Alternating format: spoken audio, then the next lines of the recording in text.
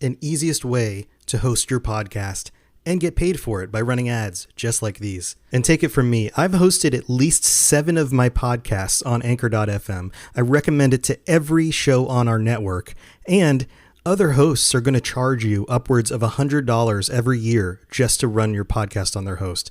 Anchor.fm does it for free. So go check out Anchor.fm for more information.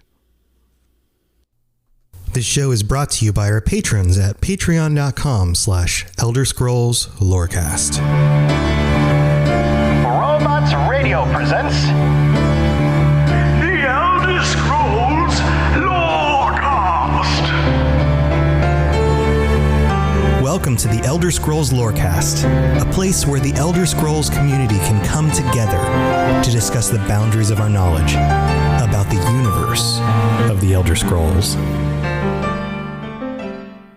Hey there, adventurers. This is your host, Tom or Robots. And before I get into our episode today, I am super excited to tell you about some changes coming to the show.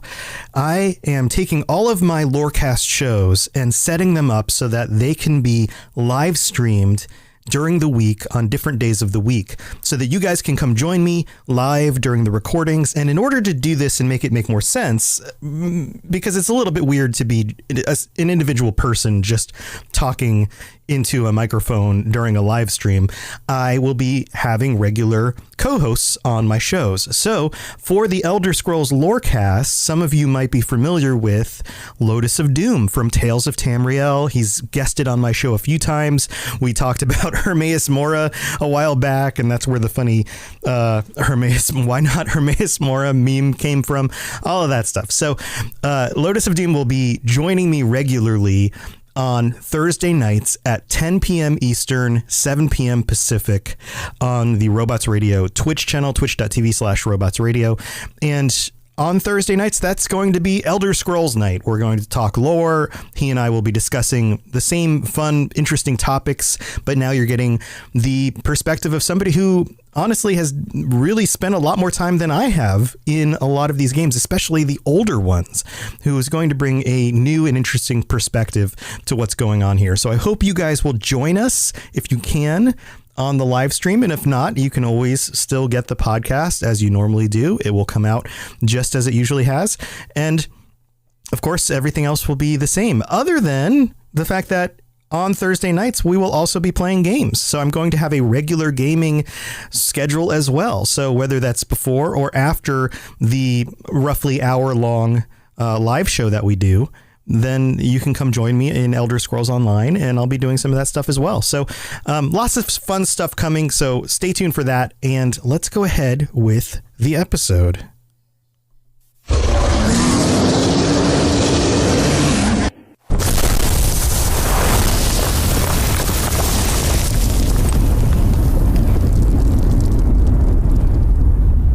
This is where you get off. Come with me. So I have a question for you. What does it mean to be a person? What is personhood? And how do you determine if something or somebody is or is not a person? In the context of the real world, we have a pretty slim perspective on this. If you are a human being, then you are a person. And unless you are an extremely bigoted, racist type individual who believes that people of different races or even women are not actual people, which I hope you are not, because that is absolutely not the truth, then for the most part, human being means person. It doesn't matter what level of intelligence you have, what abilities you're born with or aren't born with. Any of those details don't matter. All that matters is that you are a human being and you have personhood. You are the equivalent of any other human being in rights and all of the other ways that the law or that respect should apply to you. This is something I believe very firmly. It doesn't matter the differences between us. If you are human, then you're a person. Now, let's take this into the context of the Elder Scrolls, because in the Elder Scrolls, we have a variety of actually legitimate different races of beings on a planet together. We don't have that on Earth, or at least we currently don't have that on Earth. One of the things that we did have in our past were different types of humans, or at least different types of intelligent species. We had Homo sapiens, which we are, and then we had Neanderthals, I believe is the actual pronunciation of that. And then we even had other races as well that were legitimately biologically and genetically different from ourselves. So the Denisovians, and then the Hobbit people found on what was the little island somewhere.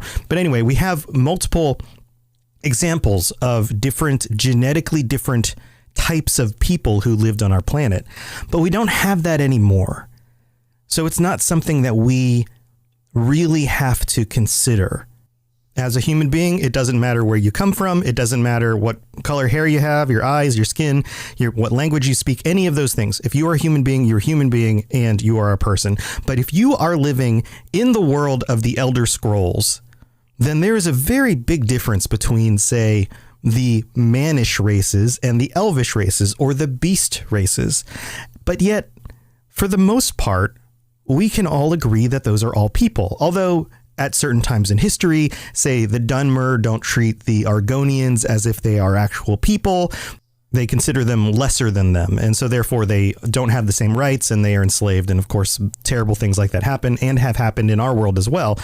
But for the most part, as a player looking in on this world, we know that we can pick any of those races in order to play in the game. And any of those races are functionally the same, except for a few different details, like the ability to use magic differently or the ability to breathe underwater. But for the most part, intelligence-wise, they all have the same conversations. They all exist in the same world. They all wear the same clothes, roughly, and do the same things. They're all treated as individual people. So I've been going through in this series and covering a lot of different races. We've gone through most of the races in the world. We haven't done the Dwemer yet, and I'm saving that for a future episode. But there's one that I haven't covered, and I've talked about them before. I've speculated about them before, but I haven't covered them specifically. And that is the Dremora. And when I'm talking about Dremora, I'm talking about the most well-known of the intelligent Daedra outside of, say, the Daedric lords themselves, the Daedric princes. So talking about the Dremora, that I'm going to bring them up specifically, not because they're the only intelligent race of Daedra, but because they are the one that we know the most about. There are others as well, but we're not going to go into these in this specific episode. So the Dremora. Let's talk about the Dremora. They look like people. They are humanoid. They have horns, so they're kind of demonic looking to our eyes. But the idea of devils and demons isn't really a thing in the world of the Elder Scrolls. The Daedra are a thing, and so they're kind of analogous in a way, but not exactly the same.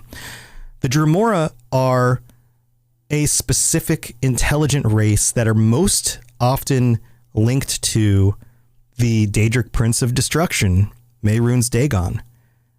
But they're not only linked to Mehrunes Dagon. Other Daedric princes employ them. I guess you could say employ them, because they are not like the other races that we find in Tamriel. They come from Oblivion. They are Daedra. If they die, their essence or souls or whatever it is that kind of powers them from within returns to Oblivion and is reborn. When mortals die, they don't do that. They can suffer as ghosts and things like that, like we've discussed before. But for the most part, they make their way to Aetherius, or their souls are captured and harnessed for power by the Daedric princes through deals and bargains that they've made with them. The Dremora are different, but that doesn't mean that they aren't necessarily people. And this is what I'm getting at with this question of what it means to be a person. In the real world, we try to define personhood as having the ability to objectively view yourself. And even as human beings, this is actually something we're really terrible at. But for the most part, we can do it. We look in the mirror, we recognize ourselves. We look at a picture, we recognize ourselves. We can pick ourselves out of a crowd. We see ourselves as separate and distinct from the other things and individuals around us. We feel like we make logical decisions about the world, but yet we have emotional impulses. Those logical decisions, we like to think, keep us above the level of just the animals. We have arts and sciences and these higher thinking abilities that some of the other animals don't. Now, I would argue that the Dromora also have all of these things, just like any of the other races in Tamriel. They are basically people. They're just people of oblivion. So there are a lot of different documents and books and writings about the Daedra. There's a lot of dialogue from characters who speak about the Daedra or summon the Daedra. And so there's a lot we know about them. They are, for the most part, driven and controlled by duty. That's the word that I would use to associate with the Dromora, specifically duty. They have a place. They have a place in a system. They have a system that's very leveled and tiered, and they can move up in that system if they do their duty well. And they are constrained by a master. Usually that's a Daedric prince, and it's the Daedric prince's will that gets passed down through the different ranks, like almost like the military. Or if they are summoned by a mortal, that mortal is their master. They are now constrained to do their duty. They have to do what their master tells them to do because they are magically enchanted to do so. But not just because they are magically enchanted to do so, but because in my perspective on this, that is the nature of the Dromora. When it comes to the different races of Tamriel, they have moral leanings, and those moral leanings can be very dark, or they can be very, very light, very positive. They can be evil, they can be good, they can be neutral. There's a big spectrum there. But whereas, say, the Nords or the High Elves or the Khajiit have feelings about morality and what is right and what is wrong and how to treat each other or not treat each other, the Dromora are only constrained by duty. There is no good, there is no bad. There is only what you must do, what you are told to do, and how well you accomplish that goal. That is it. So in that way, they are different than the other peoples. They don't have a feeling of should. You can't say you should have done that other than if you didn't do your duty. You can't use the word should in the perspective of that would have been the good thing to do. No, there was just, that was the thing you should have done because that was your duty. Does that make sense? So I think the best way to explain this is through a document, a letter basically written by Kinval Zedenkathic of Clan Deathbringer. This is a writing from a Dromora themselves in Elder Scrolls Online, and it is called I Was Summoned by a Mortal. And I think that this is great because it gives us direct insight into the thinking and the perspective of a Dromora, not from the outside, not from another race that doesn't understand them, but from them themselves. So let's read some passages from this, because this is going to give you more information than I could possibly give you by just telling you about what happened in game or what some high elf scholar thinks. So it starts out like this. It's called, I was summoned by a mortal. For as long as I can remember, and like all Dromora, my memory is keen, especially for grievances, I have faithfully served the officers of my clan, and through them, my lord Molag Bal. So immediately from the beginning, structure, duty, and also a keen and long memory. And yet not always. For once, to my shame, I was compelled to serve another. I was on guard duty at the Endless Stair, an assignment I always enjoy. Now, pause there. Enjoyment, emotion. This is something that is contained within personhood. For I can mock and torment the passing soul-shriven without being held responsible for them meeting their quotas. Okay. Leaping out from behind a claw pillar while shouting, "There you are, weakling," just never loses its appeal. So they enjoy teasing the soul-shriven. I would assume because they don't really have a perspective of empathy here for individuals and what's happening to their souls. They can't identify with that. So there's no, again, morality on if this is good or bad. It's just a thing they can do and they enjoy it. It goes on and says, I was lurking behind a dark anchor chain link, preparing to terrify an approaching soul-shriven by suddenly knocking her down and sneering, "No match at all," when I suddenly felt a strange tingling all over, from my horns down to my toes. I grew dizzy as the planes spun around me, nearly fell into a pool of blue plasm, and then suddenly felt myself hurled into an endless black void. So they were being summoned. There was magic being used to do something, to pull them out of their current situation and tie them to someone else's will. I wasn't alarmed at first, because who hasn't been hurled into an endless black void? Like, this must happen all the time in Oblivion. It wasn't until I began to materialize at my destination and got a taste of the air that I had my first misgivings. I smell weakness, I said to myself. And I couldn't have been more right. It was then that I first heard the voice of my conjurer as he said, this one looks fairly robust. And the full horror of my situation broke upon me, for I had been summoned to do the bidding of a mortal. Again, no empathy. They see mortals as being different and below them because they don't fit into their current structure. I turned aghast to see who had dared summon me across the infinites to Nirn, and found myself faced with a tall elf of Somerset. Oh, I recognize the type. I'd abused more than a few Altmeri soul-shriven in my time, and with gusto, for they evince a haughty arrogance entirely inappropriate in mere mortals. This one gave me a brief, appraising look and then turned away, saying, "Follow and fight. There are worm cultists that need slaying." Worm cultists. Can you imagine the ignominy, fellow kin? And kin means the people. That's what they call themselves and each other.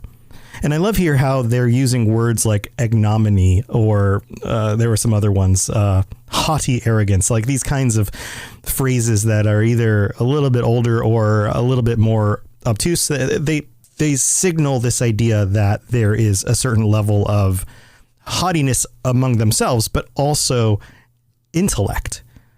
He goes on and says, not only had I been conjured away from my duty, notice the word duty there, by one of the hated elven mortals, but I must serve him by slaying the minions of Manny Marco, our dreadlord's lieutenant and viceroy to be. I tried to resist, flexing my indomitable will, another word, indomitable, but the mortal mage's binding spell was too strong. All I could do was say, "No one escapes," and follow him past a pair of torches into a subterranean maze of tunnels. "You serve the great Vanus Galerian, Dromora," my conjurer announced quite unnecessarily. For what need had I to know the name of my slave master? But then I reconsidered and mentally added his name to that long list each of us keeps. The list labeled Vengeance. I followed, not deigning to crouch when my conjurer hunched over to sneak, merely glaring at him and thinking, "I will feast upon your heart."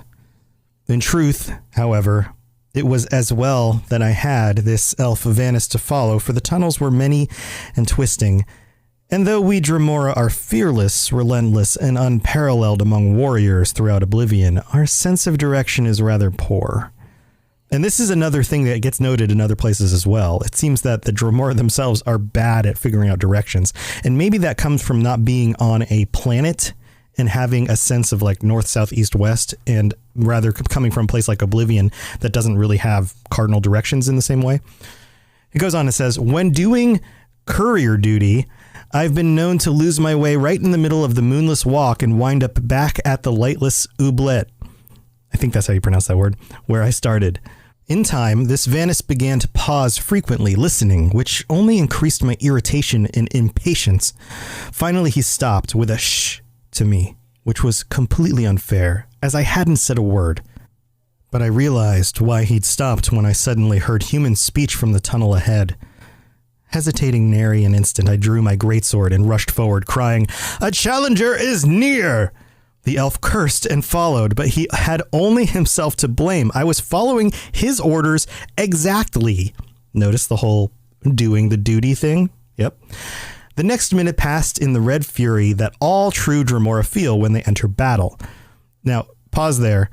One of the things that we definitely know about the Dremora is that they were either created or bred to most likely be warriors. Now, they have been used in other ways as well, but for the most part, their society structure and identity is based around being part of a military group. Goes on and says, but my usual enjoyment of bloody slaughter was tainted by the knowledge that I was killing those my dreadlord would prefer I didn't. And frankly, that just ruined the whole experience for me. The conflict of duty.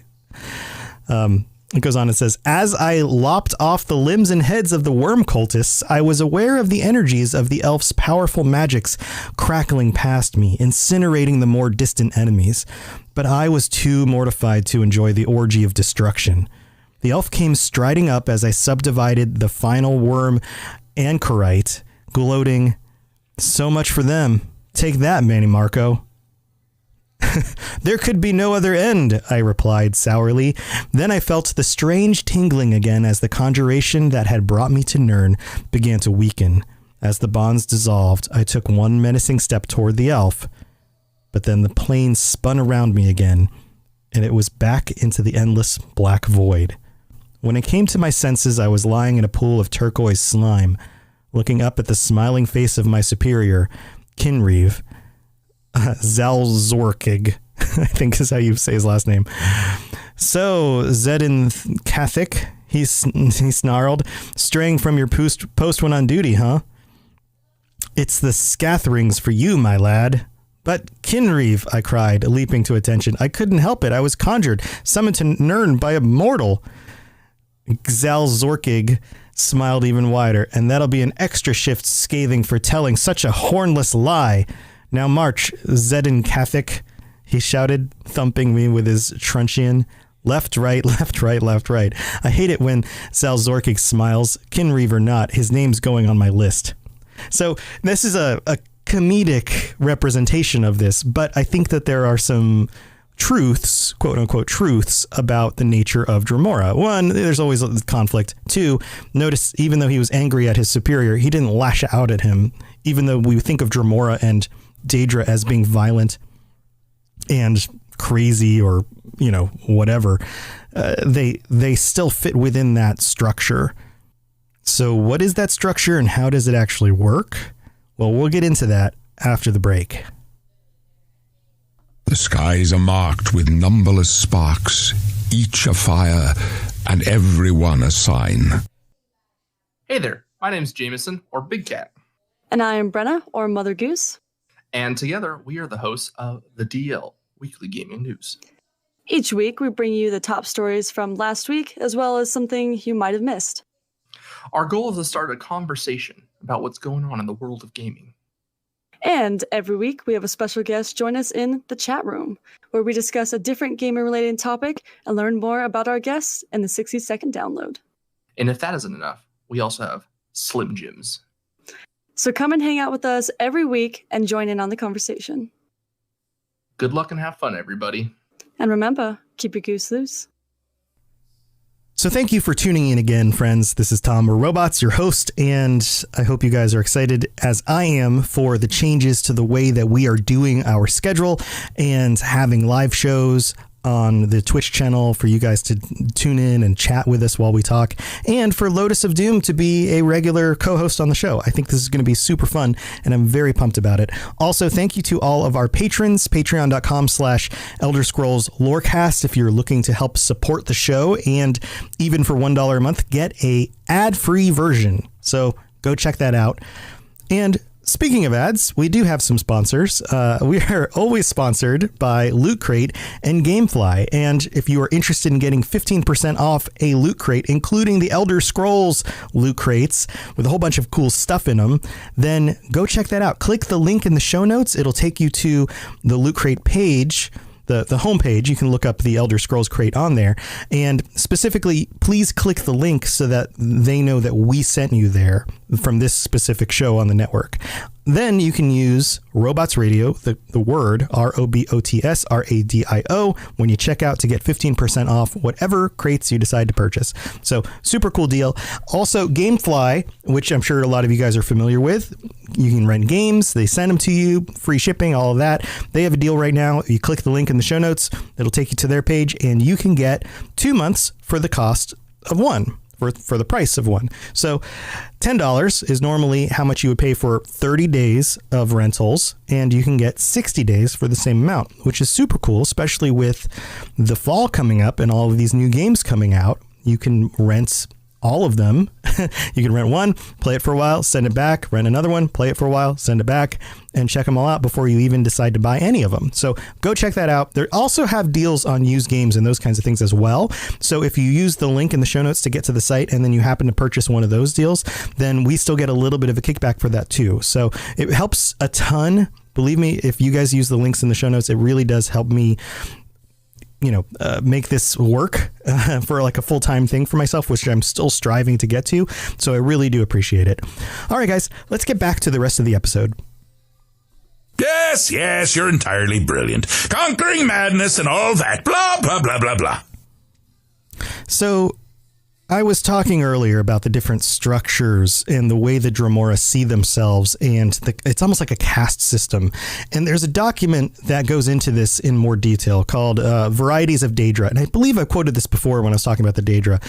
There's a section here that specifically talks about the Dremora, and this is probably the next best source, other than coming from, say, their mouths themselves, about what the life and the perspective of the world is of the Dremora. So let's go into that a little bit. It says here, the Dremora refer to themselves as the kin, the people, contrasting themselves to other Daedra, whom they consider unthinking animals. Something very similar with peoples, the peoples of any society, thinking themselves an intelligent, race or group or whatever compared to the animals around them. The term Kynaz, Kynaz, refers to a member of the Dremora race, he of the kin. The least of kin castes are the churls, the undistinguished rabble of the lowest rank of Dremora. Churls are obsequious to superiors, but ferociously cruel to humans and other Daedra. It's in their nature to just be violent and cruel. And again, this doesn't tie to something like choosing to be evil or good. It's their nature to do this because they are bred as warriors. They are bred for cruelty in order to hurt and kill. So it's just part of their nature. That's part of their duty. Next in rank are the caitiffs, creatures of uncalculating, I almost messed that word up, zeal, energy without discrimination. Caitiffs are used as irregulars in the faction wars of the Daedra, as berserkers and shock troops, undisciplined and unreliable, but eager and willing. The highest of the regular rank and file of Dremora troops are the Kinvals, warrior knights, who have distinguished themselves in battle and shown the deliberate steadiness of potential war leaders. Notice they've distinguished themselves in battle. So it is clear that you can actually move from one caste to the next depending on the nature of your deeds. Above the rank and file warriors of the Churl, Caitiff, and Kinval castes are the officer castes. The Kinreeve is a clan sheriff or clan officer. Kinreeves are typically associated either with a clan fighting unit or an administrative office in the order of battle. The Kinmarcher is the lord and high officer of a Daedric citadel, outpost, or gate. The Kinmarcher's command is usually associated both with a unit and with a fief, a location or territory for which he is responsible. So now we're looking at the equivalent of, say, lords and ladies, basically. Above the Kinmarcher is the Marquinaz, or Grand Duke. A Marquinaz is a Lord of Lords, a member of the Markin, Mehrunes Dagon's Council of Lords. The highest rank of Dremora is the Valkenaz, or Prince. This warrior duke is a member of the Valken, Mehrunes Dagon's personal guard. The Valkenaz are rarely encountered on Tamriel. Normally, they remain by Mehrunes Dagon's side and serve as commanders of operations of particular importance or interest to Dagon. Now, this is very specific to Mehrunes, I want to say that name wrong, Mehrunes Dagon's specific Dremora, but that doesn't mean that he's, of course, the only one who has them. They have been known to serve other Daedric lords as well, and in those other factions of Dremora, they call themselves different names. They may even have different orders and levels and responsibilities, or even goals and activities or personalities based on the Daedric lord that they serve. I was going to say worship, but I don't know that they worship them. They serve them, but I'm not sure that they worship them. There are a few different clans we know about. Boethia has a faction of Dremora called the Blood Wraiths.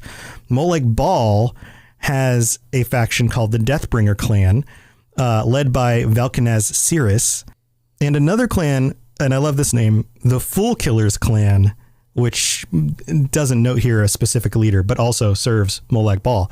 So I'm sure that's a lot to digest about Dremora, but I would love to get more insight about the Dremora beyond some of the more common things. For example, we know that they have ashen grayish, bluish, or purple or reddish skin, that they have horns, that they actually think of their horns as a very key part of themselves. And if something is shameful or dishonorable, it is called hornless, which I wonder if that means that sometimes they are punished by the removing of their horns. Again, not really sure about that. They, for the most part, can be tattooed. They make their own armor and weapons. They stand generally fairly tall, usually about the size of a regular mannish person, but some are even taller than the Altmer. There's a lot here. We come across them a lot in the games, but yet there's so much we just don't know about them. The last thing I'm going to bring up as I wrap up this episode is that we do get more of a look into their lives than we do in pretty much any of the games in the books that came out for the Elder Scrolls by Greg Keyes, The Infernal City and Lord of Souls. And if you read these, and I've read the first one, I didn't actually get through to the second one yet. I'm not going to ruin anything, but you end up in a situation where some of the characters speak with and live alongside some of the Dremora. And you learn that they are people and that they have their own motivations. They have their own free will even. But for the most part, it seems like they are conditioned by the selfish natures of the other Dremora around them. So when they come across an individual who isn't scheming and lying and those kinds of things, it doesn't make sense in their minds. They have a hard time understanding that. They have a hard time understanding loyalty outside of duty, those kinds of concepts. So if you want more of a perspective on the Dremora, I would recommend reading those books. But again, there's still so much we just don't know. There's so much we don't know. I would love the opportunity to spend more time with the Dremora, or even be one of the Dremora in a future game or expansion or something. I think that there's a lot there that we could explore. So thanks for tuning in again, friends, and I look forward to seeing you guys Thursday next week, 10 p.m. Eastern, 7 p.m. Pacific, twitch.tv/robotsradio for our first live show with Lotus of Doom. And until then, you guys know how to get a hold of me, and have a good one. I'll talk to you later. See ya.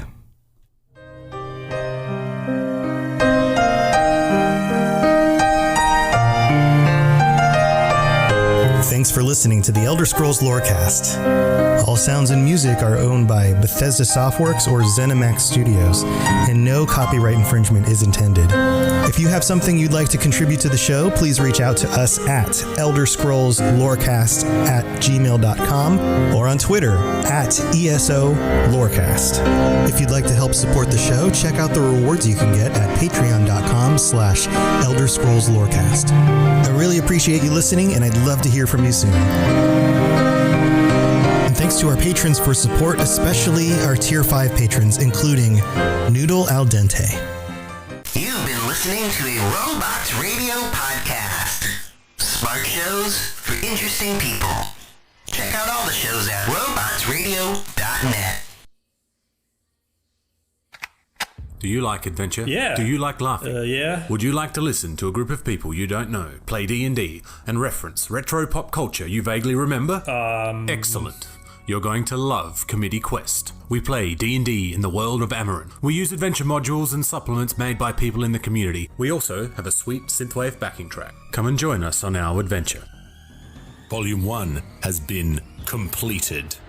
Volume 2 coming the end of January. You can find us on iTunes, Podbean, or wherever you get your podcasts from. Robots Radio presents... Today's chat is brought to you by the support of all our Twitch subscribers. Through the patronage you provide the Focus Fire chat team through the Twitch platform, we are able to provide you with the weekly podcast as well as the website and other aspects of Focus Fire chat. If you have any interest in becoming a subscriber of the FFC and gaining access to some exclusive features over in the Discord server, please be sure to visit our Twitch account and click on the subscribe button. If you're an Amazon Prime member, remember that you do have a free subscription to Twitch every month that can be used for this. And for those of you who are already subscribers, thank you again for your generosity.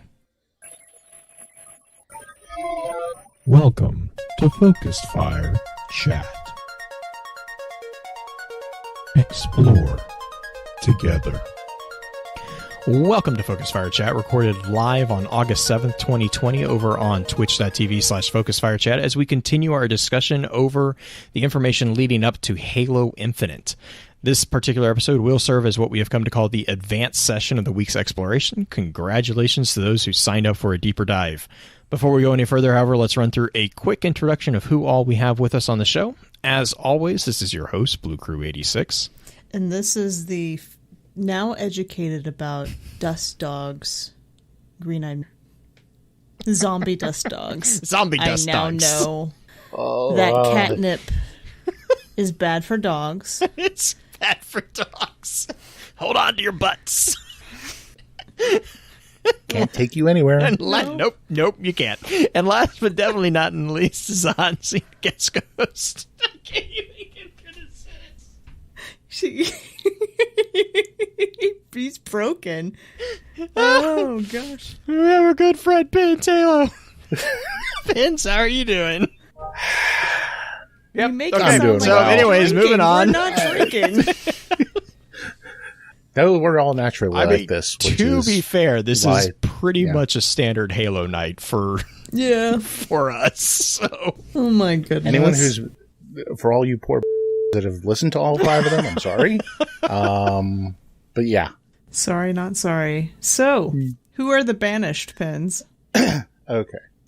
The Banished are, as we found in the trailer, or the game demo for Halo Infinite, the Banished are going to be the primary antagonists that we're going to fight against. The Banished were actually introduced in Halo Wars 2. They are a faction of primarily Uralhane brutes that rebelled against the Covenant. The group is led by a Uralhane war chieftain by the name of Atriox. I'm going to kind of run through the summary here, but there's actually a cutscene from Halo Wars 2 that it gives an excellent summary, and I'll go ahead and just drop that there into the Twitch chat. But it's really, really good. So you can't talk about Atriox and the Banished are tied together, so we're just going to kind of run with that from here. Atriox was born into the Covenant. Once he became of age, he joined the Covenant and became known for his strategic genius and tenaciousness. The Covenant realized this, and to help take advantage of it, he and his packmates during the Human Covenant War were under the command of a Sangheili Silent Shadow. The Silent Shadow are essentially Sangheili assassins. And their primary goal was the hunting and slaying of demons. And that meant Spartan 2s. Yeah. As they were known in the Covenant. I just remember hearing grunts screaming at demons being us. That is my... Mm-hmm. And that's right before they cheered, yay! Because that popped their head off. Followed by the pop, or actually the pop first, then you get the yay. Yeah. Grunt birthday party's a great skull. Best anyway, Easter egg ever. So anyway, he served loyally for a long period of time, but at some point in time, the Covenant started using his clan as frontline troops, essentially as fodder. The idea that they were to break the UNSC lines. So they would send them 40 at a time, and to be the vanguard to break the line, and then there'd be a follow-up. But the 40 would die. They would die 40 at a time. And in many cases, the battle had been decided and they were still doing this. This happened time and time and time again until the thing is, Atriox was the only one who started coming back from these. He would go out with 39 other of his packmates. He's the only one who'd come back. Again, this happened so many times that eventually he lost faith in the Great Journey, which was the whole religious basis of the Covenant. At the same time, though, because he kept coming back, he kept surviving, his legend started to grow, specifically among the Eurohane, but among other members of the Covenant as well. The prophets saw Atriox as a threat now. So, on a planet named Algolis, they sent 40 of them out. He came back. At this point in time, he came across a single wounded Marine. He let him try to get away from him, but the Marine was wounded, couldn't make it. So just before he killed the Marine, he went ahead and expressed severe disdain and hatred for the Covenant and essentially stated he didn't believe in it anymore. Another Eurohane heard this and challenged him for heresy, and Atriox killed him. When Atriox turned back to the base, there was a Sangheili executioner, which was essentially a senior in the Silent Shadow, and sentenced Atriox to death for betraying a member of his pack. Atriox, and you can actually see this in the video, he drops his hammer, falls to his knees. The Sangheili lights his energy sword and goes to stab him in the face. Atriox stops him by raising his hand and capturing the sword, which actually cuts into the side of his hand. He then kills the executioner that was going to kill him, which led his packmates who were still present to take action against the other Sangheili. So at that point in time, that's when the Banished were born. At the beginning, it was mainly just Eurohane that came to his side, although there was some Ungoi, the grunts, who were there as well. The early years of the Banished was all guerrilla warfare. Mm-hmm. They primarily raided Covenant stockpiles, but they also raided some Covenant, from UNSC. This is around 2550, and this is about the time the UNSC actually heard of Atriox. It was from a grunt that they had captured, who went on and on about about essentially this war leader who didn't have any religious fervor, but he led because troops knew what he wanted and what he stood for, rather than, and that inspired the loyalty. That's just, I'm sorry. The whole idea of a grunt being the chatterbox is so surprising. So surprising. Isn't it though? I'm sorry. Like, anybody who's spent any time in Halo hears those guys just gossiping like old women at a coffee shop. What's even better is in Halo 5, there's a couple of them who are sitting around the Sword of Sanghelios, and it's just amazing. That particular scene, we've all seen the videos of a young pup messing around with an old dog, and the dog's just kind of, the older pups just kind of look at it, sitting there going, "Yeah, whatever, kid." That is played out in one of the hub scenes in Halo 5. If you go wandering around, you will find this. It's so amazing. They're sitting on a cliff. They're overlooking it, which actually a pretty nice, beautiful looking scene. And you just hear the grunt going on and on and on and on. And every now and again, you hear this grunt from the Sangheli. Oh no! It's amazing. It's priceless. So the grunt basically gives up the information a little bit about it, going on and on and saying, there's this guy, he's not tied to the religion like everybody else is, but he stands for something, he has a belief, and he's got purpose, he's got drive. So we're going to do this kind of thing with him. That's where they kind of start banding up, or? Yeah, pretty much. That's pretty much where it kind of started. Like I said, the UNSC at that point in time was more concerned with defeating the Covenant. They weren't interested in a faction. They actually would have probably been more saying, okay, fine, internal division in the Covenant. Sure. Great. That helps us. Right. They kind of did that with the Arbiter. Yeah. So once the Covenant actually fell apart in 2553, this actually allowed a lot of remaining Covenant to come to Atriox's side. This gave him a huge fleet. This gave him a large number of troops. This included a Covenant, a Sangheli assault carrier, which is one of the largest ships in the Covenant, was one of the largest ships in the Covenant fleet, and named the Enduring Conviction, along with its experienced Sangheli crew. Over the next 8 years, through raiding and pillaging and whatnot, and stealing, they became an extremely large power.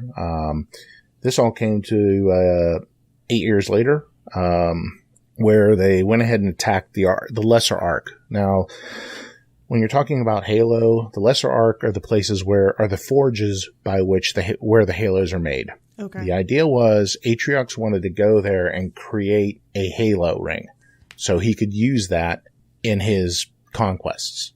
He didn't have any luck with this, and then in 2559, that's when the Spirit of Fire arrives at the Ark and fight the Banished, and end up fighting, and they beat him to the Halo ring, like I mentioned in the intro episode.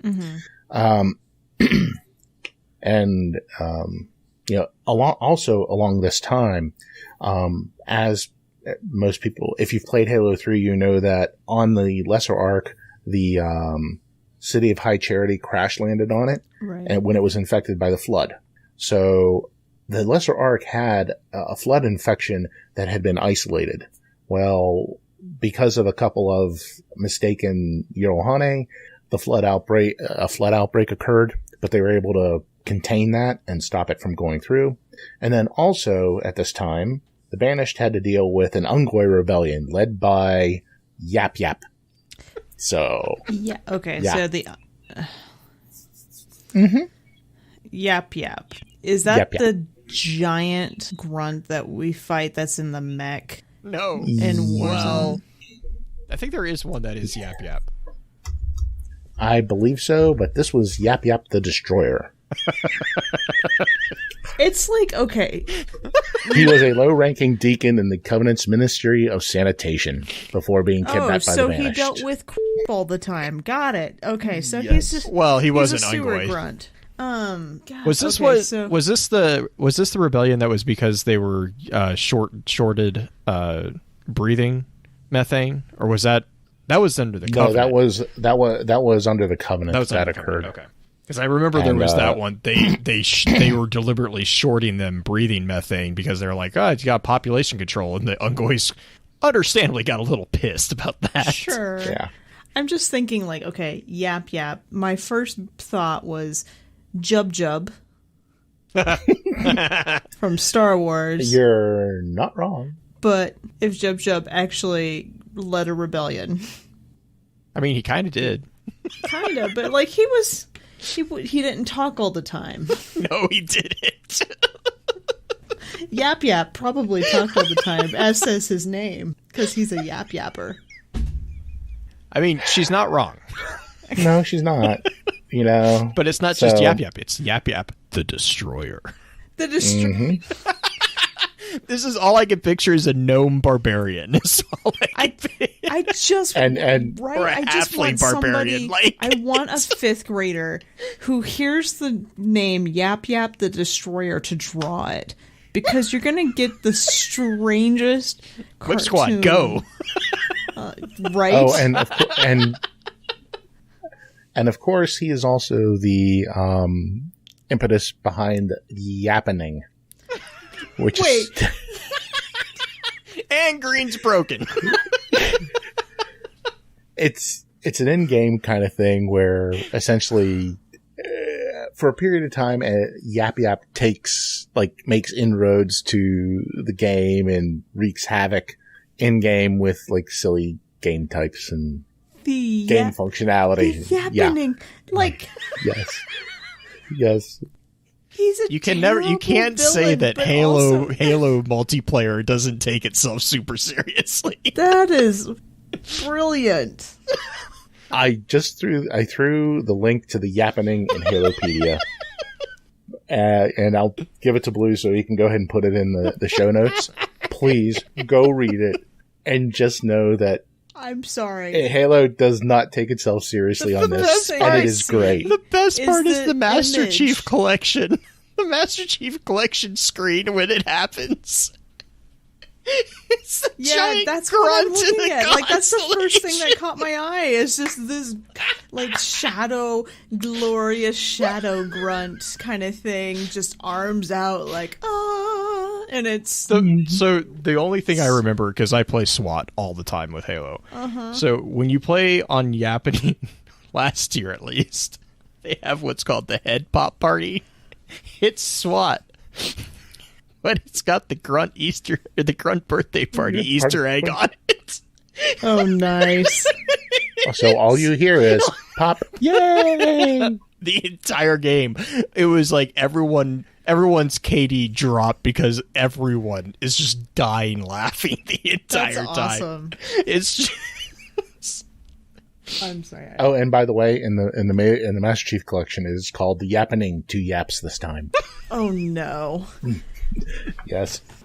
Okay. That's clever. Okay. I like that one. I like that one. Mm-hmm. Crisscross. Back to the thing. Okay, so that's kind of back on target here. So that's really the summary of Atriox and the Banished there. Essentially, it is... they're pretty much at this point in time nearly as powerful as the Covenant was, except, like I said, they're not religiously motivated. They're motivated by a charismatic leader, which actually makes them more dangerous in some ways. Mm-hmm. Okay, so the other Yorulhane that we need to discuss is a brute war chief by the name of Isharam. This is the one that gets introduced to us in the Halo Infinite trailer. Mm-hmm. The one set a fire in your heart, Spartan, is that the last line is actually really, really good. We don't have a lot of information on him. All that we know is that he's a war chief, and when Atriox led troops to the Lesser Ark, he rose in power to the remaining Banished that were left. And it is this group that discovered Installation 07 and defeated the UNSC in 2559. Okay. So, from the trailer, Mm-hmm. or the clip at the end of the gameplay demo, he seems like he is someone who fights, who lives to fight, who is always looking for the next challenge. Just based upon the way he spoke, because there are lines in there that seem to indicate that for a long time he didn't have any motivation because there was no one worthy to fight him. And then all of a sudden, here's this demon. Although, well, how did he put it? Like the UNSC calls them Spartans. The Covenant called him demon. To the banished, he's prey. Oh gosh. Okay. So, yeah. And it's, like I said, it's somebody who seems to be highly motivated when there's someone who he sees as an equal in combat. And he wants, he wants to measure himself against someone who is his equal. And that's the kind of what I kind of see from him, cool. in there. So, okay. So, Blue just threw in a factoid. Is that the guy playing Escharum? Is that how you say his name? Escharum. Escharum is the same guy who plays Callus in Reinhardt, and I did not realize that Darren DePaul played Callus. Yeah, and actually, John DiMaggio is the voice actor for Atriox, who is, if I remember this correctly off the top of my head, Banshee. Okay. Mm-hmm. I actually know Darren DePaul a little bit better because I love watching him. He's a very charismatic voice actor who does all the Reinhardt stuff at Yeah, cons. he can also uncannily switch into Reinhardt voice crazy quick. Yeah. Yep. Awesome. Okay, so that's actually a good place to stop before we dive into a little bit more on Installation 07 or Halo Ring, whatever it is. I feel like I've been put in a blender. My brain has a little bit. There are contents in there that are recognizable, and I'm starting to get a coalescence of something that could be a smoothie eventually, but right now it's still... She's still recovering from the yappening. That one's having a hard time. But let's take a quick break before we jump into that. In a world where solid-state electronics and vacuum tubes are still meta, people never stopped loving atomic-powered everything. A chosen 500 stepped inside a subterranean vault to be spared the nuclear horror of the inevitable Great War. 25 years later, they emerge after the fallout settles to retake Appalachia. Among them, two former rivals whose blood feud will tear West Virginia apart in their epic struggle for survival. Chad, a vault bro who has a strength of 15, an intelligence of 2, and is a complete wasteland head. Simon, a complicated anti-hero who chooses light and hope, but accidentally becomes a cannibal, and wakes up naked and afraid with a Scorch Beast queen after a date goes terribly wrong. What? I mean, it's a wild wasteland, right? This dark humor radio drama will have you driving off the road and crawling out from under the fallout. 2 men, 1 wasteland, and so many nukes. Chad, a Fallout 76 podcast, rated R, now streaming on your holotape player podcasty thing. So, okay, moving past the yappening, moving past the Reinhardt voice and everything else going on with that, there are other things that are possibly coming forward within Infinite or going to come forward that it's just like, okay, when was Chief woken up? Chief hasn't been woken up. He's still in the thing, isn't he? Like, that didn't happen at the end of Halo 5 that he's still entombed-ish? No. Well, kind of with the trailer that was released in E3 last year, what we see is Chief is floating in space, and his Mjolnir armor kind of is locked down to protect him. Okay. That is a new version of Mjolnir. It was introduced in 2559. So we know that he wasn't like in cryo at some point in time. Well, I shouldn't say that. We know that he has his new armor, so we know at some point in time he was either en route or heading to Installation 07. Just as a side note, there's a novel coming out later this year called Shadows of Reach.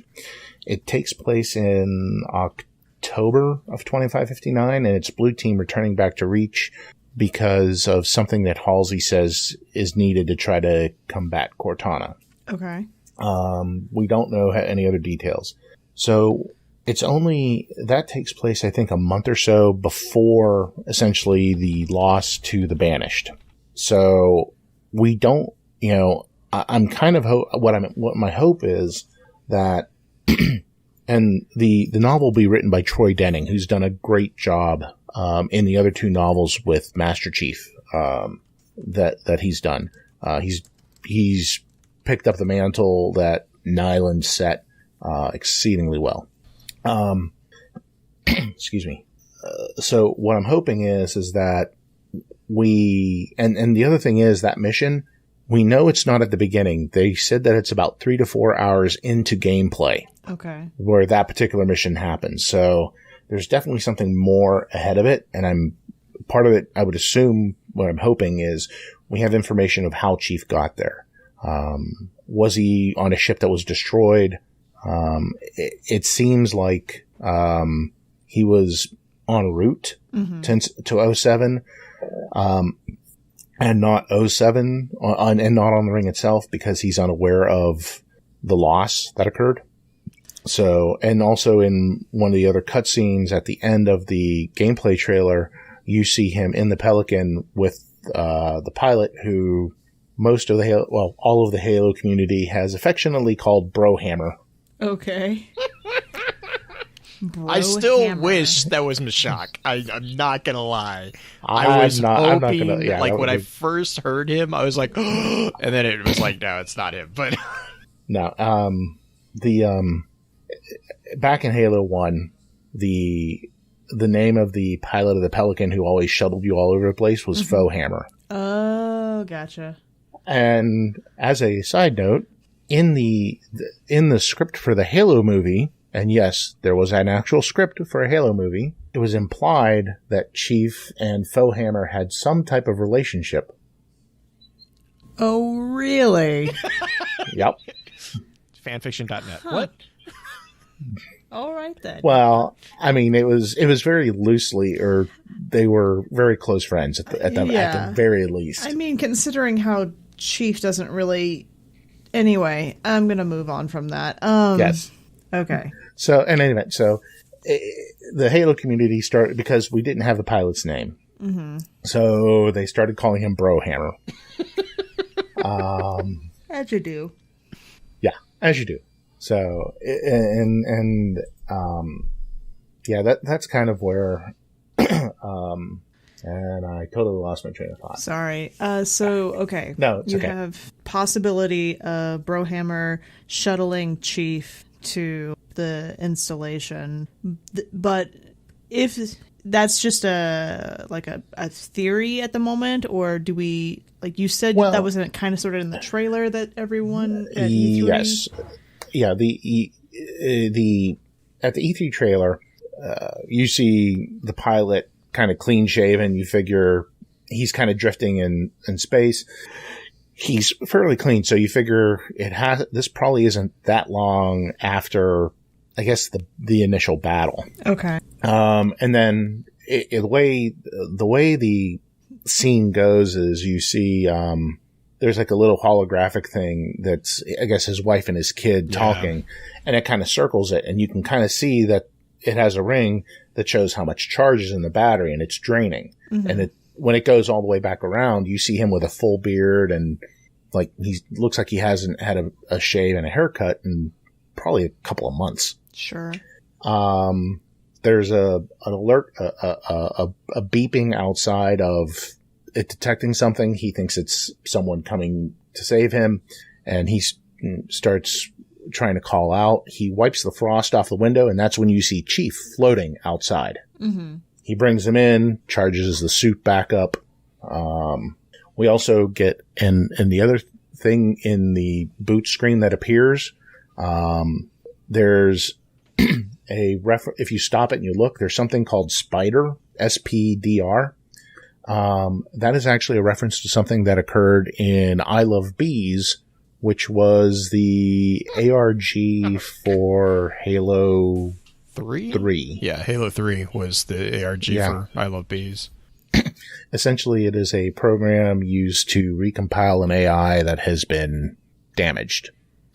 Okay, then. And also in that particular, in what someone else found in that boot sequence was a barcode, or a QR code, I should say, that when you scan, took you to a piece of audio that was Jen Taylor as Cortana saying, "This is a piece of me, but, this is familiar. It's a piece of me." And it sounds much younger than what you were used to Cortana being. So some people believe that we have either Halsey creates another Cortana clone from her brain. Right. Or, and we're going to harken back to the 2 Halo ones ago when we talked about Halsey's journal. Right. The reason Cortana is so different from other smart AI is that normally when you create a smart AI, it is from a human brain, but it's someone who's deceased. Right. Halsey created Cortana by cloning her own brain and then mapping all of her, like the brain patterns over, and then generated it. Now, the thing is, she didn't just generate one. I think she generated a dozen clone brains.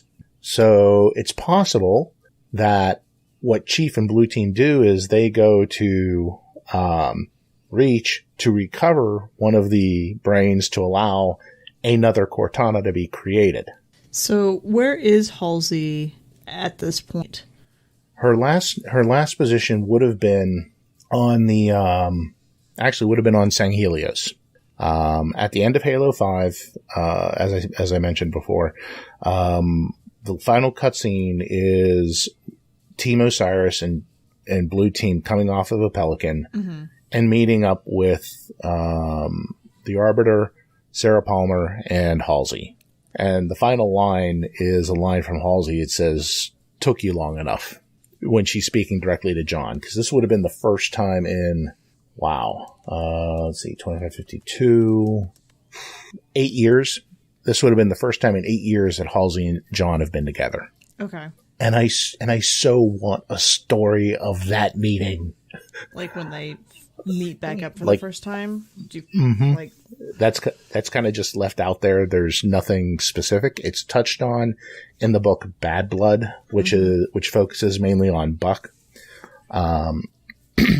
All he says is they kind of, like, Blue Team went off with Halsey and they talked about something, but there's nothing specific. But, okay. Yeah, so that's kind of, I mean, there is some supposition, there is some thought that we have another Cortana clone to either try to recompile or absorb the rampant Cortana in, or to defeat it, or do something, which would kind of parallel the whole mendicant bias and offensive bias. Mendicant bias was a Forerunner AI that got turned to the Flood and betrayed the Forerunners for the Flood. The Forerunners created offensive bias to defeat mendicant bias. So it's not out of the realm of possibility that the UNSC is going to create a Cortana clone AI to defeat the rampant Cortana that is the leader of the created. Okay, so Cortana is will the Cortana, if she isn't absorbing the quote unquote bad Cortana, who is not the Cortana we used to know, because she's somebody we now I have that song in my head. If the Cortana that we see in Infinite does not do any sort of absorption or anything like that, do we think that Chief and her are going to be, I mean, they're going to be compatible because they were compatible prior because they were initially put together, but that's got to be painful for Chief because she wouldn't have any of those memories necessarily. She would be a blank slate. Yeah, and there's right after, in Halo 4, right after, and the mission is called Composer. At the end of it, after Chief survives, you see Cortana like crouched on the pedestal with essentially her head in her arms, and Chief wakes up, and she says in there, you know, they'll pair you with another AI. They may even give you another Cortana model, but it won't be me. You know that, right? It's at that point that I think, and maybe I'm reading into this, but it's at that point that I see Cortana realizing that the odds of her coming out the other side are slim to none. Now, Chief is the one who essentially believes he can still win. And fun fact, Halo 4 is the first time that you as Chief lose, because the mission, the overriding mission of Halo 4 wasn't to defeat the Didact, it was to get Cortana back to Earth to get her healed, fixed, however you want to phrase it. And that didn't happen. Right. Because that was the whole thing, was he was trying to get back to Halsey, because the entire time Halo 4 he was Halsey will have an answer. Halsey will fix this. Halsey will fix this. Halsey will know what to do. Which is why the ending was so painful, you know, as you guys were talking about, because that's where the line that he, like, I think it's Lasky actually makes the comment about like which one's more machine and which one's more human about with Chief, and it's just it was so interesting that dynamic. Chief says that it's our duties as soldiers. And Lasky comes back with the phrase, something to the fact that he's like, you say that like soldiers and humans are not human, and we're not, or that soldiers are machines. And his last line is, she said that to me once about being a machine. Because Chief is always the machine. Choked up just talking about it again. Chief was always the machine, and Cortana was always the human heart of the pair. Yes. And so that was like the whole thing was like Halo 4, and with Halo 5 too, is like that's the conflict that Chief has, is he's being forced to grow as a character, to not have to depend on the whole someone else telling him what to do. He has to make some of his he makes his own choices, like that. I'm not saying that, but like he makes choices in the moment, which is what Chief, like, and they talk about this in Hunt the Truth. Like, he's very, very, very good at making split-second choices and making the right choice. And he's always been that. But he's not emotionally driven. He's logically driven. That's the machine aspect, it's right? actually even like, there's that, but it's also, he doesn't operate on a big picture. He operates in, he's a very much squad-oriented, individual-oriented decision maker. Okay. Whereas Cortana was always the one being like, okay, we got to go there, so now we have to do this, and this. And she would set counterpoints to him. Yeah. But Chief would be like, okay, I can't get here by path A, so I'm going to go to path B, or whatever. He would get to the checkpoints, but Cortana was the one that was setting the end goal. Or, Lasky became the next one that was setting the end goal. And then we see, like, that's like Halo 4 and Halo 5. You start seeing different characters kind of take on the role of Cortana in trying to drive that. And that's where, at the end of Halo 4, it was so hard, because it's basically the Band-Aid gets ripped away. And he's left there kind of hanging with the fact that like, there is no one who is showing him the big picture anymore. And I know this is a little bit off tangent, but the thing with Chief and Cortana is you have to remember they weren't paired until 2552, literally just before the fall of Reach. So was it right before or was it after? I thought it wasn't it. No, nope. It was in the book, The Fall of Reach. Oh, in the book, yeah, okay, that's right. John is paired with Cortana essentially a few months before the Halo CE. Because there was the scene in there about Ackerson making them run an obstacle course. And that is that. Oh my God, I forgot that scene. Using the armor, or getting ready to use the armor. Yeah, that's actually when he got the updated Mjolnir armor. Yeah, right. That's also when you saw how scary Cortana could be when she gets territorial about Chief. Mm-hmm. Oh yeah, but But in any event, but the other thing is that, and anyway, I'm not down this tangent. Let me just finish this off. The thing is, there was only one of the Spartan 2. Halsey saw all the Spartan 2s as her children, which was kind of messed up because she didn't have a relationship with her own daughter. But she saw all of the Spartans as her children. But the one she had the greatest connection with was John. Mm-hmm. So it is not that far to believe, because the way she created Cortana as a direct clone, that the clone would also have that connection to John. The other thing is that when Halsey had Cortana choose a Spartan to be paired with, she chose John. She actually modified her own processing buffer to essentially make her like 99% compatible with John.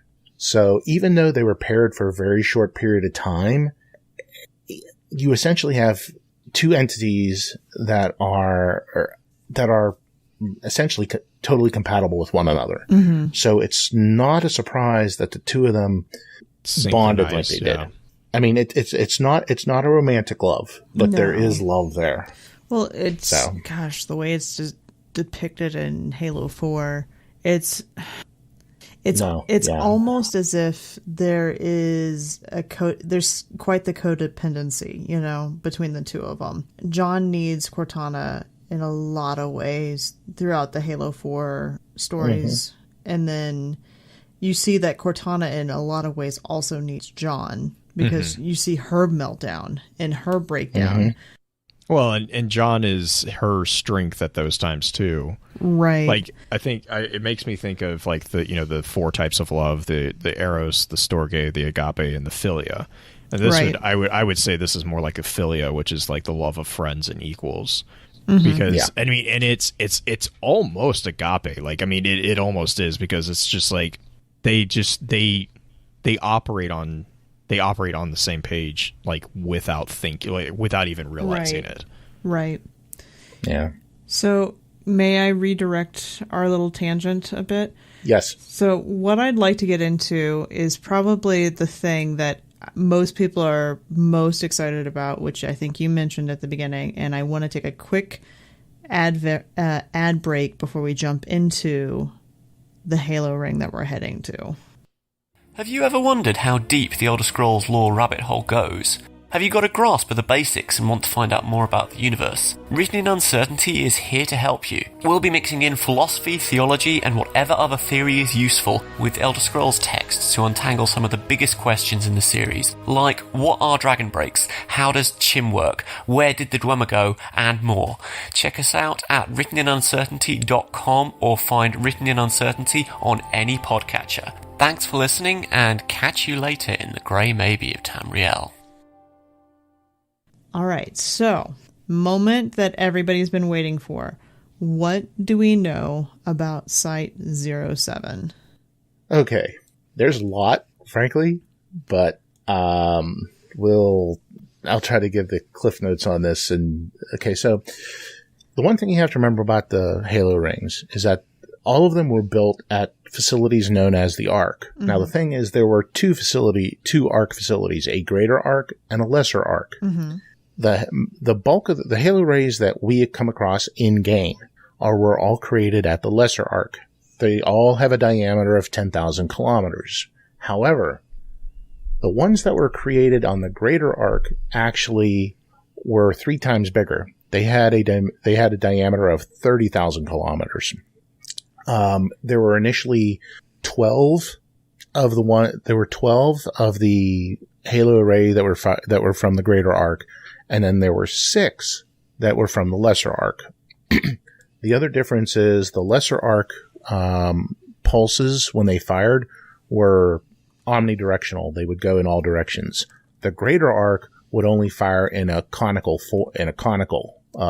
Right. So, Installation 07 originally was one of the 12 that were manufactured at the greater arc.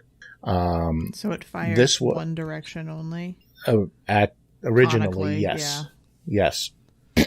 So this is the location that also had a large number of after the human Forerunner War, a large number of humanity was devolved, which is probably the best way to essentially to make them pre-technological, and they actually lived in certain places in Forerunner sites, and one of the main sites was Installation 07. It had a huge human population.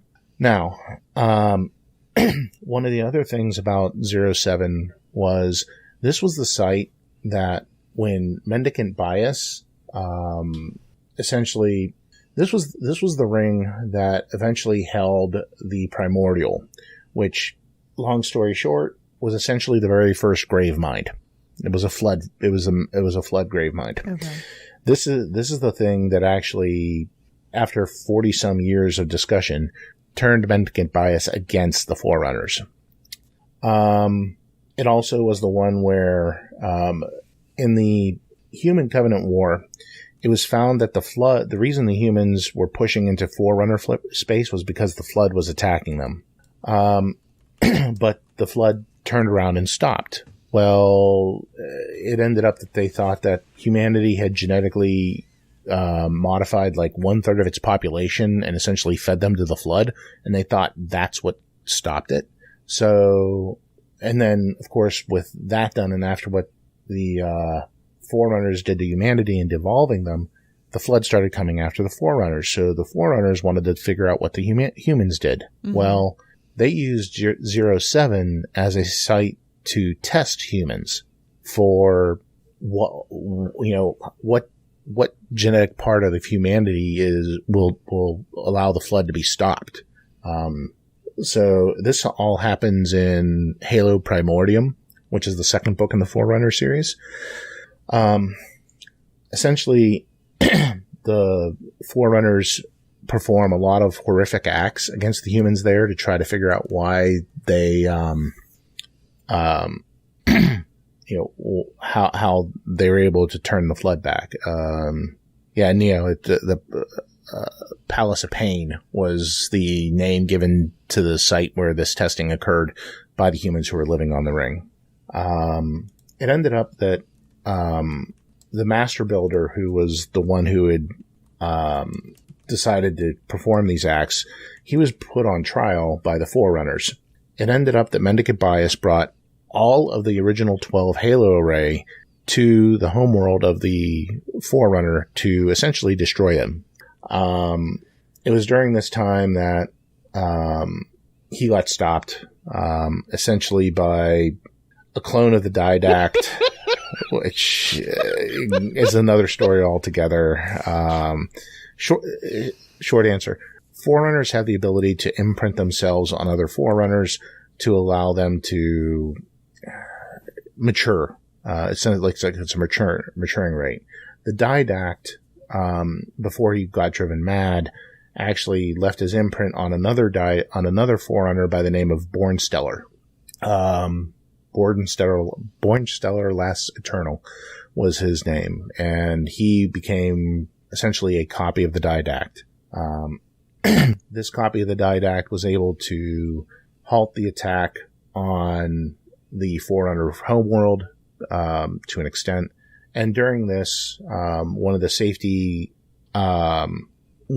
features of the ring was when they came under attack, they would escape.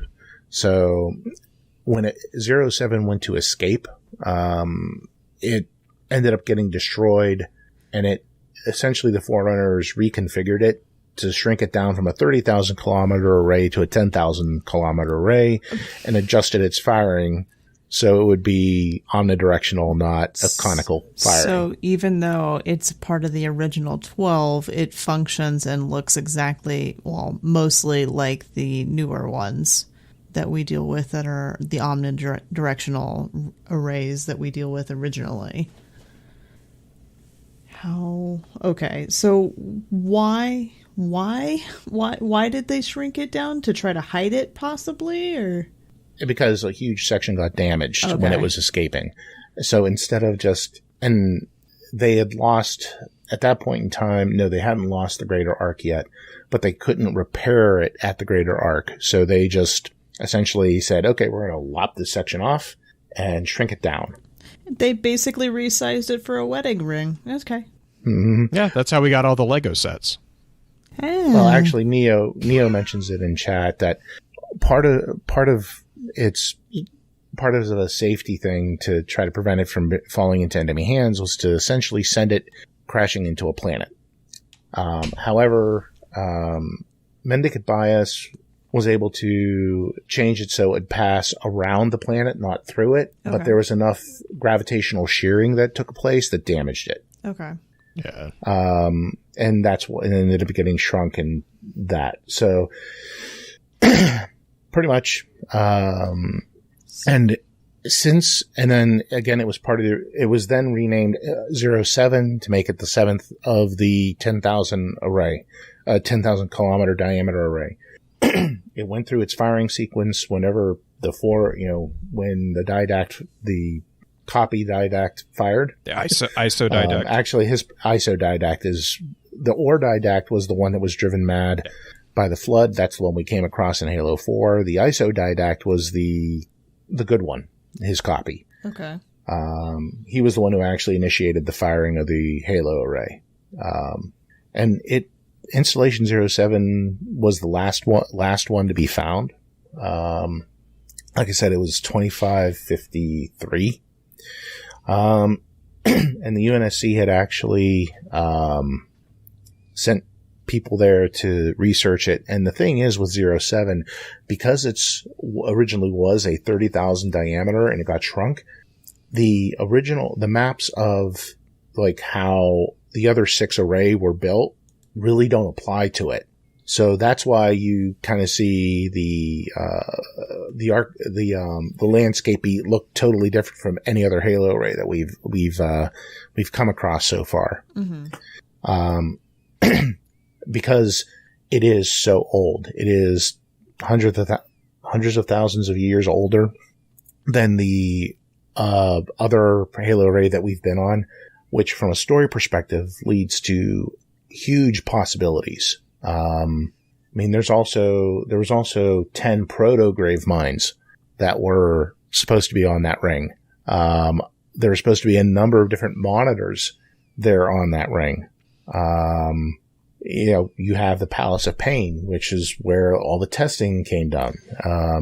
You have the chamber where the Primordial was stored. Now, what the ISO Didact did with the Primordial was essentially sped up time, and so essentially the Primordial broke down into dust. So it's just don't bring dogs around it. No, just don't feed the dogs the dust. Exactly, you're fine. Just don't. Okay, so that's kind of the real quick and dirty of it. Okay. There's a lot more. So there's a ton of story potential is what I'm hearing from having all those different possible antagonists. Well, it's not just antagonists either. It's the like the Lifeworker central hub is on it.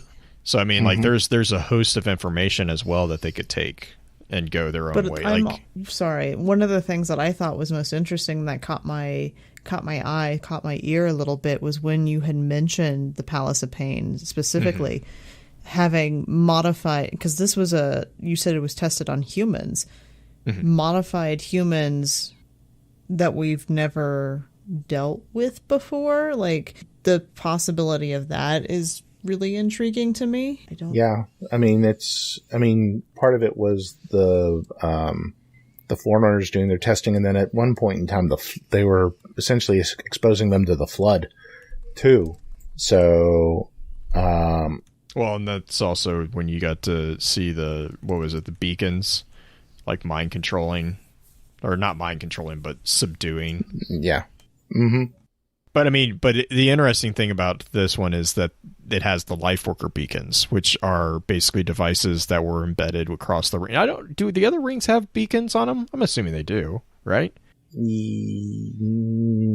I can't remember right now. But anyway, so like beacons are basically the devices that it basically it with a subtle it basically hijacks entities, what they refer to as Gias, which is basically their instincts, and you can control them through that.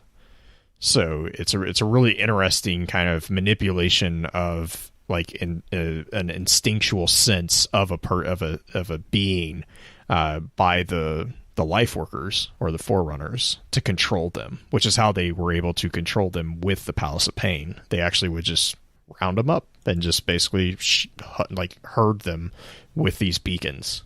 Yeah, I mean that one is specifically mentioned on 07, but I don't think I've seen it referenced on any other ring.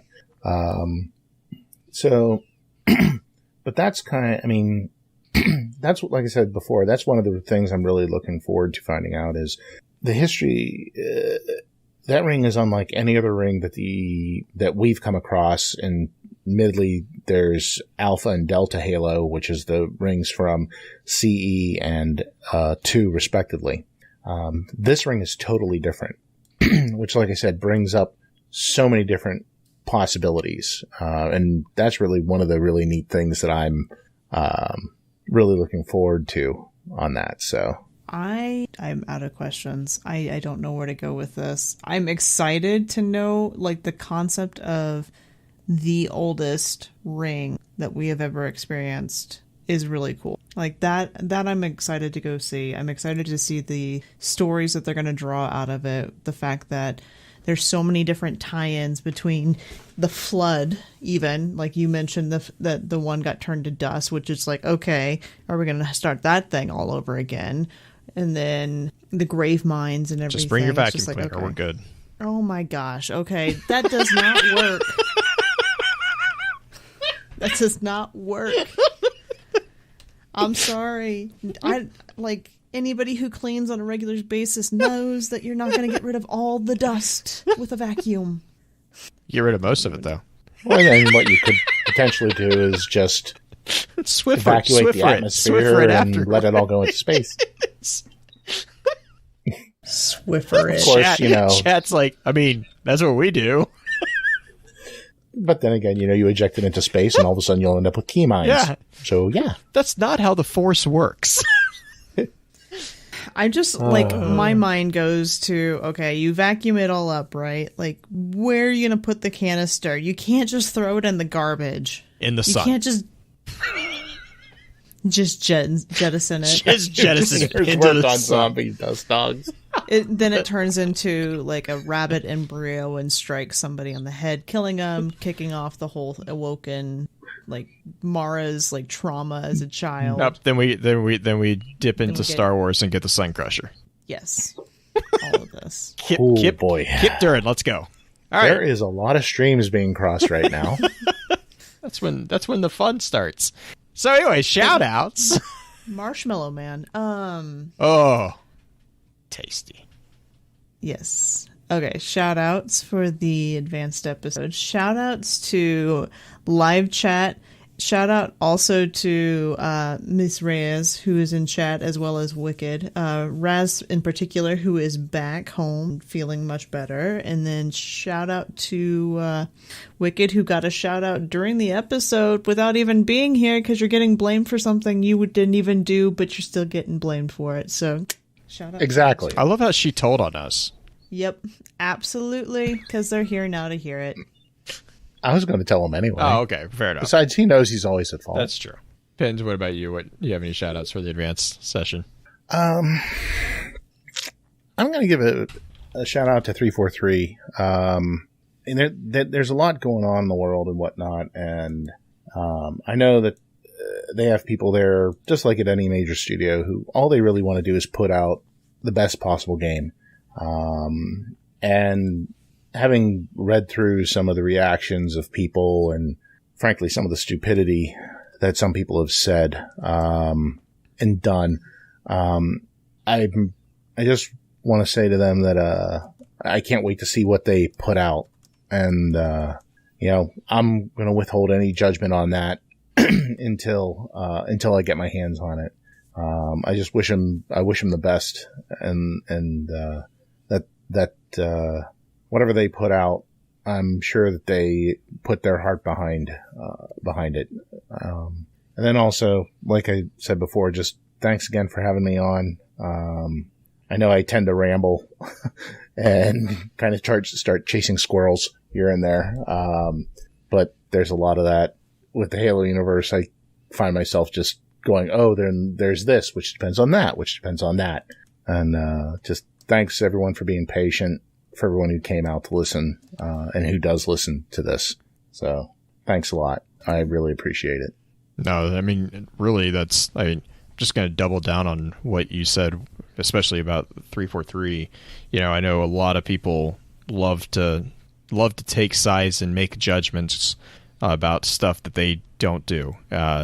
It's not a simple switch that gets flipped to make these things. And I mean, I agree. I think if you're gonna be judgmental about something, at least give it the decency to wait until you actually experience it.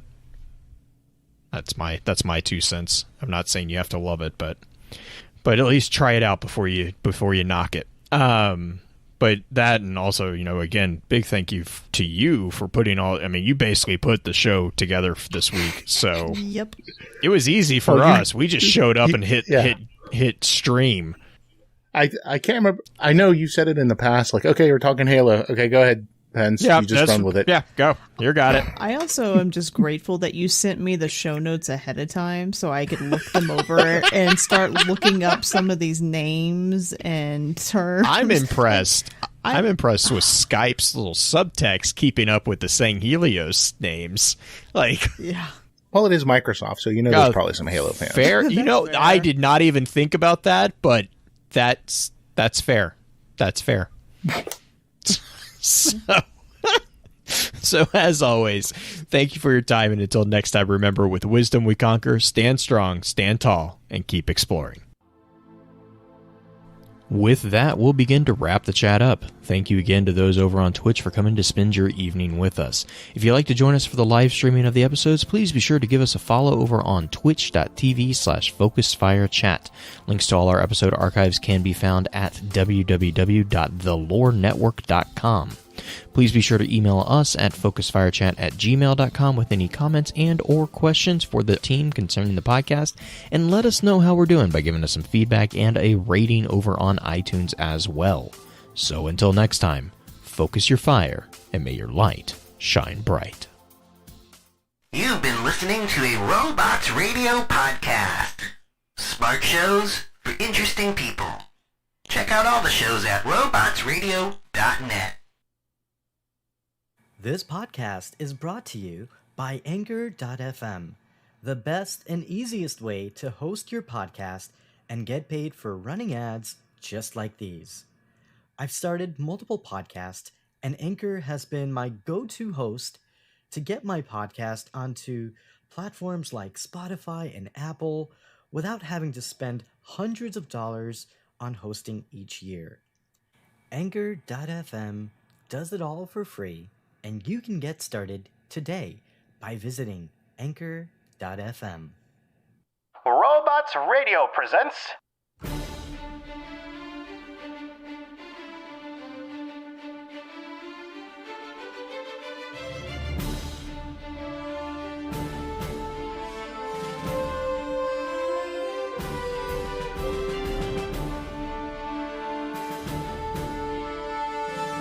Hello, Guardians, and welcome to the Destiny Show podcast. This is episode 48, and I am Cornholio. On tonight's episode, we have a lot to talk about. We welcome Sin from Clan Nocturnal, from Destiny Tracker, and from the most respected group in the Destiny community, Planet Destiny. We're going to put in on the hot seat tonight for our discussion with the Guardians. We're going to talk about Solstice of Heroes. We're going to talk about Destiny Content Vault and all of the new information that we just got from this week at Bungie. And we're going to talk about how to level up your season pass this season with Season of Arrivals. And also Shadow Price returns from vacation. This is the Countdown to 50, and you're listening to the Destiny Show podcast. We also have another special returning guest host, and he is our former clan member, I guess, compadre, the guardian of all trades, the master of crushing the ranks of seasons in Destiny. He is the member of IGN's Destiny clan and one of the nicest and most genuine guardians in the community. He is a Warlock main, and we welcome back to the show, I Love Your Movies. Welcome back, my friend. It's so great to have you. It's great to be here. Yeah, and you're just always crushing it in the world of Destiny. You play so much of Destiny, and you are the most optimal man when it comes to everything in Destiny, whether it be your leveling, whether it be the loadouts that you have. So excited to have you back on the show to talk about so many things that are happening in the world of Destiny today. And also, Shadow Price returns. Welcome back, Shadow Price. How are you doing tonight, my friend? Hey, yeah, I'm back. Back from my mini excursion. I wouldn't call it so much a vacation. I was just in Connecticut for a few days. I needed to unplug my brain a little bit, just kind of get away. And it was great. I had an awesome time. I went kayaking. I was able to just visit the city where I was at in Connecticut and just go to the ocean. Oh, it was so awesome being in the ocean and just seeing all the different, sights and just soaking it in for a couple days. But I'm happy to be back now and get the show on the road. Yeah, it's always good to take a break and relax and go on vacation and just not have to worry about anything. And especially 2020 is the year when we all need a vacation. It's been a rough year, to say the least. Yeah, I mean, I just went it's literally only a 3.5 hour drive from here. So it was not far at all. Easy drive.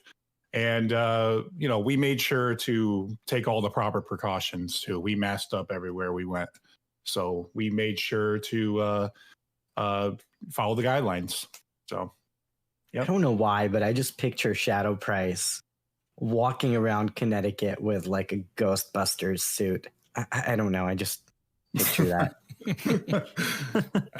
I mean, I guess I'd be Venkman then, so. Well, that's good. So were there any highlights from your trip that stood out? Oh, the kayaking. Kayaking. Okay. Yeah. It was a lot of fun to do that kayaking on the Long Island Sound. And it was just, it was a new experience because I had never been kayaking before. So it was really nice weather too. So, I mean, it was like the perfect time, I felt like. So nice. And how's the food? Of course, food is important. And that's kind of one of the most exciting things about visiting a new place. You get to try out new food. Food was great. I had, we cooked the first couple nights we were in, and then I had seafood the third night I was there at this place called Riptide, and it was nice. It was it was the oceanfront restaurant. We were outside, so we were safe there as well. And the food was great. Great atmosphere, great food, great people, great time. Interesting. Now, out of curiosity, like with COVID happening, was it different going on vacation now as opposed to in previous years? Did it feel different? Like, what was your experience vacationing during this time? Yeah, going everywhere, you see people still, people wearing masks. When we went to the store, people were in masks. When we were out just driving, we saw people walking wearing masks. So people were being very cautious and safe, I would say, everywhere I went when I was there. People maintained their distance. Nobody got too close to one another, especially groups that, weren't together. Obviously, the groups that were together were, close, but not the ones that weren't with other people. So cool. Well, I mean, it's great to have you back, and welcome back. And we have so much to talk about. Oh my goodness. And it feels like it all happened in a matter of like an hour. Yeah. Everything just kind of came out of nowhere. And tonight we welcome a very special guest on the show. He is a talented streamer and Destiny content creator. He is the man who is everywhere. He is part of Clan Nocturnal, the awesome Tracker Network team, and part of the most respected and oldest stream team in the Destiny community, Planet Destiny. He is Sin, and we welcome him on the podcast. So, Sin, thank you so much for joining us today, and welcome to the Destiny Show. Happy to be here, Corn. Thanks for inviting me on. Of course, brother. And yeah, it's so great to have you on. And thank you for everything that you do in our community. Thank you for all the positivity. And thank you for joining us to discuss so many awesome things. We're going to talk about Solstice of Heroes. We're going to give our impressions and our final review. We're going to talk about Destiny Content Vault and all of the newest information that just came out. We're going to talk about Destiny, and we're going to put Sin on the hot seat for our discussion with the Guardians. And we're going to get started right now. So I hope you're ready. As ready as I'll ever be. All right, so let's do this. So the first question we have for you is, who is Sin? For anyone who does not know you. So for anybody that doesn't know me, as Corn was mentioning, my name is Sin. I'm an admin for Clan Nocturnal. We're a Destiny 2 endgame clan. We like to help new players or returning players catch up on the game. We have an awesome Discord channel that we've built from the ground up to be as welcoming to creators, people that want to learn more about the game, people that need to get higher tier, higher skilled objectives done in the game. I work with the Tracker Network's Tracker Pro team. I stream every Sunday from 8 a.m. to 11 a.m. on the Planet Destiny channel. I stream on my own channel most nights of the week, anywhere from 6 p.m. Eastern time to 11 p.m. Eastern time, playing Destiny 2 primarily. And I'm just, I use this a lot, and I just kind of say like, I'm just a guy that likes to game. And I've just been playing games my whole life, like playing video games my entire life. And I, started streaming just because a friend of mine said, "Hey, you really like Destiny 2. You're pretty good at it. Why don't you start streaming it?" And, eventually over time, I just kind of built up and I built up and I built up, and I started streaming playing Borderlands about a year or so ago. I was primarily a Borderlands streamer back then, but I had always played Destiny on the side. And it wasn't until Season of Opulence came around that I kind of put my nose to the grind wheel and just started working primarily in the Destiny community. And I'm really happy here. I feel like Destiny has easily one of the most unique community dynamics out of any gaming community there is out there. I mean, when you look at a gaming community, you see people that are so tight knit and so welcoming of new people, but also everybody kind of knows everybody. And that was a dynamic I really like to be around. So I'm happy where I'm at here. I want to continue going on and providing positivity wherever I can. And helping people wherever I can, because I mean, you can't get good at the game if nobody's willing to help. That's a good point. That's a really good point for sure. Destiny's like Cheers. It's like Cheers. You want to go where everybody knows your name, you know? So It's a social game to me, and that's what I take most at face value. I mean, you know, there's good times, there's bad times, but at the end of the day, most of the time, a lot of us are just having fun playing with each other, you know? yeah. That's very true. You know, it's just like you said, there's good times, there's bad times. You know, we're very critical of the game sometimes. You know, it's just kind of like we've kind of taken ownership. You know, we've been in the community, we've been in the game and just playing this game for as long as we have. We kind of feel like we have a kind of a piece of it. It's kind of like a part of it. Yeah.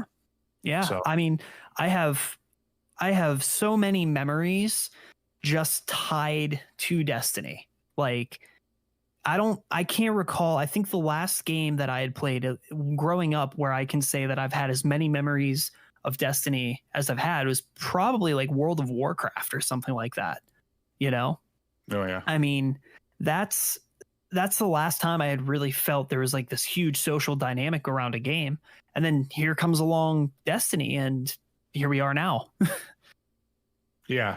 And I keep saying this all the time. I sometimes I feel like Bungie does not know what they had really, like at first. You know, they didn't, I don't think they even knew that it was going to blow up as big as it did. And people were going to devour content that the way that they do, you know, fight. No. Yeah. And it's crazy because the game just, as the game goes on and with where we're heading with it, it seems like it's only getting larger. It's only growing in popularity, and which is odd to see because you know, we've been around to see it kind of hit those dips and hit those turns along the way, and we've seen it bounce back how many times. Right. And you know, like for instance, I'm not sure if anybody here knows this, but Loot Crate, the subscription like loot box service that like every month they send you like nerdy memorabilia, like geek memorabilia, stuff like that. I've gotten some of those. They are explicitly changing one of their boxes from Loot Gaming Equip to Loot Gaming Destiny. Every 3 months, it will be a Loot Crate box that is full of items relating to the Destiny universe. Might have to jump on when that takes like they like I've followed Loot Crate for years, and they don't just do that for any game. Like the other games that have their own specific crates are games like Fallout and the Elder Scrolls. Like, so to think that it's on the same level or getting to the same level of popularity as that is kind of really cool to be a part of. That's awesome, actually. Yeah, I definitely picked up one of those specialty boxes back when I Loot Crated all the time. Yep. I think it's one of those few, games and communities that, because it has such a deep lore attached to it and deep community behind it, that it almost lends itself to something like that, where they can make so much different, things that you can purchase. I mean, how many things does the Bungie store have on it that people just snatch up all the time? So it's a surprisingly rich community behind it, and I think that's what really pushes it out there to things like Loot Crate. Yeah, and I think the other really cool thing is the Destiny community is extremely talented. Like, you have so many artists in the Destiny community who create some pretty incredible art, whether it be t-shirts, whether it be posters and different things. Like, it's really, really cool how creative the Destiny community can get. 3D printed like models of the guns. Yeah, I still need one. Oh man, I'm gonna get one at one point. And the employees get those at their like yearly milestones, so it's pretty crazy.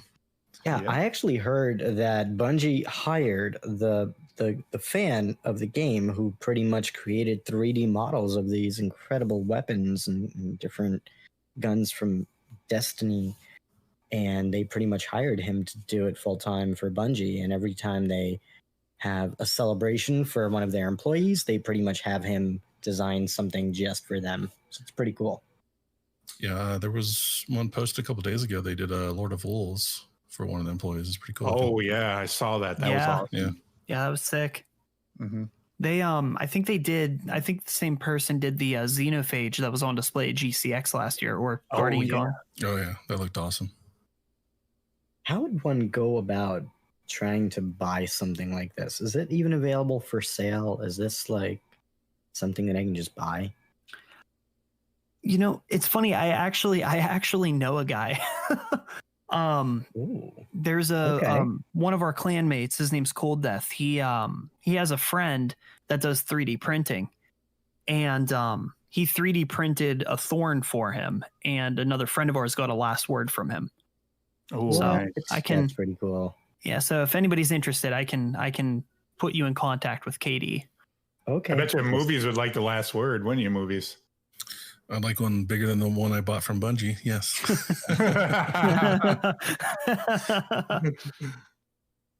That's awesome. Yeah, you know, I missed out on all of the Bungie model replica weapons, and I wish I picked them up when they were available. How small are they? That's what she said. Yeah, right. They're like yeah, they're like 5-6 inches length, maybe. Yeah, they're not very big. She said. Still bigger than I thought, though. So, you know. This is getting better and better. Man. Welcome to That's What She Said episode. Right. Yeah, I got the Thorn and the Ace as well, and so. Oh, nice. Yeah, but yeah, there were, when I was looking at the picture on the website and everything, and I had an impression they were larger, and then when they came, I was like, oh, well, they're still cool, but no. I want a 3D printed Hawkmoon like that. Now that it's coming back in the fall, I freaking love Hawkmoon. Oh my god. Yeah. So real quick, on the subject of Destiny art, I have to give a shout out to our good friend Brian Monkis, who celebrated 3,000 subscribers. You want to give him a shout out. He is extremely talented, super talented artist, and he creates incredible, incredible art. You can check him out at brianmonkisart.com. And he's also running a 25% off promotion right now if you purchase any of his art designs. And he has a really sick Trials of Osiris one that I'm definitely going to pick up. But there's a discount code that you can put in if you want to check it out. Let me find it for you real quick. Pretty sweet.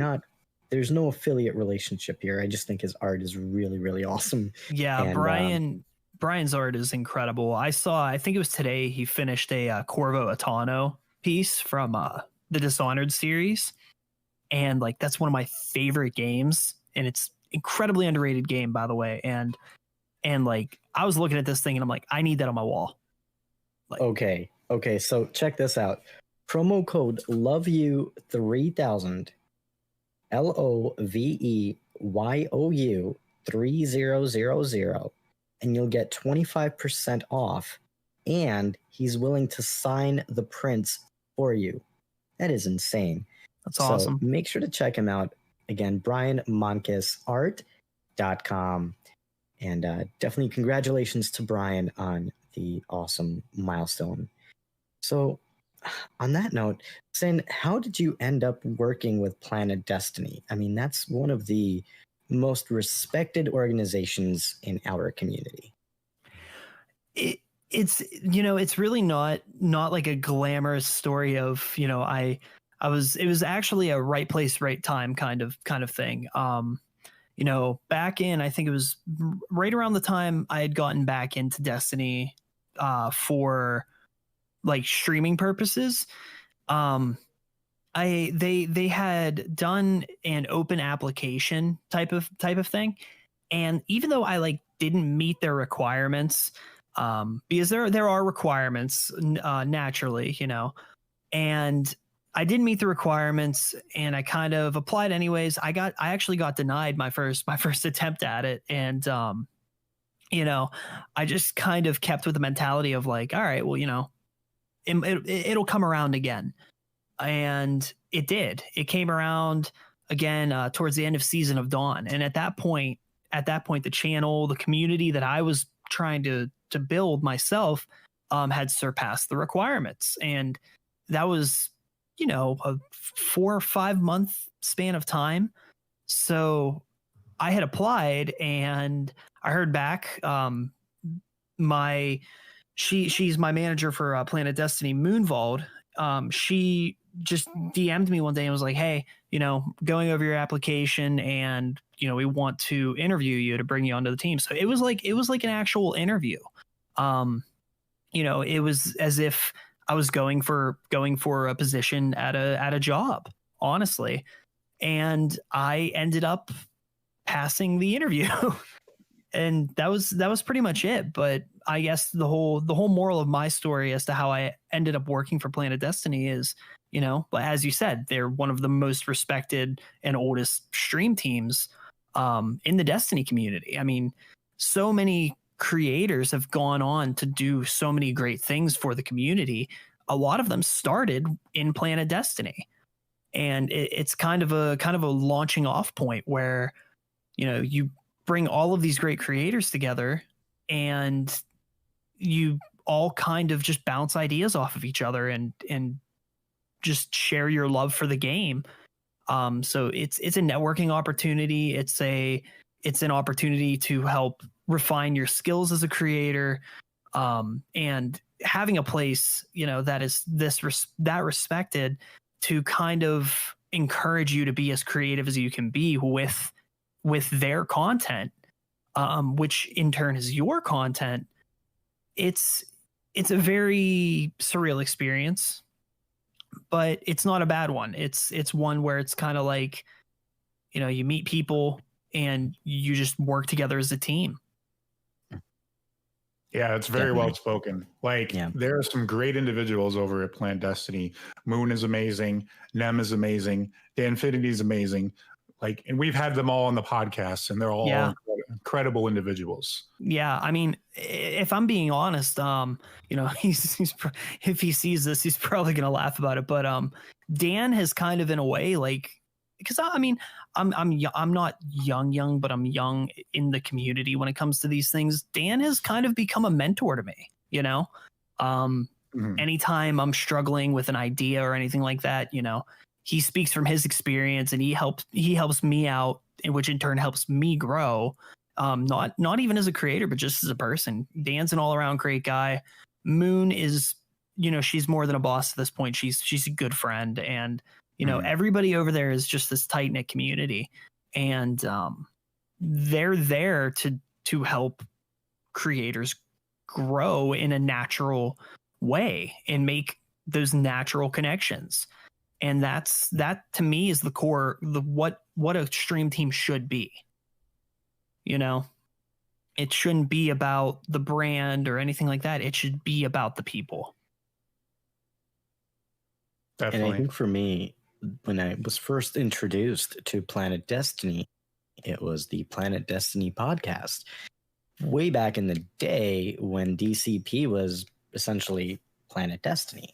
And that's when I started following Planet Destiny. And on top of that, I remember all the guides and all the articles that were written about different weapons. And it was definitely my go-to place to learn about what's happening in Destiny right now in terms of new weapons, optimal loadouts, stuff like that. As I continued my journey in the Destiny community and as we started the podcast, we've had some amazing individuals from Planet Destiny on the podcast, and we got to meet a lot of these individuals and got to know them. And I can definitely say that Planet Destiny has some of the most dedicated people in the community. Nem, Moonvald, Jarv, all Jarv, amazing good old people. Jarv. And I mean, there's so many amazing individuals who are part of the Destiny community who are just doing so many amazing things and supporting the community in such great ways. So kudos to you all and everything that you all do for the Destiny community. And on that note, I'm curious. We've been playing something new the last couple of weeks. We have Solstice of Heroes 2020 is now live. And I'm curious, what do you like the most about Solstice of Heroes? It's definitely the Warlock armor. And I'm going to say that first and foremost. The Warlock armor this year is probably one of my top 5 armor sets for the Warlock in all of Destiny 2. I don't know what it is about it. I really love the Warlock armor set. The helmet looks incredible. You know, the chest piece looks awesome. And I mean, they're really, to expand on that, I mean, the rest of the armor sets look incredible. I love how they have like this theme of like the light breaking out of our armor through like these cracks, given the overall theme of where the narrative's going. I think I think the art team at Bungie really nailed the designs on these armor sets this time around. Doesn't it almost have like an appeal from Destiny 1? Like when we got the ornaments from, I think it was King's Fall, right? Yeah. Because those were also like, it seemed like the light was breaking out of that armor. You know, so yeah, I think it looks like fantastic on the Hunter so far. But yeah, damn, I guess I got to play my Warlock too for it. Yeah. See, I'm a Warlock main, so that was my first Warlocks dive for in right life. there. Heck yeah. Floaty boys. Floaty right. boy life. We might never be able to stand on a ledge, but otherwise we're awesome. No, bro. Hunter main for life. Forever. Forever Hunter main. Red We Shadow are Price. the Destiny community's only AC 130. So, I mean. Yeah. Nice. So I'm curious, what do the rest of you think of Solstice of Heroes? What are some good things that we think about Solstice? Let's be positive. We're going to talk about some negatives later on in the show, but for now, we're going to stick to some positivity. What do you think, Shadow Price? Well, I finished one blue set so far, so I'm look on at to you the. go. You already finished your first blue set? You Yeah, were so- like, just getting started yesterday. Yeah, I mean, I got on. I was working today, you know, but Let me ask you this: Did you get a positive glitch for the first time ever? Like you actually get something going in your favor? Because for me, the blue armor, I felt like it progressed 3 times as fast as it should. It did. Okay. Yeah. Okay. 3. Each thing counted as 3 completions. Yeah. Yeah, there's a modifier on it. So yeah, I was like, okay, this is awesome. So I mean, it looks like the next set's going to be. I mean, you know, it's only the second one, but it's definitely a little bit more grindy. But you know, it looks cool though. So I guess it feels better than last year. I don't know. Something feels better about it this year, I guess. Not sure what though. Yeah, I think definitely the armor. Armor overall, because you know I've done like the past 2, so it looks a little more polished in my opinion. Like the previous ones, if you really looked at it closely, there was a couple of design flaws and things like this. This year's armor actually looks really good. As far as the actual grind itself, there's definitely been improvements this time around. I can tell you one that I don't miss from last time was the mini bosses and the EAZ. I don't know if anybody else had to basically cheese that whole thing with the. I remember. I'm just getting flashbacks to last year. I mean, oh geez, there was that yes. one, and then wasn't it like 20 patrols on Titan or like 20 patrols somewhere else? Yeah. My gosh, it was ridiculous. Did you have to get invader kills or something too, or something too? Yeah, you did. Yeah. You did actually. Yeah. So the actual grind is definitely easier this time around. And I'm on. So I've got Magnificent. I'm working on that Magnificent on all 3 at this point. I've actually got 1 done except for Trials completely. I was actually going to wait till all 3 because of the whole, completed it once, but then I had a friend that hopped on and asked for help. So I actually have 1 character almost completely done, and the other 2 are Magnificent, but definitely easier, especially with the modifiers. That was definitely a great change to add the modifiers in there. But just there was a little more synergy, I think, in a lot of the different goals that you have. I distinctly remember last year where I basically did everything, and then I still had to go back and grind orbs for like hours just to get that completed. It feels like this time around, you kind of naturally get them all completed as you go through the different activities. So just a lot easier and more synergy to it for sure.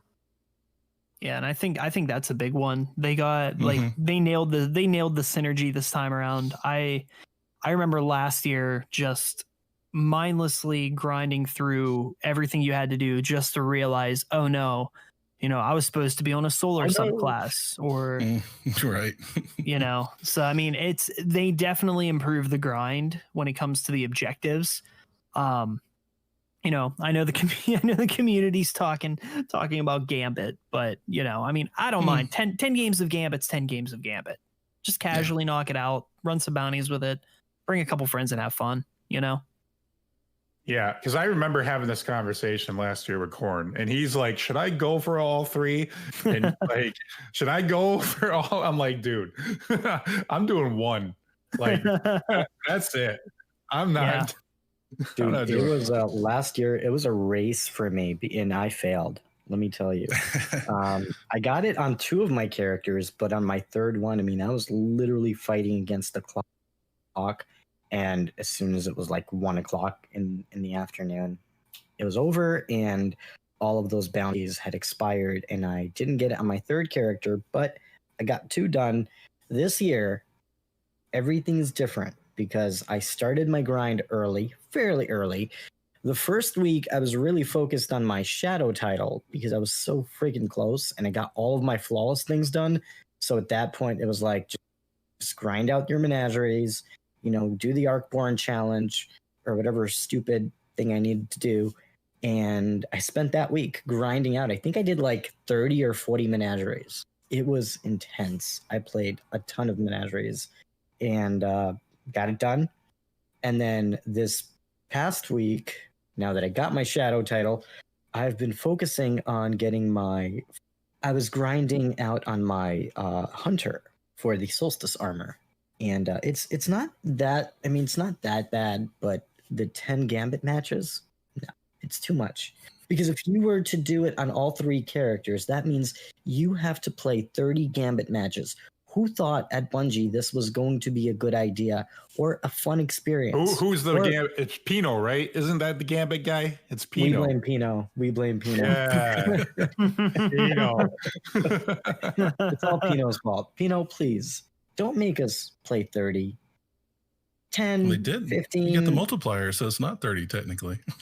Oh, wait, so the multiplier works for the Gambit? Okay. Yeah, it works. It works for everything. Yeah. Oh.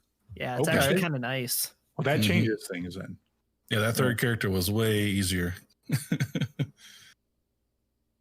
We take it back. Only 4. Sorry, yeah, I'm it's going only to take 4. that back, and I'm going to eat my own words. Next season, before you even start Beyond Light, you have to play 30 Gambit matches. Separate the strong from the weak. Just because I said something. And that's going to be like a special package for Cornholio from Pino. Well, there's going to be a new version, so they might require that. I wouldn't be surprised. Yeah, I mean, that's a thing. Yeah. So to segue just a little bit, Sin, if Destiny did not exist, I know it's hard to believe, what would you be playing right now? See, that's actually kind of easy for me. I mean, I mentioned earlier that I was a pretty big World of Warcraft player back in like the mid 2000s, but I don't know. Right now, I've been falling pretty deep into Digital Extremes' free-to-play game Warframe. I don't know if anybody's familiar. But I've been playing a lot of Warframe off stream, a lot of Warframe on the side. I actually did a little kind of test the water stream a couple days ago of it, and it went pretty well. And it's a game that I feel like if Destiny just for whatever reason never existed or didn't exist, I probably would have picked it up a lot earlier because it kind of sates the want to play an MMO. But not wanting to put in the time of a game like World of Warcraft with like all the complexity and all the little nuances that come with it, and kind of waters it down in the same way as like an action RPG like Diablo or Path of Exile does, or Borderlands even, you know? So it's a game that I feel like would kind of hit all the right notes for me. If Destiny 2 did not exist, I'd probably be sitting in the Warframe directory constantly. Does Warframe have raids at all? So it did, and this was one thing I looked up. For some reason, I'm obsessed with raids. So it's like, if I see an action RPG, I'm like, naturally, all right, is there any kind of raid-like activity? So there used to be one in it, and this is really weird, but there used to be a raid in Warframe back in like 2016, 2017, when they had started releasing story beats for the game. And it did not do well. It did not do well. So they actually went as far as removing the raid from the game completely. And they just never brought it back. Wow. But the end game of the game is really that, you know, you build, there's 40 plus different like alien armored suits that you roll around the galaxy with, and you just kind of knock enemies down left and right. You know, you have to put your nose to the grind wheel and like target grind these, you know, parts, these pieces of these warframes and build them. So, I mean, there is an end game. There's 3 open world areas, which are massive, and just different objectives to do on those in those environments. And I think once again, it's the social aspect. You know, there's a social piece of it that's like, all right, well, you know, we're gonna go spend the night running this mission 1,000 times over, trying to get, you know, the super rare part for this super rare thing. So I feel like that would be the game that would occupy my time the most, if Destiny had never been created. And man, the story elements are really great, but they take a while to get to. It's kind of like a trial by fire sort of thing. You either play enough of the game to get to the good stuff, or you fall off of it. And it's kind of sad to see, but it's just the nature of the game, I guess. It's an older game too. Yeah, it came out a year before Destiny. Yeah, if I'm not mistaken. Yeah. So it has a lot of horizontal progression in it, sounds like. Yeah. It's like horizontal progression. You know, you kind of do this, you do that. There are challenges that are kind of like, you know, these big giant alien monsters in this open world area that can randomly spawn, and like you and 3 other people, if you even want to think about taking them down, you need to be specced out to the teeth with like correct mods, like, you know, the correct weapons that do the correct damage type. Like there's definitely end game aspects, but I wouldn't say it has like a true end game. The game just kind of keeps going. How many people are in the social area at once? I mean, how many people can be out in the open world at once? Out in the open world? Yeah. So out in the open world, it's a party of 4. However, in the social hub area, we're talking anywhere from like 30 to 50 people. They have them split up by servers. So you know how like Destiny 2 has like 9 people that can be like out in the world at once? Is it like the same like that? Or can there be more than that? It is not. It's instanced. So like you would go to the main social hub of the area, and then you basically walk up to a door. It opens up. You walk in. That door closes, and then it instances you into your own like instance of that open world area. Okay, so you won't see others from outside your instance. Okay, so that's what differs from Destiny. Yeah. Warframe. There's a lot of differences too. You know, Warframe is more akin to a game like Diablo or Borderlands, I would say, where you're just searching. You're basically grinding different procedurally generated levels.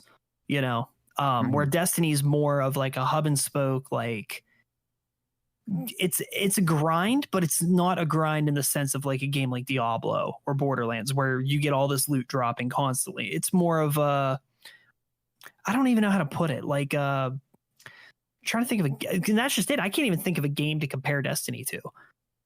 Like, that's the thing. Like, that's the thing. It's like a hybrid of all these games. It really is, and that's part of why I love the game. Honestly, I mean, it takes the best pieces of various genres and says, "All right, well, what if we just put it all together. What would happen? And this is what we have. And, you know, it's awesome. Yeah. I mean, and I kind of wish, I don't know. Some people will tell me I'm wrong. I kind of wish that they did have more loot drops that kind of like how Borderlands is. Like it would have a lot different various kinds of, you know, weapons, like more weapons. You know, just you get tired of seeing the same, like Go Figure or, you know, Dire Promise, or, you know, just you want to see some new stuff. Like, and I know it's like it's hard to create that stuff. I get it. It takes time to, you know, create the weapons, write the lore for them too. You know, they seem to have lore and everything as well. And, you know, that all takes time, I guess. So, I mean, how does Warframe do it? Is there a lot of different loot drops in that too? So it's kind of weird. Like Warframe takes a very strange approach to how it kind of gives loot out. Like you are actively grinding for resources to build parts for weapons based off of like a blueprint for that weapon. Like for instance, for a Warframe itself, you need to get the blueprint for that Warframe, the Neuroptics blueprint for the Warframe, the chassis blueprint, and the systems blueprint. All of those take any variation of random for like of a random 4 resources that you can grind throughout the different levels. And then you have to build those 3 pieces. Once those 3 pieces are done building, then you can build the Warframe. Like, so it's a game that you don't have to play every single day if you have the ball rolling and you just have a bunch of items cooking. But the goal is to craft these really rare weapons, build those weapons, and then level the weapons up to their max rank. So it's just this cycle. It's a cycle, honestly. But, you know, I'm constantly finding new things in the game to do, which is nice, you know? Right. So you become attached to those weapons. It's like a synergy, basically. Yeah. And every weapon type, there's various weapon types. Every weapon type has different mods that can go on them. As you level it up, you get more space to put more mods in. It's actually very similar to how Destiny does their mod system with the 10. You have the spot of 10. Certain mods take up certain like amounts of that piece of armor. So it's not like infinite. It's just Warframes is scaled differently. Yeah. But it's a system that works, honestly, and it adds for a lot of customization, which is really cool. And I feel like it's one of those things where, you know, Destiny took it and they made it their own. It works for the armor we have. It works for it works for the armor we have. You know what's funny is like it's also on the Switch too. Like Warframe. So like it makes me think that Destiny could work on the Switch if Warframe works on the Switch, right?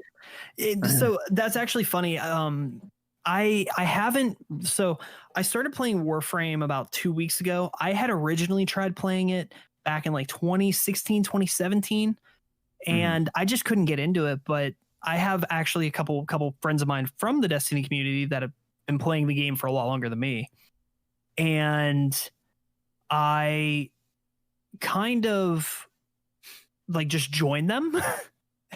And next thing you know, they're just like, all right, well, you're playing it with us now. So I haven't had the chance to try it on the Switch, but I've been interested in at least trying. It's actually not bad. It's I mean, it works. It's great playing it handheld on the Switch, actually, believe it or not. Huh. Yeah. I mean, I actually today I broke my Switch out and I'm like, you know what? I'm going to install and see what happens. Yeah. And I think they have like most of the expansions too, which is crazy. Yeah. They're, I think they're all caught up on the Switch expansions. They didn't release them all at like once. Over time, they kind of patched in the rest of them, and they have one coming out on the 25th, I think. So I'm like, you know, I just started playing and now there's already going to be more for me to do at some point, but Destiny's my primary squeeze. But if it didn't exist, I could probably find myself playing games like Warframe or games like Dark Souls or any kind of action RPG title. Mm-hmm. So are you looking forward to Demon Souls remake? I've never actually had the opportunity to play Demon Souls, like the original, so I'm excited for that because I'll get to experience it for the first time. So you're going to get a PS5 then? More than likely at some point. And like, I keep telling both myself and my fiance, I'm like, I'm not going to get a PS5. I'm not going to get a PS5, but I know how I am. And at some point in time, I will come into possession of a PlayStation 5. Don't know when, don't know how, but it will inevitably happen. So yeah. Same with us. I'm going to be picking up a PS5. Yeah. Just for the VR, because I have a PSVR, so I feel like I'm kind of invested, and I have a pretty sizable collection of games for PlayStation. Death Stranding, amazing game. Yep. So I'm excited to play the next gen consoles and to get a chance to experience Destiny and be able to play on all platforms with all my friends and experience some parity in the graphical performance that I'm getting on PC. And I'm sure you guys can relate to that because we all play on PC. So we know about high frames and high refresh and all that good stuff. Oh yeah. Mm-hmm. Yeah, it's gonna be a cool time, Oh, definitely. So on that note, Sin, who inspired you to create content and why did you create content? So it wasn't really an inspiration. I think it was more of like a life circumstance. I gamed a lot throughout high school, gamed a lot throughout college. After I left college, I ended up, actually in college, I tried streaming. I think I did like 1 or 2 like Far Cry and like Outlast streams under the name Sin Trigger 96, which I don't go by anymore. And I kind of dropped it from there. And I left college, started a band. I used to make music. I used to be in a metal band, and we were together for about a year or so. And then I left that and I started working like, a typical old 9-to-5 sort of deal. And I needed a hobby that really just kind of clicked with me. So, I had a friend, he would come over, we'd chill all the time. We'd just play video games. And I remember it was when Forsaken came out. When Forsaken came out, he came over the first day and we kind of just chilled on the couch and played through the campaign and, went through all that. And, he saw how I was playing and he was like, hey, like, obviously play a lot of this. He's like, why don't you try like Twitch streaming? So, a couple days later, I went out and bought a PlayStation camera, one of Sony's just PlayStation cameras. And I streamed just using the native built-in software on the PlayStation. And ever since then, it was just kind of like, okay, well, I have enough money to invest in a decent webcam. I have a laptop, got a capture card, and then I started streaming on PlayStation. Moved into Borderlands for a little bit, started growing the channel there, and it just kind of started a snowball effect. And now here I am. It's like I moved to PC when Shadowkeep came out, and I've been there primarily ever since. Just kind of keeping on doing what I'm doing. So, fun fact about Borderlands, that was actually a game that I kind of started playing with, when I started playing PvE content. It was me and one of my old friends, and we just played Borderlands all the time, starting with the first one, and it was such an awesome game.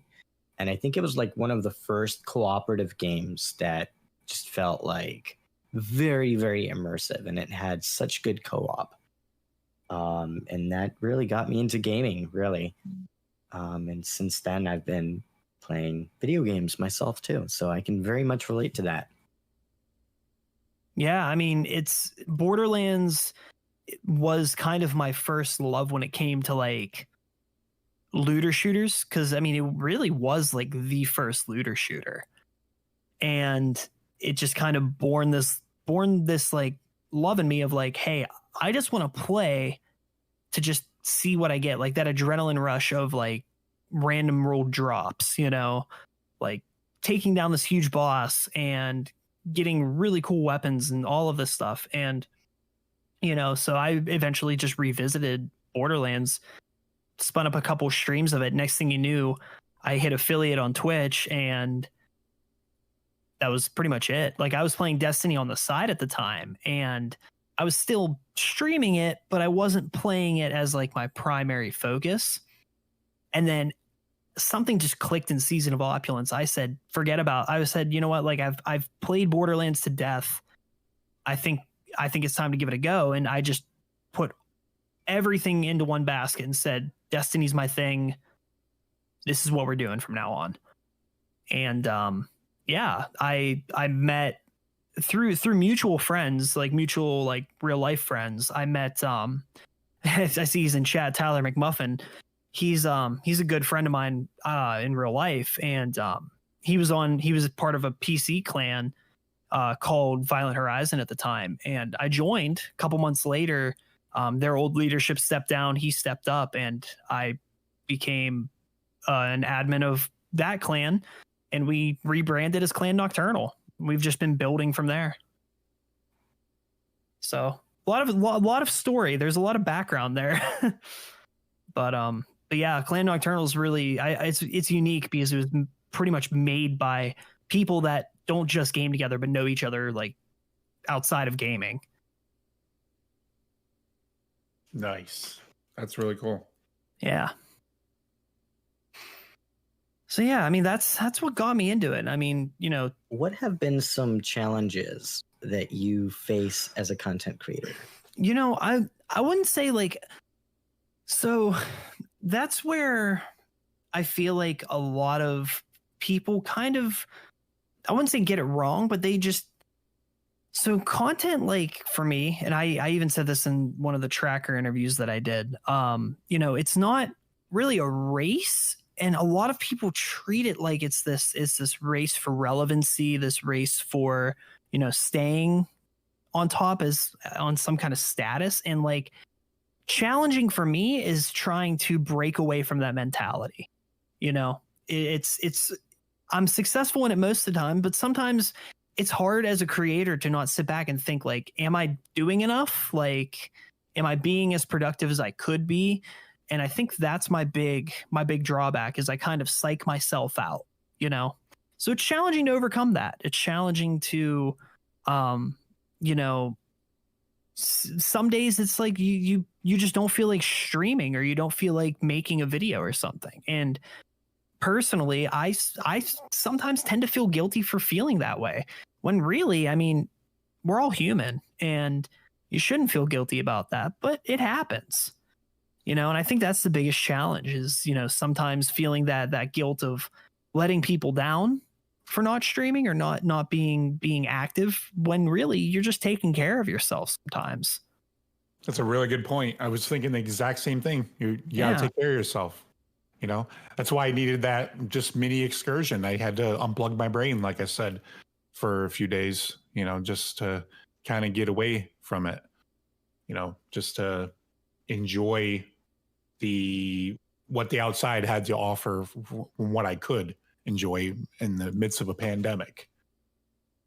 Yeah, exactly. I mean, it's, you know, I even said, I'm like, man, I need a break, not just from the 9 to 5, but a break from, you know, I wouldn't say creation, but yeah, I'm going to enjoy, like, I'm going to Massachusetts here in at the end of September. So, you know, honestly, it's the first weekend getaway I've had since I was in college, like 4 years ago. No, not even college. It was actually high school. I haven't really been away since high school, and I'm so excited to just not be in town where I'm at, and, you know, just being somewhere else for even a weekend. Yeah, you know? It's always nice to get away and just to, you know, see something new and explore a different scene than what you're normally used to. So I can definitely agree with that. Exactly. And it's like the entire time my fiance and I have been together, we haven't even taken a vacation or anything together. So it's like it's going to be nice for us, you know? So I'm looking forward to it. It's going to be a good time. So I think this is a good segue. What do you do when you're not grinding out Destiny or when you're not streaming or playing the game? So typically I'm just kind of hanging around. I'm a big like nerd for pop culture. So if there's like a TV show that's big right now that everyone's talking about, you know, you'll find me just kind of hanging out on the couch watching it, you know. I work my 9 to 5, as I said before. I do technical work. I'm a systems administrator. And I spend time with my fiance. I spend time with my family, you know, just the typical life stuff, typical life things, honestly, you know. Every so often, well, not so much now because of everything that's going on in the world, but, you know, I'd go hang out with a buddy's house over a weekend, have a couple drinks, hang out, you know, same stuff. And if I'm not playing, or if I'm not creating anything, or I'm not streaming, oftentimes I'm just playing video games. Because I mean, thankfully, I mean, my fiance, she's a pretty big gamer herself, so it's kind of like that's just our bonding time sometimes. You know? What instrument did you play when you were in your band? I did vocals. I did vocals nice. for a hardcore metal band called Remission out of Pittsburgh, Pennsylvania. Oh wow, So cool. Did that for about a year. You know, we didn't really break out of the local scene, but we put out a couple EPs and a couple singles, and, you know, just had fun with it because we were kids, you know. Mm-hmm. We just liked playing loud music and hitting each other. So on that note, Sin, what is next for you? What's next for me? I guess that depends on what's next in Beyond Light, honestly. I mean, I'm looking forward to it. I just have a gut feeling like this is the year where, you know, I'm going to do everything I can. I'm going to push to get my name out there, to get the Planet Destiny brand out there, even more so than it already is. You know, I'm working with the Tracker Network. I'm working with that team over there to build their brand and kind of just be a representative of that. But most of all, my Destiny clan, Nocturnal, you know, there's a ton of great people that are fantastic players that aren't content creators over there. You know, they're just players, you know, and bringing them along for whatever ride we're all on, you know, is going to be awesome. You know, I'm going to be coordinating with Tyler and a couple other members over there to start putting together our world's first race team. We're going to be going after that. And this is the first year that I think, you know, we are going to stand a chance. So I know those are bold words, but we have some really good people in our corner, you know, so I'm excited for that. I'm excited to see what happens there. I have a feeling the directory is going to explode when Beyond Light comes out. Oh yeah. You know, I have a feeling it always does. Yeah. I have a feeling that Beyond Light is going to change the face of it's. I don't think the Destiny 2 that we knew from the beginning up until Shadowkeep will still be there. But under the surface, I have a feeling it's going to feel like a brand new game. Yeah, I feel like it's going to be what Bungie wanted it to be all along. Mm-hmm. You know, like they're bringing back the greatest hits of Destiny 1. You know, they're merging that into that, you know, to become, you know, into Destiny 2, but it's going to feel like Destiny. I feel like, you know, having the Cosmodrome back, having VOG come back next year. You know? So. No, you're right. It's going to be a really interesting time to see what Bungie has been working on, and on their own, with their own creative direction, without the control of any outside publisher or any creative responsibilities. They can create their own path and their own destiny. And I'm excited about that. Yeah, I am as well. I have a gut feeling, and sometimes my gut lies to me, sometimes it doesn't. Depends on how hungry I am. I like that. So I think this is a good segue to talk about something a little bit different. And my goodness, and thank you so much for sharing your journey and for opening up about who you are and what you do in the community and sharing some of the things that you learned along the way. So that's really cool. And I think it's a good segue to talk about some other things. And we also have seasonal ranks in Destiny that are happening right now. And if you're like me, you're probably still climbing that rank because you got a GG like myself. And I'm currently at season rank 75. So I'm getting there. I'm getting close. But we invited a really special individual in the community who is crushing it when it comes to seasons in Destiny. And every season, he's like season rank 300 plus. It's insane. I don't know how he does it. He is a leveling machine. And I Love Your Movies is one of the best Destiny players that I've met in the community. He is always the first one to get the new weapons in the game, and he truly does go beyond light. His current rank is at like 180 or something like that, right, Movies? Yeah, 185, I think. So. Oh my goodness, 185. You're going slow this time around. We're going to pick your brain so that we can learn how to GG like you, so we can finish our season rank. And this goes very appropriately for me. So the first question that I guess we have for you, for anyone who does not know I Love Your Movies, who is I Love Your Movies? Well, I'm a Renaissance man. I like long walks on the beach and cold beer. But other than that, I'm just a gamer. I'm old school. First game system was an Atari, so I've been around the block a few times. But I actually was not a Destiny 1 player because I'm a PC only guy. I think my last console was a Xbox, so been PC ever since. And I did not have the fortune of playing Destiny 1. But one of my mantras is if I play Destiny 2 long enough, it will become Destiny 1. And it kind of sounds like it is. So we're going to bring a lot of content for Destiny 1. So I'm going to have the pleasure of playing that next time around. But yeah, just a Destiny 2 community member. I started, I got plugged into the IGN clan, helping streamers. So I played several times with people like Fran and Destin and things like that, and just kind of helping them out, and got plugged into the community. And I'm just one of those guys that's always playing, and if you ever need help, hit me up and I'll do it.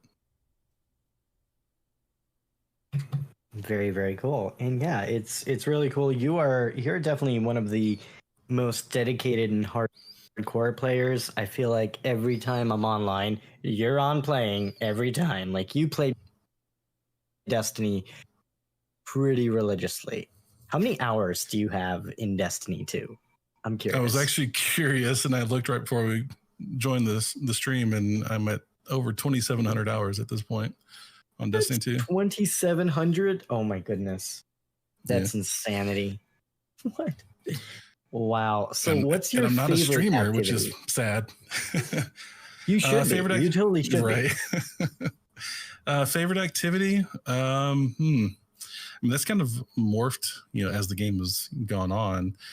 I mean, I'm a grinder, so a lot of times I like to just put my head down and pound things out. So, something as simple as strikes, I actually have fun doing. But I think right now, probably the Prophecy Dungeon is one of the most unique things that's going on right now that I'm having a lot of fun with.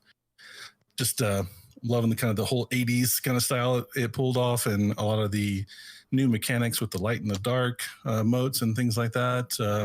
You could really tell that they were trying to experiment and really make it a unique experience. So definitely something I'm really enjoying right now. That's really cool. Yeah, I've been really enjoying the Prophecy Dungeon also. I think it's very unique in just the environment. I think it's very different from what we had before. So I'm really happy to see that Bungie went out of their way to experiment and try something new. And that was really cool to see that all come together.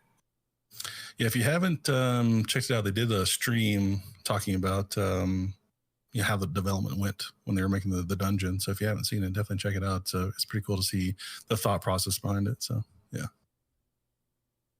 And now, what are your thoughts on Grandmaster Nightfalls? Because that's something that I will admittedly say that I avoided this past season. I just haven't really done them. I felt like I haven't been ready for them. So have you done any of the Grandmaster Nightfalls? And if so, what's your experience like with those activities?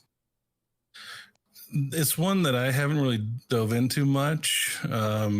I do like the master ones quite a bit, but the Grandmasters, it hasn't been a big drive for me to do them, mostly because of the rewards and things like that, the time investment, and actually getting people together that high enough level and skilled enough to do them is a little tougher. Yeah, it's I think it's a good idea. I think the reward structure probably needs to be looked at a little bit for it. But it does do one thing really well. It really kind of changes the play style, because it almost becomes like a cover shooter because you are quite weak when you go into those things. So you have to be much more measured, and you have to really concentrate on your loadouts a lot more. So it does offer a completely different play style than any other content in the game, because even some of the like raids and things like that, if you're skilled, it almost doesn't matter what you're carrying with it, you can get it done. I mean, there's more ways to get it done efficiently, but there's a lot more teamwork involved in the Grandmasters. So it successfully made a new play style, and I think that's something that should be applauded for. I think just the reward structure probably needs to be fixed a little bit. Yeah, I agree with you on that. I think the rewards, just overall, I think that Bungie has been struggling with the rewards in the game. Certainly Indeed 2. I think in Destiny 1, they had a pretty good grasp on the rewards, although arguably the earlier expansions and content releases had better rewards during endgame, at least. But that's something that I really wish that Bungie took more effort to make special, because I think it is important to motivate players to grind out difficult activities and to keep playing your game. So I think it is very much important. Yeah, they had elemental primaries in D1. Yeah, remember that? Yeah. And then what happened? During Rise of Iron, they came back, but they were exotic because they were just way too powerful for them to be legendary. Yeah. Adept weapons, but not. Do you think we'll see them again? Do you think they'll go back to that well? No. I'm gonna say no. Hard no. I think they might. I don't know. So adept weapons, maybe I would see them having maybe like an added perk, maybe. But we have osmosis, which could make a kinetic weapon in elemental ones. I don't know if that would be the main appeal of them in Destiny 2. Yeah, it'd be just nice to get that rainbow burn back, Oh yeah. It was so fun in D1. Nice, but I think they found that it was too overpowered and they weren't able to balance the game around it. And I think that's the problem that they had. And I think that's part of the reason why the rewards are so kind of lackluster, because when you went from the weapons that we had in vanilla D1 going to what we have now, it's like they can't make something that powerful, because one, they learned a lot during that time as to what can work and what will break the game. So there's a lot of things that they just kind of can't do. And that burn function, I just don't think they can do that because of that game breaking element. There is a new element coming in the fall, is there not? Stasis. Oh, True. Yeah. So, what is that going to look like? Could we see somewhat of a return of elemental primaries then, with a new element coming into the picture? It's funny. I'm a big Borderlands person, and I played all of those. And the first thing I thought of was Borderlands pre-sequel because all the ice weapons in that game. But it's one of those things where that was one of the struggles I had in Destiny, especially when they went to all of the shield breaks and things like that. I was used to playing Borderlands where I could put any weapon on and do any combination of rainbows of elements and things like that to tackle anything I was up against. So it always almost felt a little bit limiting.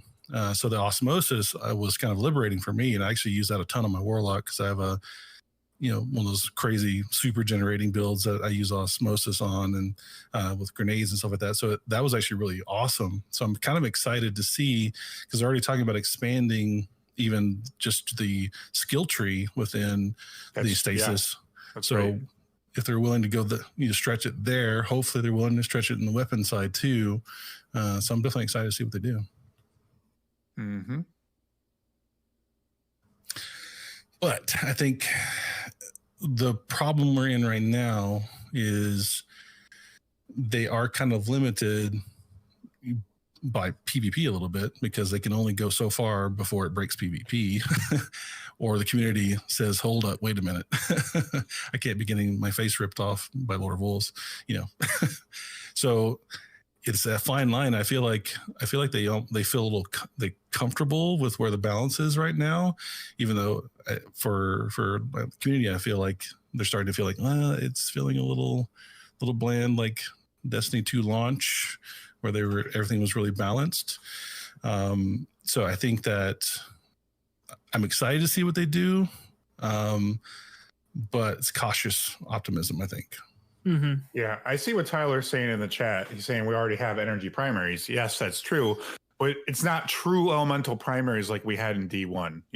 It's not like in your first slot you can have a void weapon, or you can have arc or solar.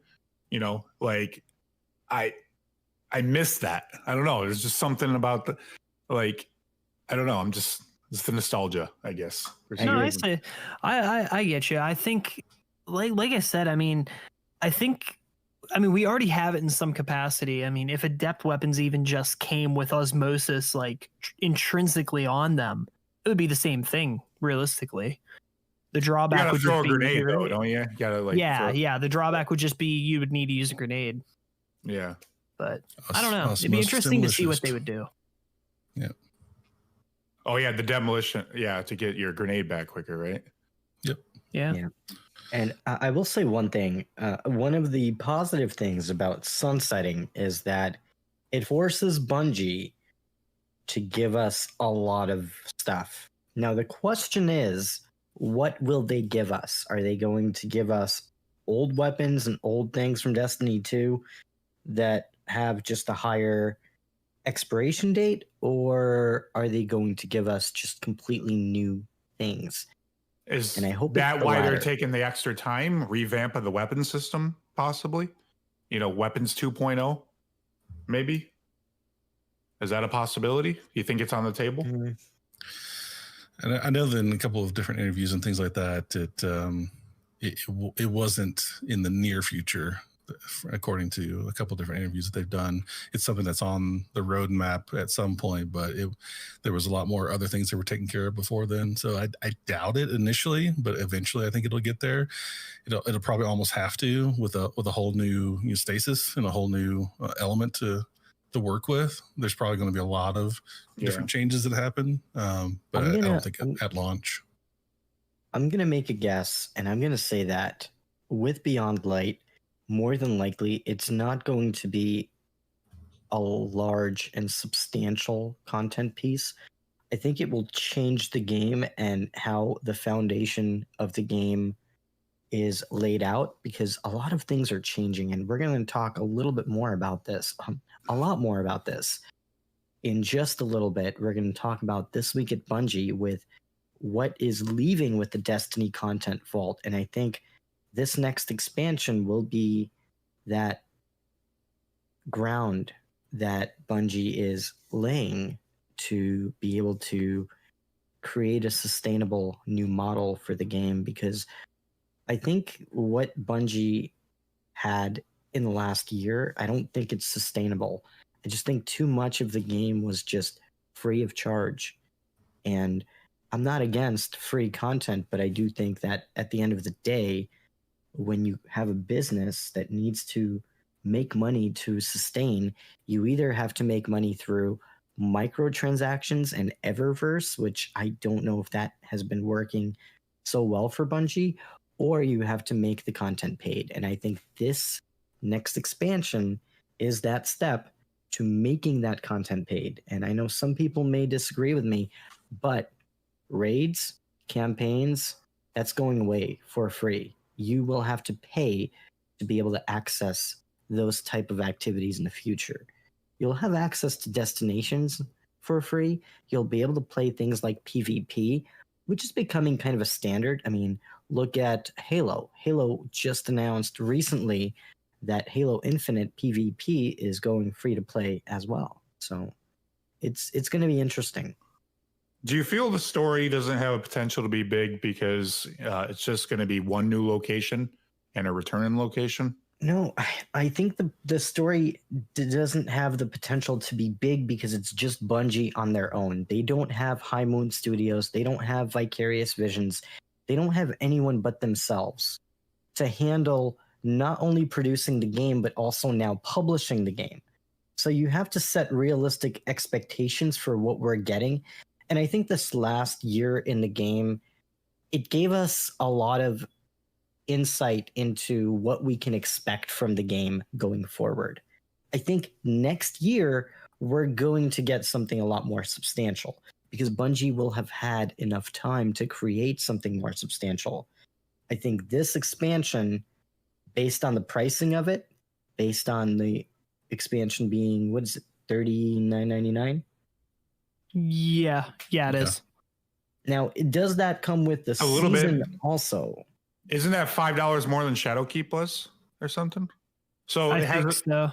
has the potential to be as bigger than Shadowkeep, right? So Maybe hold on Forsaken now. size. If it's $39.99, does that price include the season for that time period, or is the season separate? It does. Oh, No, good. Go ahead, Sin. No, I think it doesn't. I think the $39.99 does not include that. I could be wrong. I think the deluxe, no, because the deluxe edition comes with the season pass. I think that $39.99 does come with the season. Yeah, the season is included. That season is included with Beyond Light, and then the other three are a la carte, or if you get the season pass. And go ahead. Well, yeah, I was going to say, I think maybe not necessarily for the same reasons, but I think Core might be on the right track because it's a lot of the things that they're doing right now are structural changes. I mean, they're taking entire chunks of the game out. They're redoing things for new players. They're kind of redoing that whole new player experience. There's a lot of structural things that are going into place to set up. And they have said multiple times that they're going to stick with the 3-month cadence. So for it to be something similar to Shadowkeep actually makes sense because it's going to be that big chunk of new structure, new location, and then going to keep adding to it every 3 months. So it would make sense that's that kind of size of thing. But there's always that we hope we get something really crazy and a story that blows us away. But so they can build possible. on to Europa. They can build on to this location, like with the seasons, right? Basically, yeah, that's probably what that's going to happen. Yeah, Well, and they're already planning that, and they already confirmed that the Cosmodrome is coming back, but it's not coming back all in one piece. It's going to take time for them to build that environment out, which also paints a picture as to what the development cycle is like to be able to produce this content. Clearly, if the Cosmodrome was able to come back in a full capacity with Beyond Light, it would, but clearly it can't. They're not able to do that. So that also, to me, says Bungie is not able to produce content at the pace that they want. And that's a realistic consequence of not having a publisher. So, and that's where I think that Bungie has kind of a, I don't want to say missed opportunity, but We it definitely underestimated. It's not going in their favor by not having a publisher. And I think Bungie did very well underestimate the benefits of having that type of relationship with a live service game. So Yeah, I mean, it makes sense that they're taking the extra month and a half. You know, I know a lot of it, you know, is COVID, but also just reintroducing the Cosmodrome. You know, it's not a copy pasta. You know, well, and it's like here's they have here's something interesting. So, according to Tyler and Sin, the expansion does not include for $39.99 the season, which to me then says logically they would price the content based on what you're getting in the game. So maybe Bungie has been working on Beyond Light for quite some time now, and you know, maybe we are getting something a bit more substantial than, you know, a $30. That's what I'm thinking. So I have some insight on that, and this is something that I had actually spoken just in passing with my clan. I forget. I'm trying to remember what the gentleman's name was, but I believe he worked with Bungie while Activision was still in the picture, back around Forsaken time. And he had mentioned on Twitter the day that Beyond Light was announced, he had mentioned on Twitter that he was excited to finally see Beyond Light come to fruition because it was the last thing he had worked on with Bungie before he had left. And he had left at least a year or two ago. So I'm trying, I want to be able to cite my sources, but I can't remember what this gentleman's name was. I believe he either works for Activision or he works for Riot Games. Trying to remember what the gentleman's name was, but I vaguely remember that interview, but I don't remember who it was either. Yeah, but so it tells me that at the very core of it, Beyond Light has been a concept that's been in the tubes for a while. Oh yeah, Europa has been a concept since Destiny. Since Destiny 1, yeah. So good point. It makes sense that they've been working on this for quite some time. You know, the better half of 2 years, if not longer. You know, it takes time to build that environment.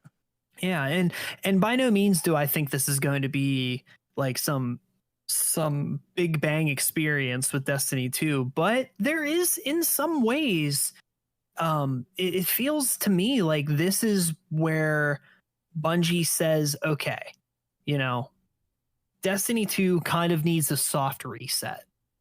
You know, we need a soft training wheels. Yeah, we got to take off the training wheels a little bit. You know, we're going to add some things that are, I wouldn't say quality of life, but natural progression. Like, you know, this whole concept of we're going to start using this new subclass ability. You know, Destiny's been around for, you know, over half a decade now, and just now are we getting a fourth subclass element. Like, that's not like a small decision to make. That's not a small change. That changes fundamentally everything we have ever done in Destiny 2. Yeah. So it's going to be interesting to see how they expand on that. And even more so for me, I just, you know, we're being told that we're going to be able to see these places that we've only heard about in the lore that were introduced in Destiny 1. Like, this is something new, and it's like new. And I feel like even Shadowkeep was kind of like, all right, you know, it was you know, you're remastered. Right. That is a great point. Like, yes, this is in theory a concept from Destiny 1 because we knew about this area from Destiny 1 from the concept art, but in practice, it's going to be a new destination for us. I mean, even Forsaken, Dreaming City was a new destination, but that was just a continuation of the Taken King storyline in a way. You know, like this is essentially the start of a brand new storyline. And where's the stranger been for 5 years? Yeah, we're getting all of these fundamental things that we're seeing. And I mean, my only hope is that they're presented to us in a way that feels worthwhile, you know, cautiously optimistic, but still like excited for the changes. Yeah, I think that's the main focus with and the time that they're spending is changing the feel of the game, because if they don't change the actual feel and the base experience of it, it's just another map, and that's not going to sustain or keep those players that come back to check it out. They're not going to stay around if it's just a new map. They're looking for that. Okay, I've been playing Destiny for all these years. I need a new feeling, and I think that is going to happen. Not only with the new stasis. I mean, that's going to be a game changer right there as far as the feel. It's something brand new to really work with. It's new skill tree, so new something to work with. But with them changing all these structural things underneath, you can't help but change the feeling of the game, and that's what makes me excited and hopeful that we're going to see a bunch of people come back and stay. And I don't think it's reasonable to think that it's going to be this gigantic, story driven because that's not what their focus really is. It's really about getting that base experience to feel new again. Yeah. Just the return of the stranger, return of the Cosmodrome, paying off some of those old story beats. It's like the stranger is one of the most iconic characters in Destiny, even though we haven't seen her in over 5 years. Yeah. So no, great points. No, absolutely. It's going to be really interesting to see what Bungie comes up with this fall. And, I think the extra time will really help them to polish the content and to flush everything out. And I think that knowing Bungie and their history, they are very active with the community and responding to our feedback. So the things that will make the game better, I think they are in the back of their minds thinking about it and working on implementing the changes as quickly as they are able. Yeah, really interested to see that PvP stream. What the hell they're doing with PvP? Yeah. And we're going to talk about PvP in just a little bit. We're going to dive into all of the changes that we can expect this November. But before we do, I do want to touch on a few other things. Now, I love your movies. We did learn that you are a complete badass when it comes to leveling up your character. So on that note, I'm curious, do you have any tips that you can share with our listeners as far as how we can level up? Because I'm 75 right now and I don't have too much time. I have a few months. Right. What can a scrub like me do to level up and get good? All right. So kind of top 5 it, I guess. Well, I mean, it's a little too late for you to do this trick, but one of the biggest things and, most divisive things in the community is stacking bounties. So the season pass has multiple XP boosts spread out throughout the season pass. And one of the first ones you get is the fire team boost, which is at level 5. And kind of your goal is to get there as quickly as possible. So one of the easiest ways to do that is to stack bounties in the previous season. Because typically I get to 200 and then it just kind of coast to 300 after that. And because I'm not too concerned at that point. So I spend that last 100 actually stacking bounties typically and getting prepared for the next season. So unfortunately that's not going to help you because you're already in the middle of the season, but those XP boosts are something that is very important. So some of the things in the season pass, you've got, you actually have 6 like 2% boosts just for XP boosts as you go through the season pass, and you have 4 fire team boosts. Now the fire team boost is the one that you definitely want to look at and make sure you're treating that one correctly. So the fire team boost, you need to be in a fire team, as it says. Okay. Now, where do you get those? So that's just as you rank up through the season pass. So there's one at level 5, one at 26, one at 56, and one at 86, and they're 2% each. So the key that everybody messes up on is you have to be in the fire team, boots on the ground for it to actually count. So you have to look for the little, when you look at in the interface, you'll see the little actual bonus next to your guns. It'll actually have it sitting there. Make sure that pops up before you turn in your bounties. But that's an easy extra bit of experience that you can get from that. The other easy tip is, is gear. Make sure that you're optimizing everything you're doing with your gear. You've got ghosts with guiding light on them. Make sure you've got one on at all times. That's a 10% XP boost. You want to do these things as fast and as efficiently as possible. So you want to look at having some specialized builds that are meant for that grinding. So things that are going to get your super back fast, get your grenade back fast, get your melee back fast. So things like certain exotics like Nezarec Sin, Shards Galanor, things like that are all things that are centered around getting your super back faster.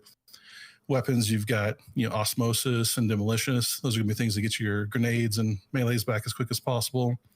You've got mods like Hands-On and Ashes to Assets. So get a good build that's specifically for that grinding, which luckily those builds will help you out in other activities too. They're great for strikes, great for raids, things like that, because getting your super and all that stuff back quickly is good anywhere in the game.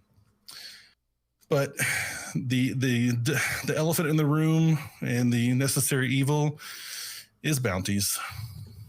We love to hate them at this point, but that is really the biggest key to getting your level up as fast as possible. Make sure you're doing your weeklies. They give you the most XP in general, but also like special bounties like Gambit, like the prismatic ones right now. Any of the event bounties are typically going to give you more XP than other normal ones. But just want to be efficient. Always multitasking. If you're doing an activity, have bounties on you. Make sure you've got all the repeatables picked up every time you do it, and keep getting repeatables.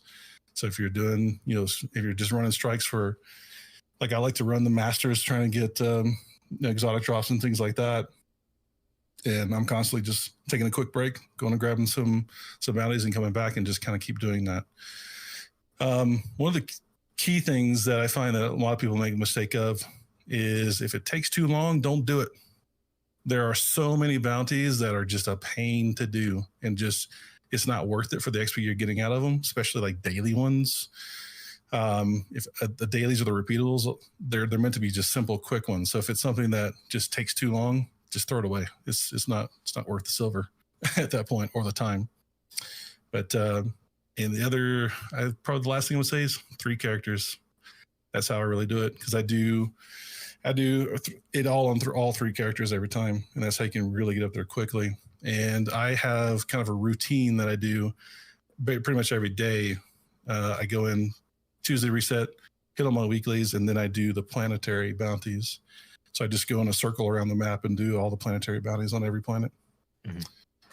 So there's my top 5. That's great advice. Thank you for sharing that. And a lot of these things I need to take and apply to my own gameplay, because I don't grab bounties often enough, because sometimes, I did a bunch of stuff, I got my weeklies done, and then I just kind of get bountied out, where it's like, I've done it. So yeah, I definitely need to be more consistent with grabbing bounties every time I turn whatever previous bounties in again. I think one thing that would help with that process is not having to go to the tower to grab those bounties. I think having a system where I can just, from orbit, just quality of life improvement that will make that process more streamlined and will motivate me to just, grab my bounties, get into the activity, and go. Didn't Bungie say that they're going to have a solution for that? Like they have something in the works, I think. Coming 2022, Guardians. Right. Yeah. Actually, I heard someone on another podcast. They were talking about that, and they were talking about how it would be cool if you were doing bounties in like Crucible, and then just Shaxx just comes up over the mic and is like, hey, we've got these bounties you can do, and you could just go into a menu and pick up some more repeatables while you're in orbit waiting to go into the next match. I'm like, that would be nice. That'd be make that much easier for sure. So. I feel like things are going to change once these next gen consoles come out. Once they ditch those freaking Jaguar cores, get that trash out of here. Get that 30 frame trash out of here. Hey man, I just got an Xbox One X. It's my trash. I love my trash. I mean, I think next gen's going to introduce a lot of quality of life changes that they just weren't able to make on the old hardware. So like, for instance, I don't know if anybody noticed, but in the Stasis trailer, like, did you see that the snow around the Guardian's feet actually gets displaced? Like, I don't think we've really had that in the game ever. Anything like that, where like we have displaced physics in the game. So I know that kind of sparked a conversation about like the engine Destiny runs on, and if they're upgrading it in any way. They could be doing it behind the scenes. Yeah, they could be doing engine work. There was a job posting for Bungie a couple months back, and it was a senior software engineer or architect or whatever it might be. And I mean, I just know from the technical standpoint, I work in tech. That's a possible. They could be potentially hiring people for that. I mean, look at the Prophecy Dungeon going away. A technical update. Right? I'm gonna throw out some conspiracy theories here. Do you remember that? Do you remember that hour and a half long event in the tower? Yep. I think behind the scenes it was something bigger. I think it was a trick that Bungie was playing on all of us to get us to pretty much be in the tower while they make all the upgrades behind the scenes on the engine. That's the only possible reason why. There we go. I cracked the code. Yeah, there's that. Or, I mean, in the same wavelength of that, there's the possibility they use that as a technical test. Honestly, I mean, that could have been a technical test using that engine. Really, really good point. Like they could have just been secretly testing things in the background to see what if because let's be honest. I mean, they have never done something like that before in the history of Destiny. And, for them to just come out and say, we're having a live event when we have never had a live event before in the history of the entire game, it was kind of shocking. Yeah. Like, I was expecting to go to the tower and just watch a cutscene. That's what I was expecting at first. And then they say, no, this is a genuine live event. That tells me that they have access to some new technology that they've been working on for probably a long time, considering the Tiger engine is Halo Reach era. Like, yeah, I agree with Tyler. Yeah. Yeah. I mean, Tiger engine's Halo. They built Halo Reach on that. Yeah. Like that thing. Like, I was in middle school when they were building on that thing. I am an adult now and I'm getting married, and they're still using it for Destiny 2. That's just the perspective of time. Now, like, come I feel on. really old. Well, hey, I'm just saying. But like, time perspective, honestly, like if they're going to move Destiny 2 to the next gen consoles, they can't wait another console generation after that to finally do a facelift. It's got to happen. Absolutely correct. It's gotta happen. They can't. I mean, obviously, Tiger has been updated a little bit, but I mean, not to the. You can't put that on the new consoles like the way that it is in its. No, I mean that would be like using Unreal Engine 3 or 4 when Unreal Engine 5's coming out for next gen. Like, I think it's just they're not. definitely. It's just not something that I feel like that they would do if they had the resources to make it so they didn't have to. Like, if the resources are there, I see that as something that they would be like, it's time. No, definitely agree with you on that. It's interesting because, I mean, they're definitely working on something under the hood. I mean, especially with new consoles on the horizon, they have to be working on some kind of upgrades, even if the upgrades won't be coming out right away, right? Maybe it will take some time for them to roll out those updates, but I'm sure they're working on something to upgrade the aging Tiger engine. So great points. I think it's going to also be able to allow more people in the environments at once too. Like once they do. I think that's what they're really testing. Yeah. See if they can get an instance. Yeah, and crossplay. Like, are we gonna get a battle royale in Destiny? Guardian. The Guardian Royale. The Guardian Royale. We're gonna have to talk to James Work about that one. I don't know. He'll let it's Bungie already, use that. It's already trademarked by James. Trademarked by James. Thanks, James. They'll just give him a check every month. It'll be all right. Yeah. Yeah. So that's how you play the game. Exactly. James Work is a smart man.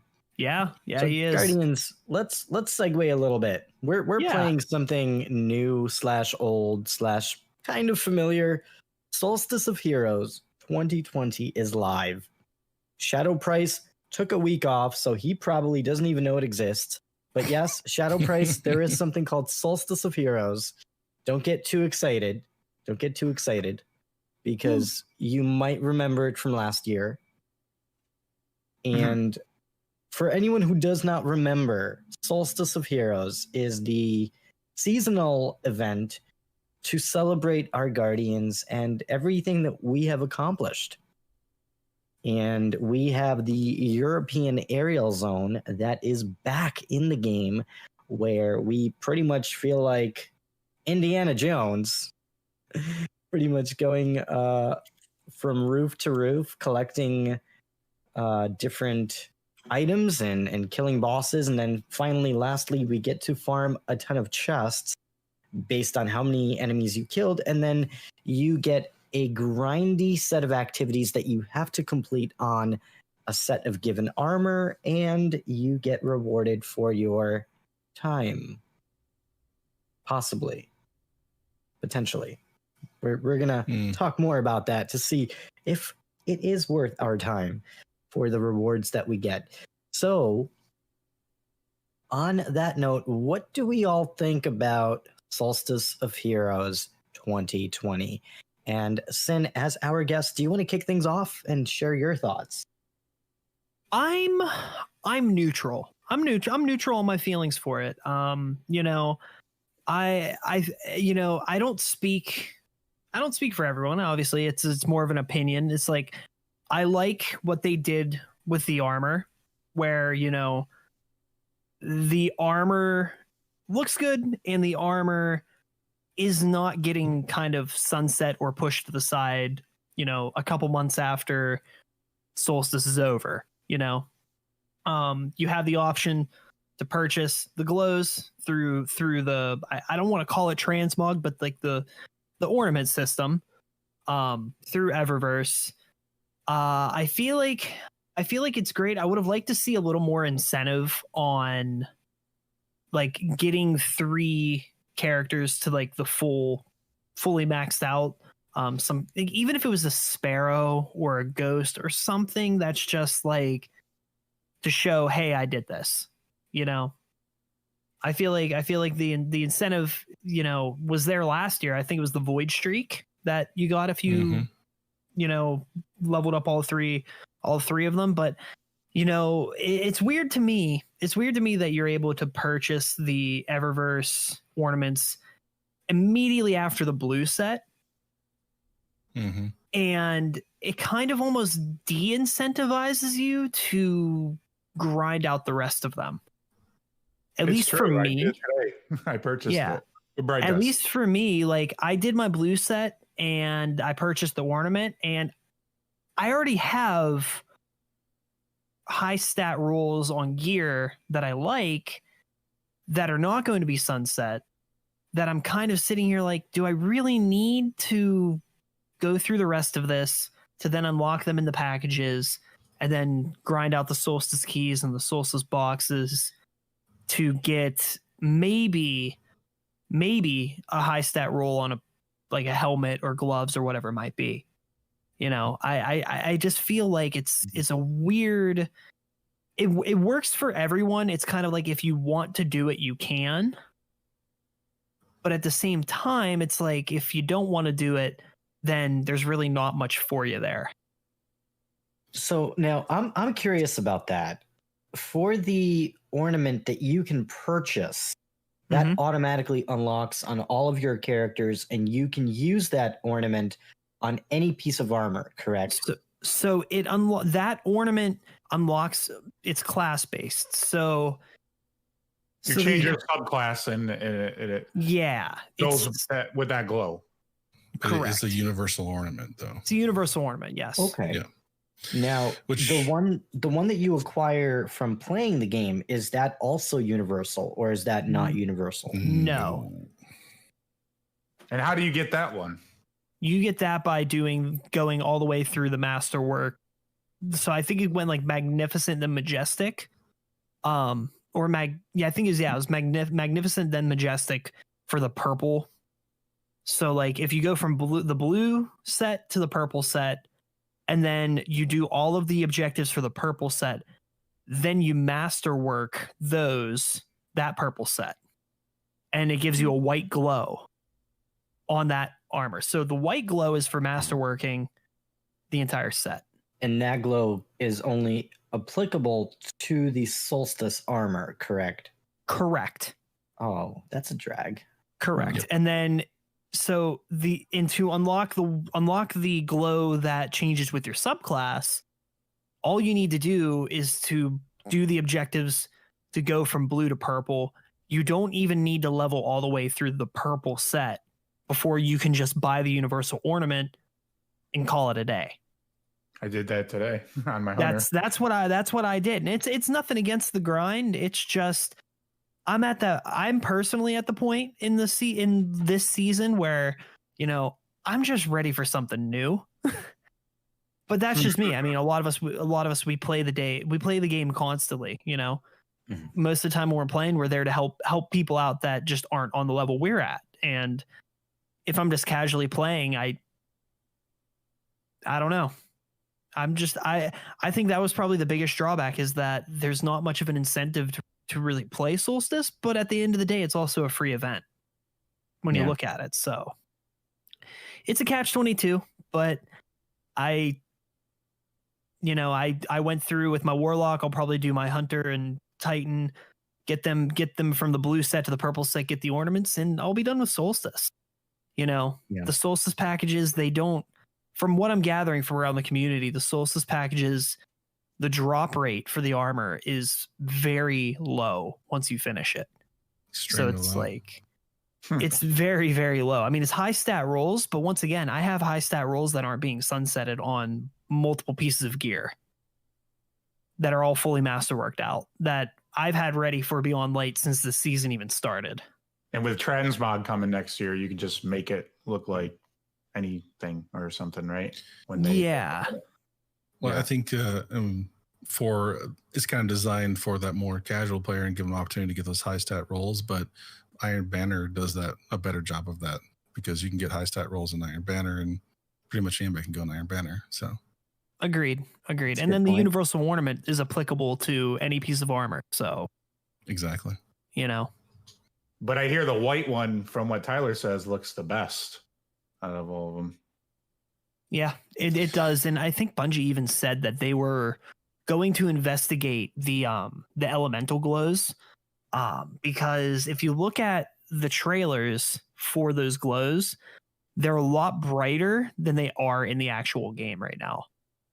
Yeah, they mentioned it in the TWAB. They actually said that it's not working as intended. Yeah, it's very faint. Yeah. Didn't they say, like, the closer you are to your super, don't they glow more brilliant? Or is that the white? Yeah. Mm-hmm.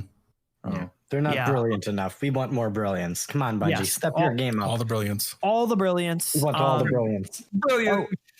And an important note is that once Stasis comes out, that will be included in the armor glow as well. Yeah, they're doing a dark blue armor glow. Is that if you purchase it or if you No, it'll be included on the universal version of the Solstice armor. So you have to pretty much pony up the bright dust. Pony up the bright dust or the silver, whichever tickles your fancy. And it's 6,000 bright dust, by the way. Yeah. I mean, it's not going to break the bank. It's not going to break my bank. Like, I have, I think, 26,000 bright dust. So I can take it. You got enough for all three. Yeah, I was about to say, wait, 6,000 each. 6,000 each, yeah. Each. Yep. So 6,000 each. 18,000. If you're doing all three characters. No. Yeah. No. No, I know I said I love the Warlock helmet, but like the Hunter glow looks pretty cool. Like the devil horns. This is terrible. I thought it was 6,000 for like all of it. No. I mean, you do get a lot of bright dust though now. 6,000 a piece. Like it seems like you get like you could do those repeatables and get bright dust for them. Now that they're not bugged anymore, right? No, they're not anymore, right? Did they fix it? I think they fixed it. Yeah. Yeah, they said they fixed it, and they're supposed to do another patch to give us like prorate us the stuff we already earned, supposedly. So yeah, the people who turned in the bounties and didn't get the bright dust for them, are going to be refunded. Now, correct me if I'm wrong, but I think last year didn't you have to buy the individual subclass glow? Yes. Like set. Yeah. So, and if I remember correctly, wasn't that like a lot as well? Because I remember it wasn't 6,000. It was like I want to say it was on like 4,500. I think. Yeah. Something so like that. When you think about it, you're paying 6,000 for all 3 subclass elements, and you're getting one more. I mean, that's better. It's a lot better when you think about it. Other than buying, so you have 3 characters, 3 glow types. That's 9 Eververse items you would need to technically buy if this was last year. And you can take it with you through the Universal Ornament System, permanently through the Universal Ornament System into Destiny 2 Beyond Light and Beyond Light. And the armor itself, it won't be sunset for another year. So and Beyond Light too. So yeah, it definitely has more value. Just the fact that it is Beyond Light too. Yeah, because who doesn't want to go out there and look like a glow stick? You know, so. Working title. Exactly. It's perfect stealth formation. I mean, it worked for that dude from Splinter Cell. Glowing lights, man. So no one will ever see you coming. So let's quickly run through what is required to complete your Solstice of Heroes armor. I know Shadow Price probably needs to be caught up to speed. He was on vacation last week. And we're going to run through this really quickly because we have a pretty big and juicy TWAB to talk about. So we're going to move on to the TWAB right after this. But before we talk about the TWAB, I do want to kind of go over what we have to do with the grind to get our character leveled up with Solstice of Heroes. And if you have your Titan, you have to do the following to get your blue set upgraded. For your helmet, you have to land 50 precision final blows, complete 1 EAZ run, defeat 100 Hive. Pretty easy, not too bad. Gauntlets, defeat 50 enemies in EAZ, while with an Arc subclass, get 50 super kills, defeat 50 enemies on the EAZ. So it doesn't seem like it's that bad for upgrading the blue set. Plus, you're getting faster progression as well, correct? Shadow Price, you were doing that yesterday. Yeah. Getting 3, doing 1 and getting 3 for 1. Okay, so that's not entirely too bad to get your items leveled up. Now, for your Majestic set, I think that's where it starts getting a little bit unreasonable. And here's why I say that. I was working on my Hunter. For me to upgrade my Hunter, I had to do the following. 2,000 enemies defeated with elemental damage, and you have to defeat 300 enemies with arc weapons. And then lastly, you have to defeat 200 enemies in EAZ. 300 enemies with arc, 200 in EAZ, I can live with that. 3,000 enemies with elemental damage, that's kind of grindy. Kind of a bit much. For your gauntlets, you have to complete 10 heroic public events, collect 300 arc orbs in strikes, defeat 300 Cabal using a subclass that matches that day. Now that sucks, because the Cabal suck. So, that one, I actually got that done fairly quickly. Believe it or not, you can get Cabal doing strikes. You can find Cabal on the EAZ. So that wasn't so bad. You could do Volunder Forge when it comes up. Mm. Yeah, that's a good one too. True. The next Me thing, being the efficiency guy, I would suggest not though.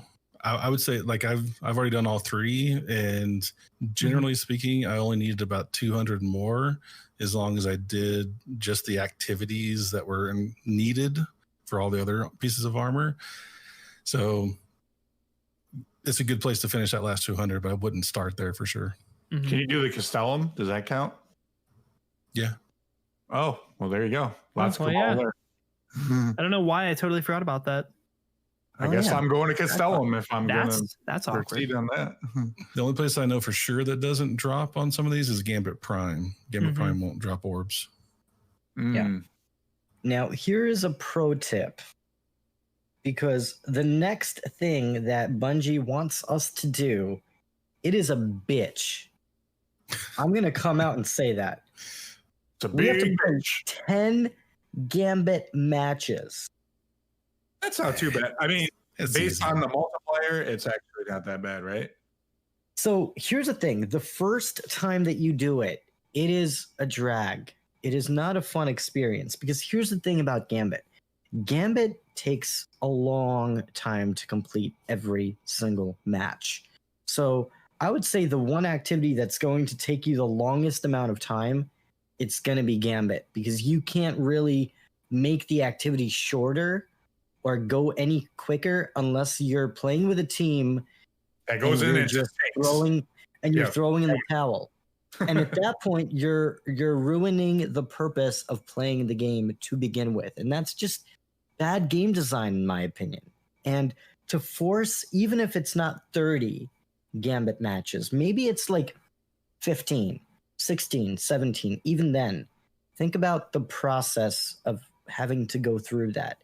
For me, it was pretty tedious, and I would recommend going into Gambit Prime or Gambit first and doing that as the first thing, because you're going to have to do 10 matches.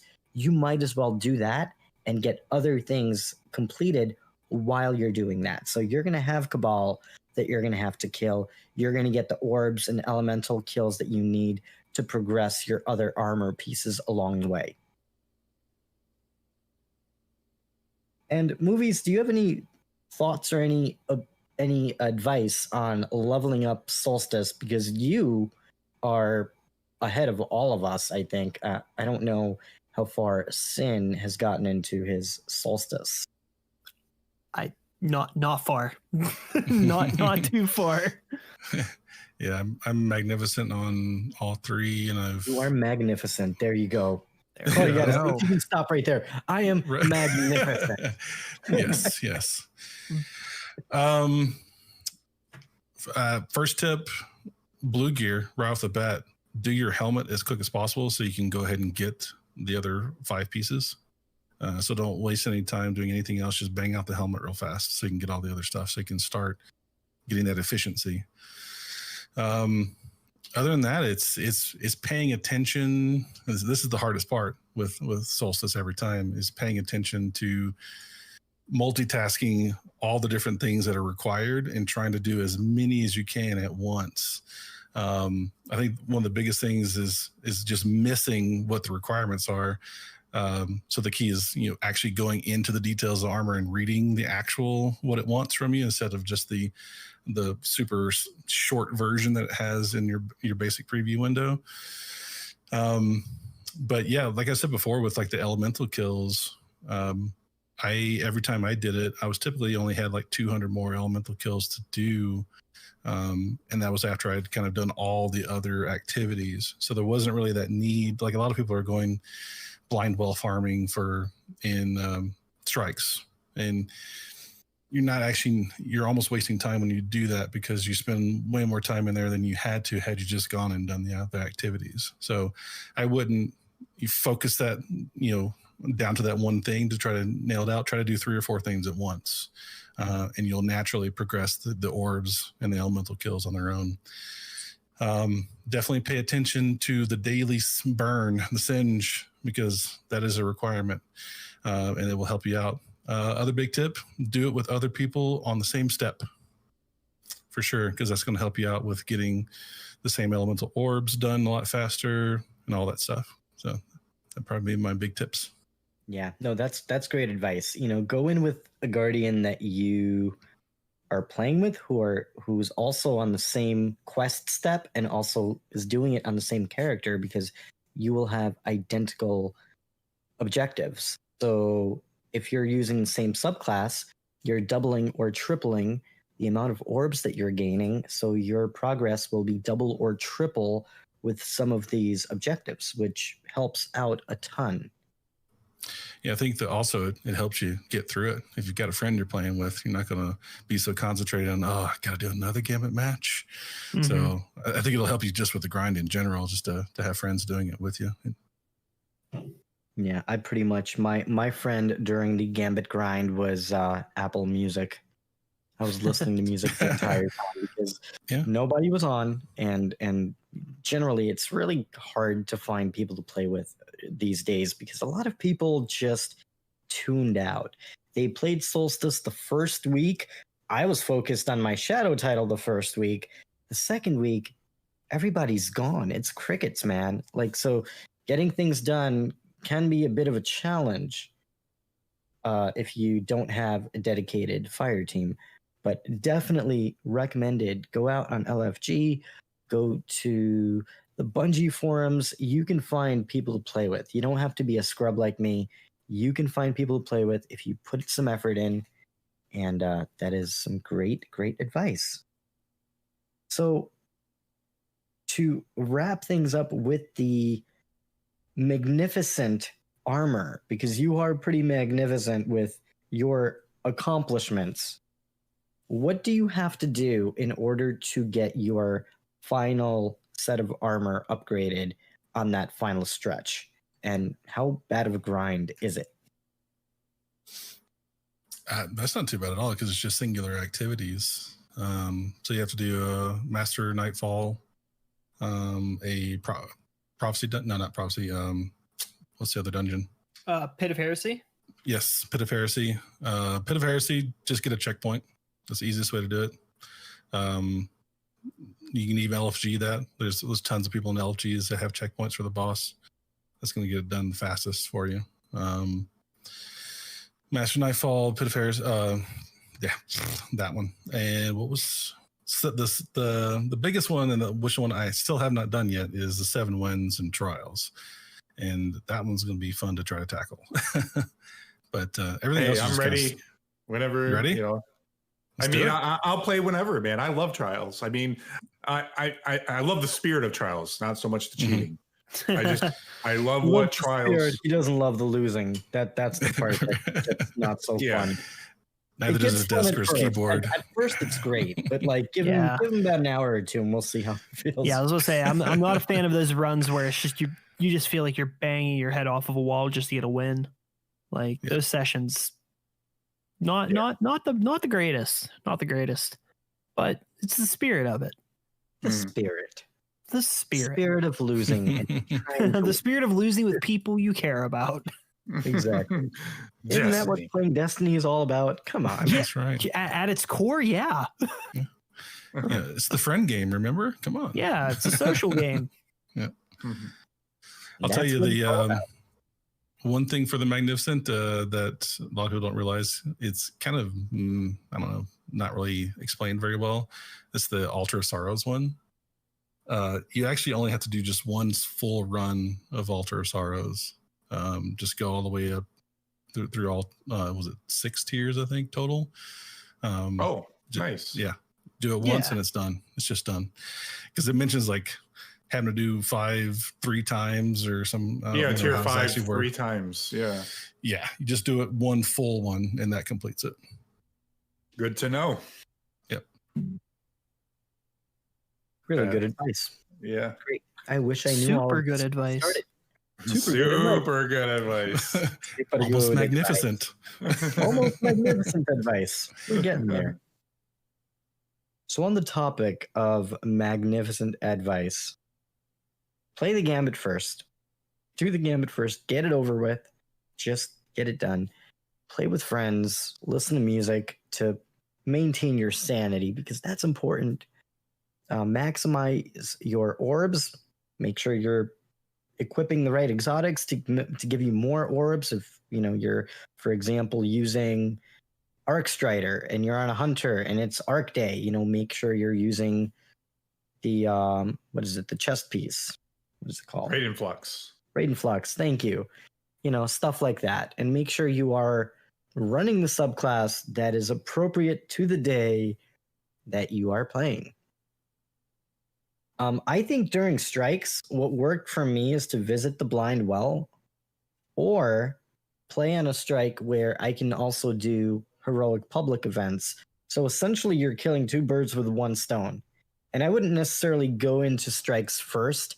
I would maybe do that like as a last thing, because you can get everything else done before it. And if you need to finish up any additional orbs, you can do that in the blind well. And it's a pretty simple process to get that done. And I feel like for me, my progress was the quickest to get my orbs during the blind well, because you kept getting your supers pretty quickly and there were a ton of enemies. Yeah, for the elemental kills, I would suggest probably starting with your hunter or your titan first, because they have the best melee that you can just proc over and over again. Especially the hunter, you can do the dodge melee on the arc. So you can just sit there and tumble, roll, punch Top over tree. again. Top tree Arc Strider. Yep.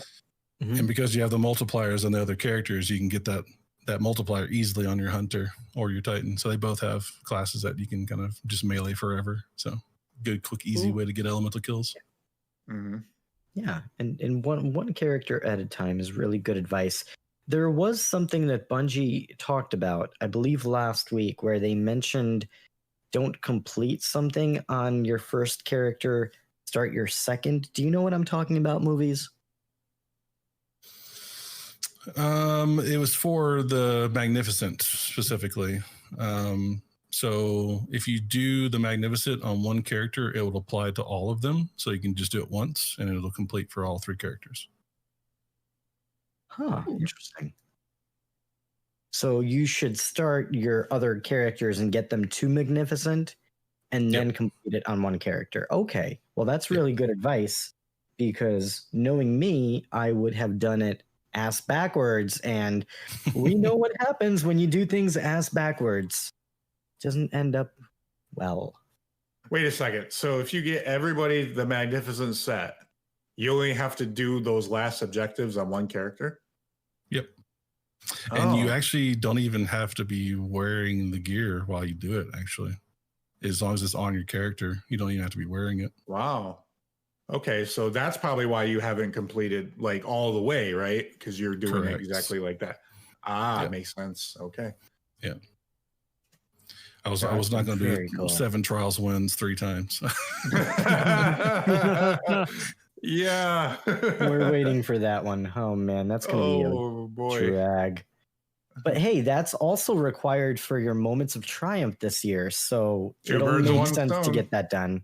Yeah. So eventually we'll get it done.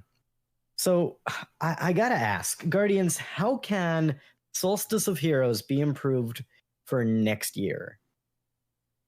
Something new. Probably. Something new. 100%. Yeah. 100% something new. I think that's the only way. Yep. I mean, I'm gonna put out the unpopular opinion here, but get rid of Solstice key fragments. Have them just be the boxes. Have them just be the boxes. I mean, we're swimming in a sea of blues and world drop loot with a very, very small chance of getting an enhancement core. I don't. Giving us more of these boxes is not going to be some overpowered, broken system at this point.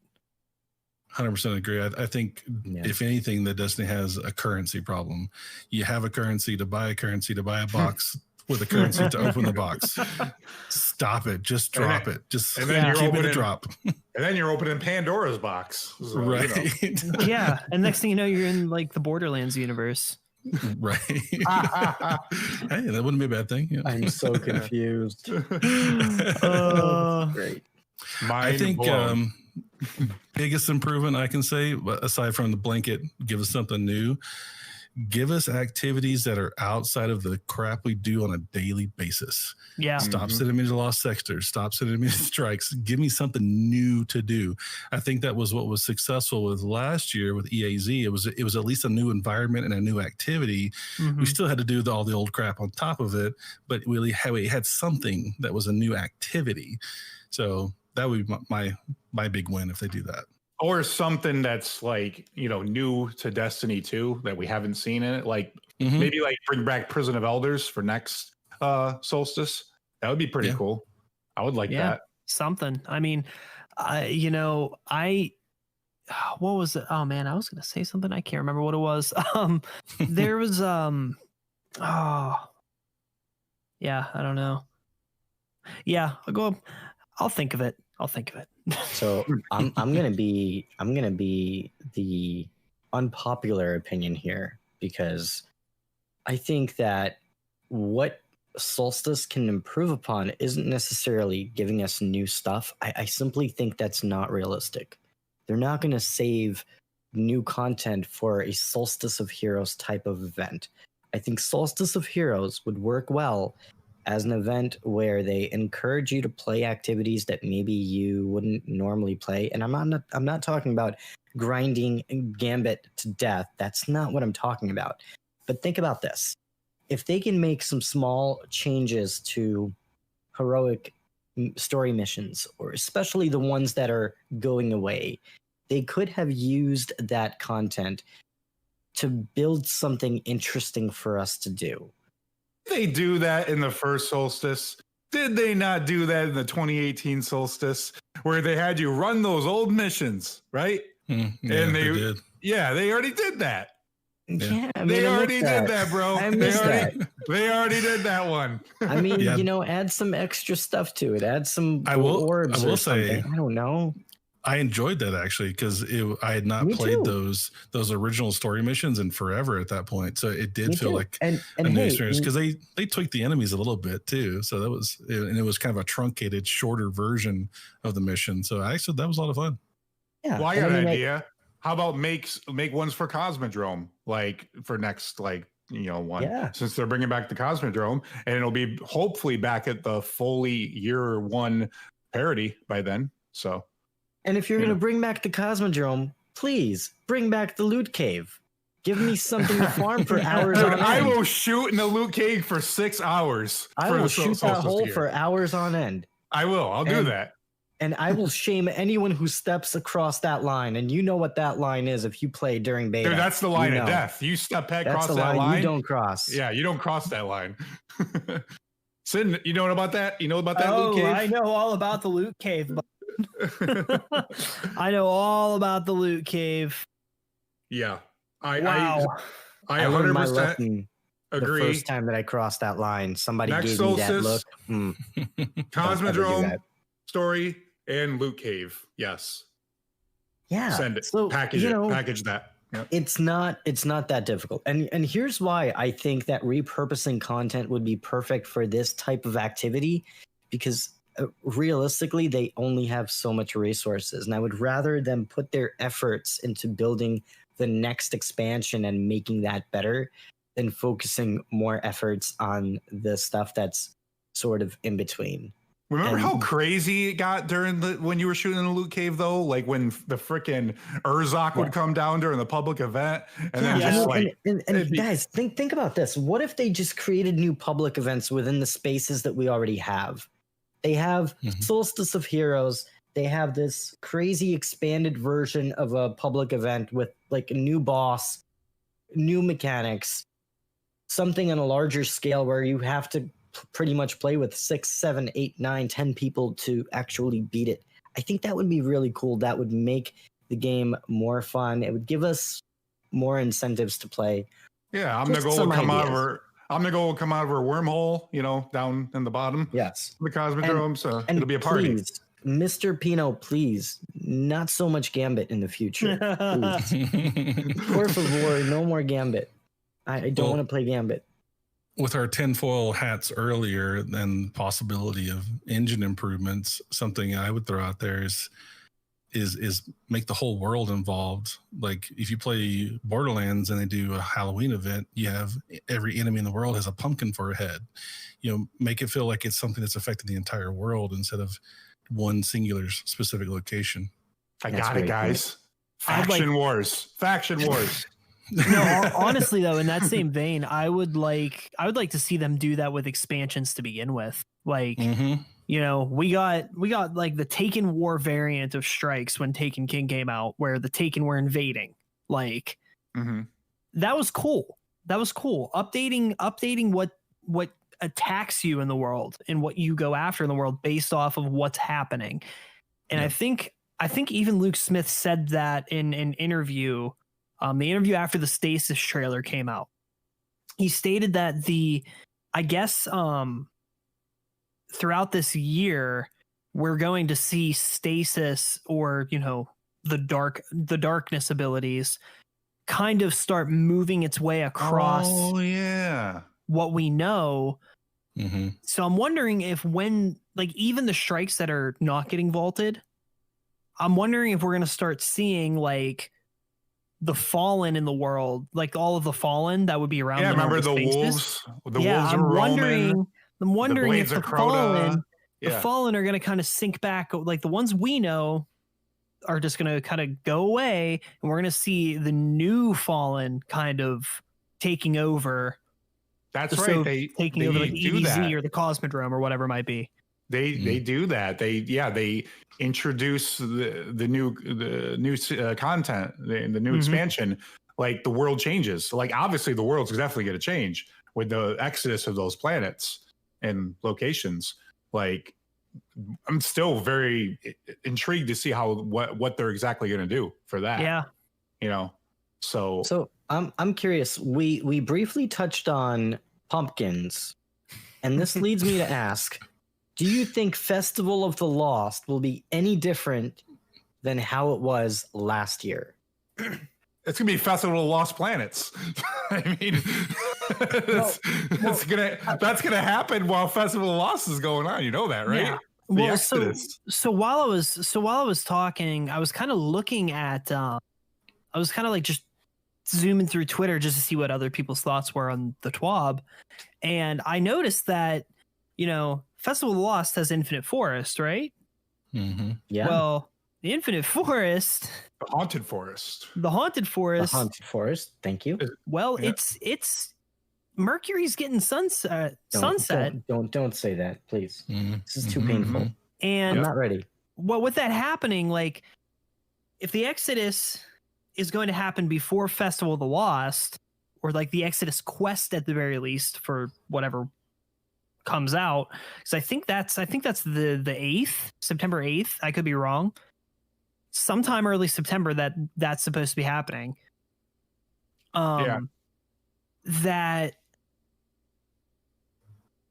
if that's all happening and we're gonna see this whole Exodus thing come to fruition before Festival of the Lost comes out, and that Festival of the Lost was intended originally for Beyond Light, like.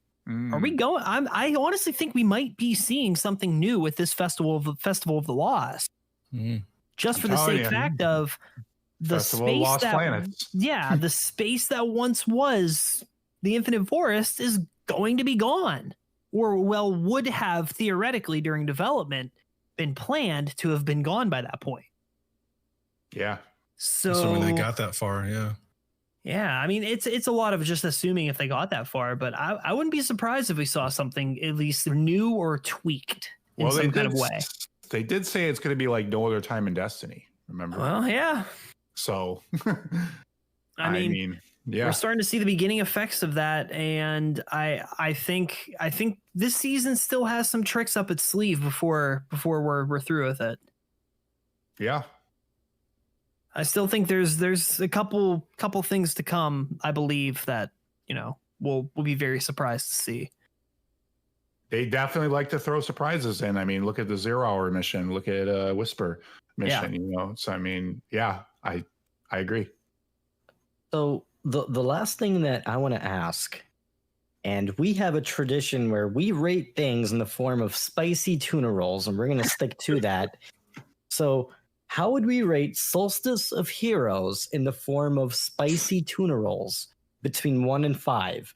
5 means you just got world-class spicy tuna. 1 means you probably want to go to the emergency room because you will have food poisoning. Let's Sin go first. I'm going to sit neutral. I mean, I have to be honest. I'm going to sit neutral. Like, I'm saying about anywhere from 3 leaning more towards a 4, just because I think it's average. I think this year's Solstice it's average at best. I mean, it's not terrible to the point where it makes me not want to play the game.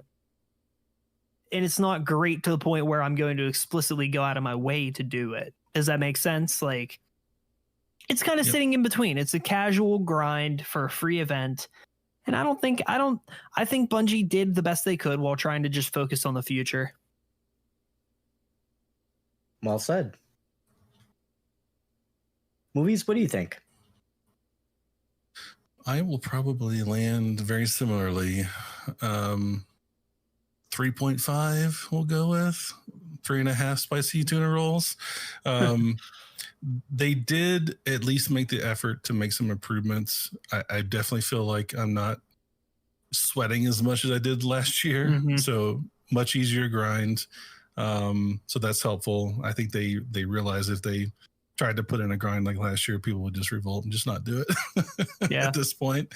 But yeah, I mean, the state that we're in at this point, couldn't really expect them to do a ton with it and make changes, but they did at least try and make some quality of life, changes. So, but still, the rewards, the fact that the terribly low percentage chance of actually dropping gear that you'll want to use is, you don't really have a lot of reason to do it except for, people like me that are completionists and like to, do everything that's in the game. So, if you just want to have something to hang out and do with a friend, it's a good time. You'll get some cool looking armor, but other than that, it's just something to bide our time until the next drop. Definitely. And Shadow Price, what are you saying? I think Nightbot needs a little timeout. He's being a dick right now to sit on. I saw that. So I think Nightbot needs to have a seat. I saw that. Oh man. Yeah. But as far as Solstice goes, I'm going to land very similarly as well. I'm thinking also 3.5 because I actually might complete one character all the way this time. So I'm only going to dock it for not having new activity. I mean, like Movies said, they did the best they could with the time they have allotted while they were still working with Beyond Light and working within their means and, the pandemic. And definitely improvements. Would like to see it improve further, hopefully next year. But yeah, 3.5. Okay. So I was going to give it a 3.5, but Gambit.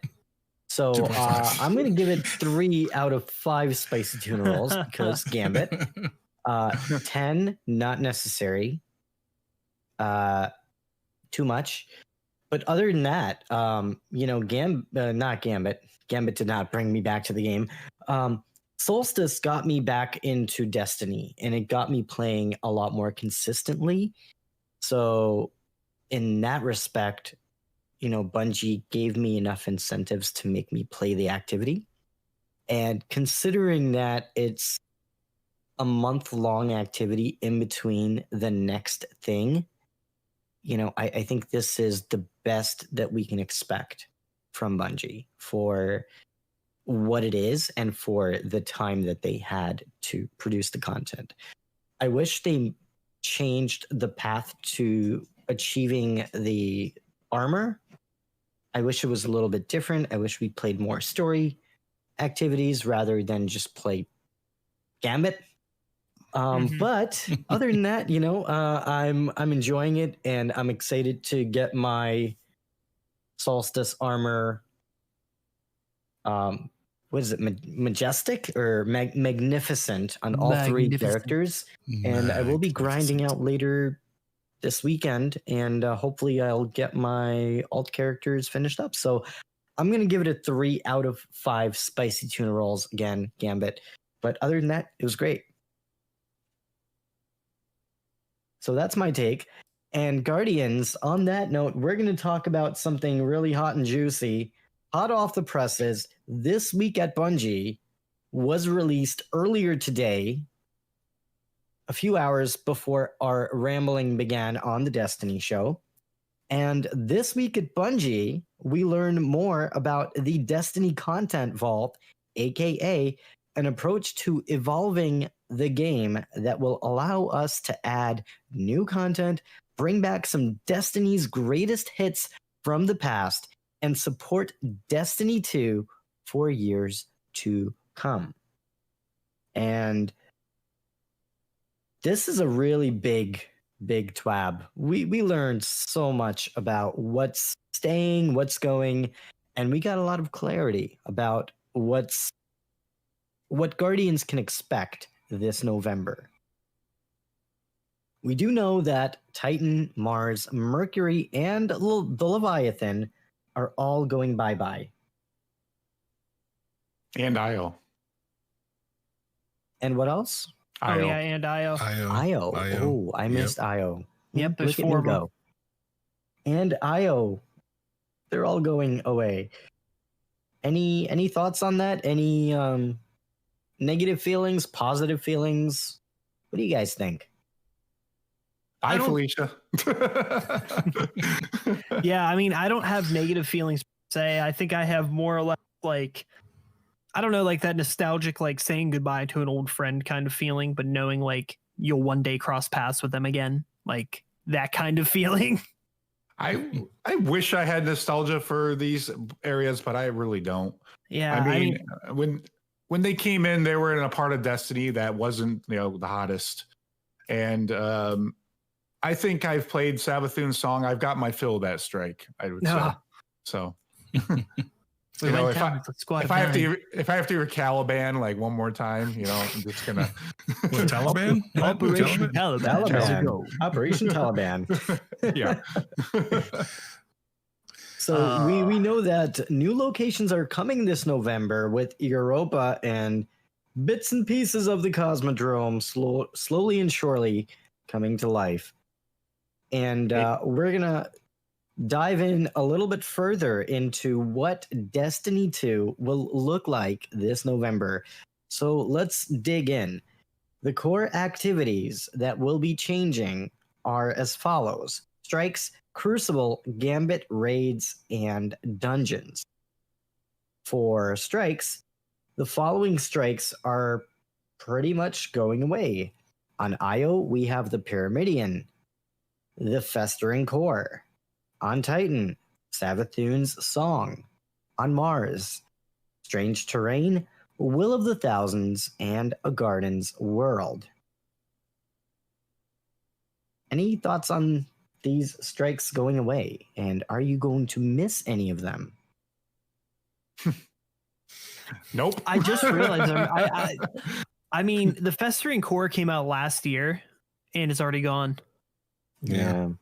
And I'm not but it was gonna miss also it. my least favorite strike, so I'm kind of okay with it. Yeah, I'm not gonna miss it. Yeah, a lot of these I don't think I'm gonna miss. Running, I think the only one out of these that I might miss in any capacity is maybe Strange Terrain, which is odd, but I like that strike. I like Nokris.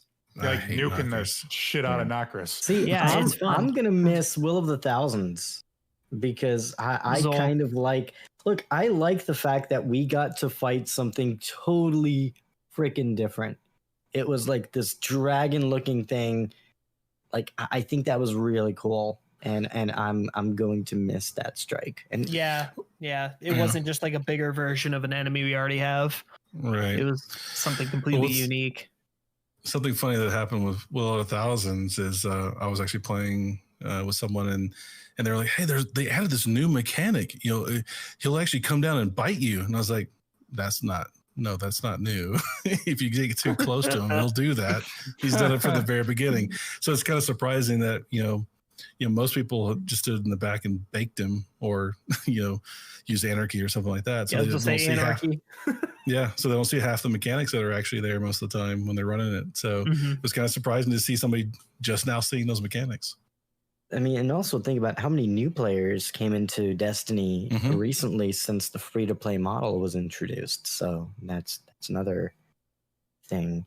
And we know that we're going to get some new strikes, some good news in between all the bad.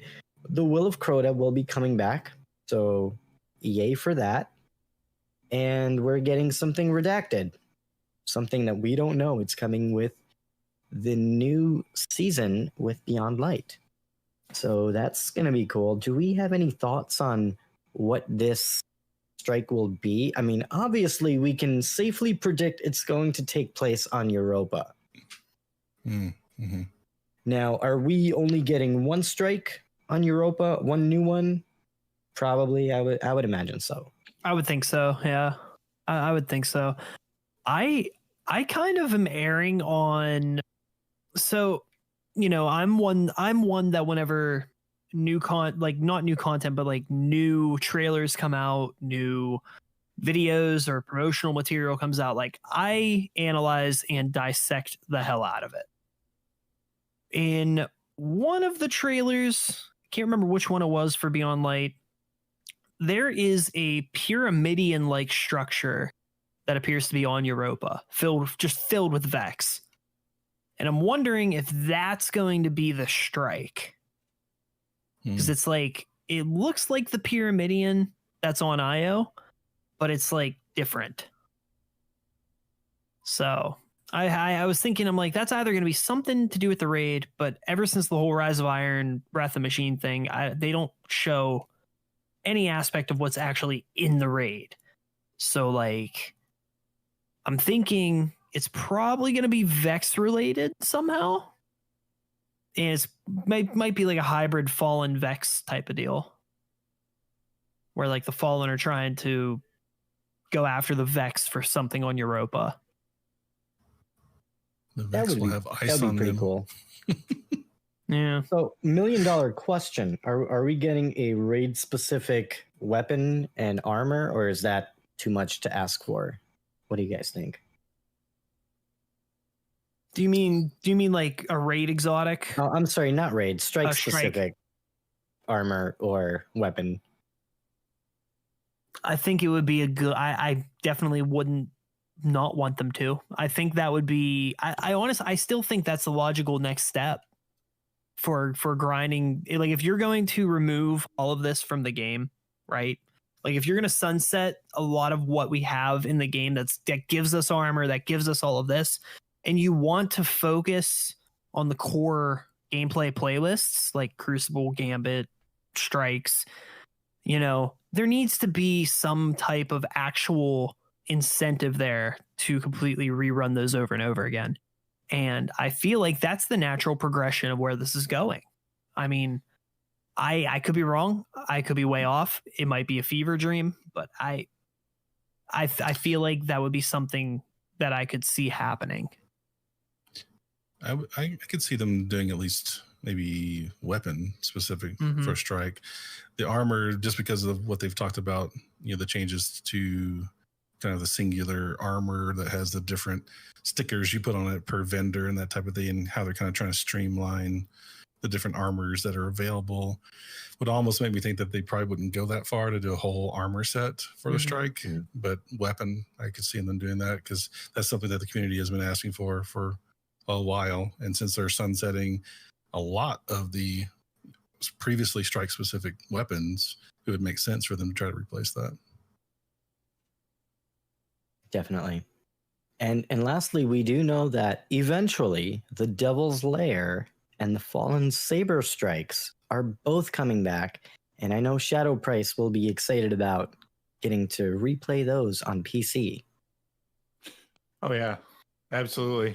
Yeah, I mean, Sepix on with high frame rates, and that's gonna feel really, really, really cool. Yeah, I'm excited for that. Now, do we have any hint as to when those strikes are going to be coming to Destiny 2? Sometime in season 13, I think. Because season 12 is the fall, right? I mean, that's Beyond Light. That's season 12, if I'm not mistaken. I think, yeah. Yeah, I think season 13. I think the season after. So this is actually pretty interesting because it almost makes me feel like the new approach that Bungie is taking on with seasons is to give us some new strikes during the seasons rather than the approach that they had in the past that they kind of confirmed wasn't quite hitting the mark the way they expected. Yeah, And- hopefully Yeah. Hopefully be on a more quick cadence as well. Like they'll keep adding them. Definitely. And then also we have some other stuff that was discussed during the Bungie weekly update, and I'm kind of boycotting this next one. So Shadow Price, do you want to talk about this next thing that I don't want to talk about? Oh yeah, would that be Gambit and Gambit Prime? Yes, that would be the one. Your favorite thing in the world? my new favorite thing to not ever talk about. Yeah, they go on to say that as a reminder, Gambit and Gambit Prime will be merging into a single experience.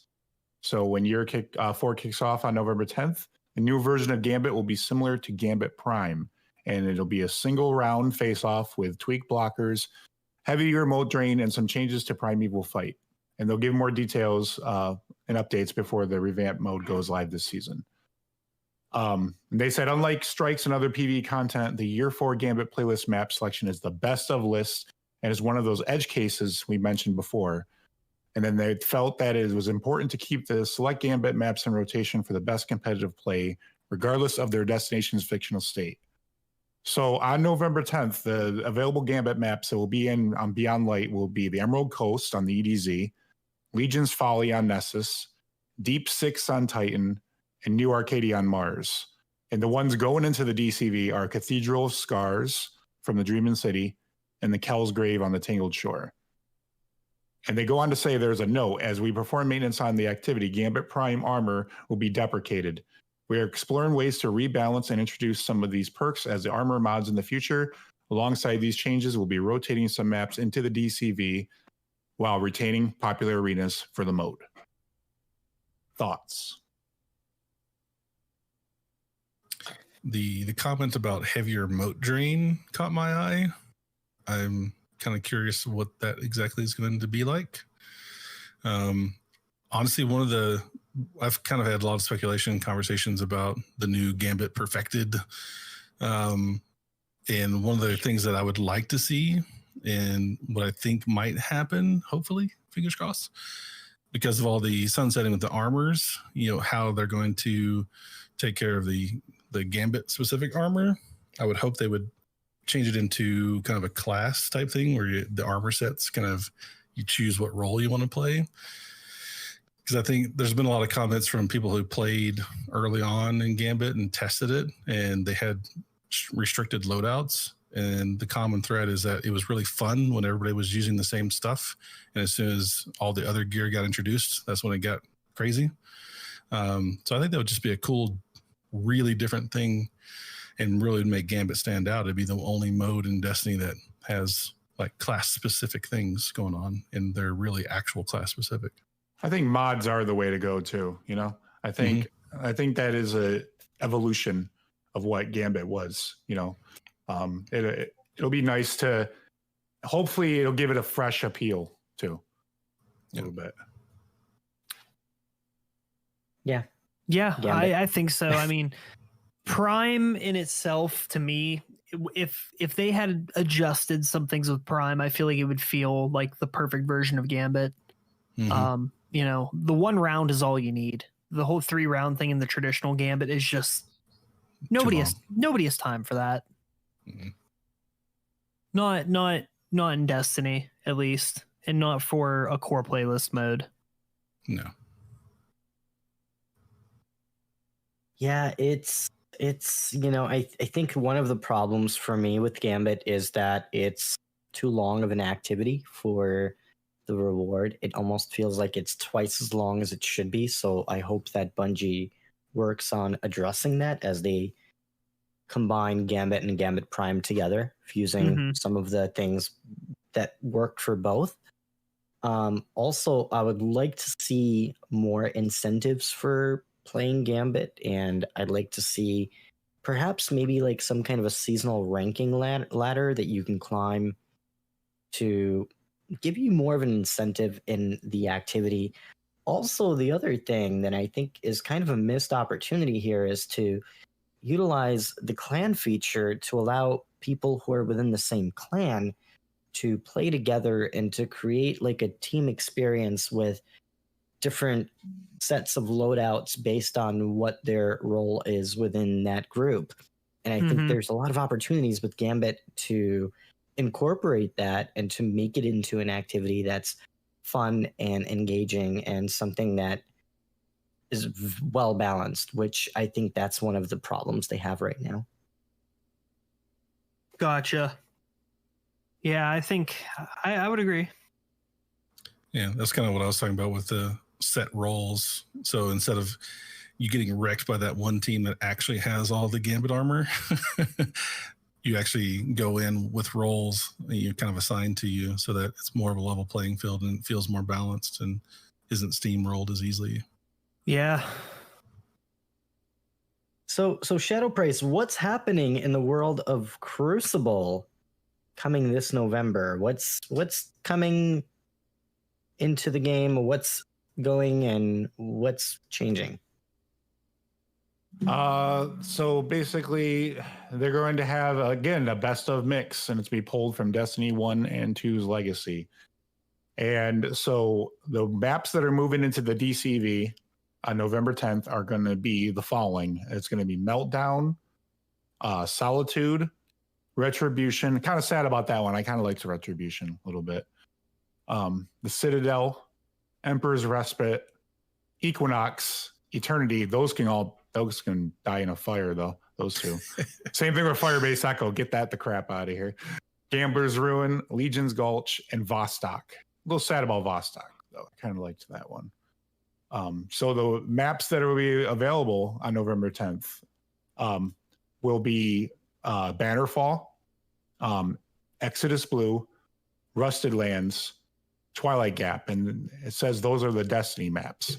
And then the Destiny 2 maps that are going to be available are Altar of Flame, the Anomaly, the Burnout, Cauldron, Convergence, the Dead Cliffs, Distant Shore, Endless Vale, the Fortress, Fragment, Javelin 4, Midtown, Pacifica, Radiant Cliffs, Widow's Court, and last but not least, Wormhaven. So still quite a bit of maps, you know. Yeah. And as someone that plays a good deal of PvP, aside from all of my PvE escapades, I think that they took out pretty much every single map that I did not really care about. Facts. So Facts. The only Except one Vostok. that I liked Vostok. Vostok was fun. The problem with Vostok is that it gets very weighted. Like there's points in it where the spawns are wonky in that map, and they just don't play well in D2. If you ask me, but the one map, and I rant about this all the time, and everybody disagrees with me, but I cannot stand Bannerfall. I was kind of hoping it would just go into the vault for now. I love Bannerfall. Oh man, I'm with you. I'm with you. I hate Bannerfall. I can't stand it. Oh, there's so many lanes, and I love the snipe. I love the snipe, so it suits my play style. Yeah, I don't know. Maybe I'm just bad. You know, you never really want to think that way, but you know, maybe I'm just bad at it, and that's why I don't like it. I don't think it's that because I am not the best Crucible player in the world. Just ask Shadow Price, and I love Bannerfall. It's one of my favorite maps, so I'm going to squash that theory right now. Well, there we go. It's a map I'm not down with. Yeah, same for me. I think for me it is. It's a variable. Like you like to have a plan and what you're going to do and how to kind of bounce back and things like that. And I feel like that map there's so many lanes, there's so many places you can get shot from. It's just chaos, and you can't really go in with a plan. You'll go in one match and kill 40. You'll go in the next match and get wrecked on the same exact match, and you don't know what happened that was different from one match to the other. I think that's what it is for me, because you've got those specific things that everybody goes to. Like you've got the balcony with the snipe, and then you've got B sitting right in the middle. It's like a fishbowl where everybody just shoots you from 12 different directions. And I can't stand B on that map. B's toxic for sure. Yeah. And then you have Guardians like me who run around like a headless chicken who does not know what the hell he's doing and just trying to get kills. Trying to keep my head above water. Just trying to stay alive, keep my KD positive. That's all I want. Yeah, I'm kind of agree. I think my top 10 of maps to get rid of, they pretty much hit those. I'm glad to see Citadel go. That's a oh map my god!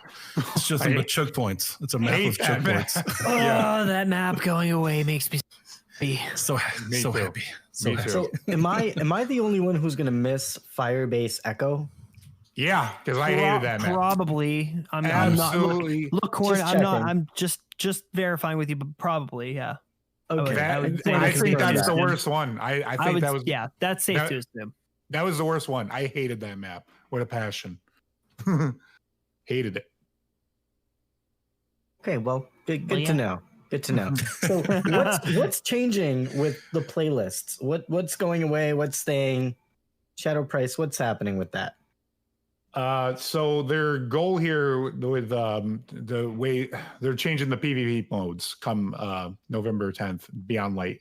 So they go on to say, as year 4 starts, we're also taking the opportunity to focus the Crucible experience by reducing the number of PvP playlists and modes to those that receive the most play. It will increase the matchmaking pools for the remaining playlists and make it easier to find matches with better connections. And they'll have a full preview of Crucible changes later this season. Can't wait for that. But here's a preview of the modes that will be active and modes we will be transitioned into the DCV. So what will be going into the DCV, you ask? Supremacy will be going in there. Next will be Countdown. Bye, Felicia. Lockdown. Breakthrough. Doubles. Momentum Control. Kind of going to miss that one because that was like SWAT and Halo. Scorched. I don't care about that one. Scorched can go in there. Okay. And the ones that will be... Oh. Did you want doubles? To say I'm upset because I like days. Doubles. Come on, like that was kind of a cool activity. Why, Bungie? Oh, actually, wait a minute. That might be okay because doubles is going into the DCV. It doesn't mean that by Valentine's Day it can't come back, right? They'll do Crimson Days. They do. Yeah, They'll probably my guess. They'll bring it back. They'll bring it back for the event. Yeah, for the event, they'll bring it back. Okay, so in that case, I'm okay with it. So the ones that will be staying is Rumble, Clash, Control, Iron Banner Control, Elimination, Trials of Osiris, Showdown, Survival, and Mayhem Clash. I don't think I've played Showdown like once. I don't even know what that is. I was thinking the same exact thing. I'm like, what's Showdown? Because I'm trying to remember when I played Showdown. I can't remember. So that means that either it was a really long time ago or it wasn't very memorable. Yeah, same. Does anybody else know what that is? How do you guys feel about this change? Are you guys okay with these activities going away? I'm okay with all of them except Momentum Control. Same. Yeah, I liked Momentum Control. All of them except Momentum Control. I love the Momentum Control. I love hard. I don't want to call it like a hardcore mode for those that are like Call of Duty players. You know what I'm talking about. Yeah, but like right here. I like hardcore modes, and I feel like it was a lot of fun. Hardcore TDM. That was me and Corn. That was our mode, right, Corn? Yeah, and Ghosts. Ghosts. So all day. You know, I like there being like both a risk to getting shot even once and being the one dishing out the shot. You know, I like that. I think it was a fun mode, and it's just weird to me that it's like it came out this year. Why is it going into the DCV already? Like, yeah. I don't know. Maybe it just didn't get the play time that they wanted it to. Well, maybe when they bring it back, they'll improve it even more. You know, so. Yeah, I mean, everything I've ever heard about Moment of Control was positive feedback. So, I mean, it's a fun mode. You know, it's definitely good for practicing headshots, and it's great for grinding bounties. if you need to get kills, that is one of the easiest ones to get in there and do it. I'm kind of sad to see that one go for sure. Maybe they'll bring it back when they change some of the map structures, when they introduce some new PvP maps, you know, along the way to be more like was suited for Destiny, like, because it seemed like so many of the maps were suited for Destiny 2, you know, and they brought some of the D1 maps back and things like that, you know. So I'm thinking that as they, you know, transition into Beyond Light and then further Beyond Light, that maybe they'll bring it back when the maps are more suited for the game mode. Maybe. I'm wondering what the asterisk is next to it, because I'm looking at the 12 trying to see what that was referencing, but I can't find anything. I can't either. I mean, I'm sure they're going to bring these activities back as special events or during certain times. You know, I mean, there's going to be a time and place for them to bring these activities back. And I think they will, based on the overall community response. I think Momentum Control was pretty popular.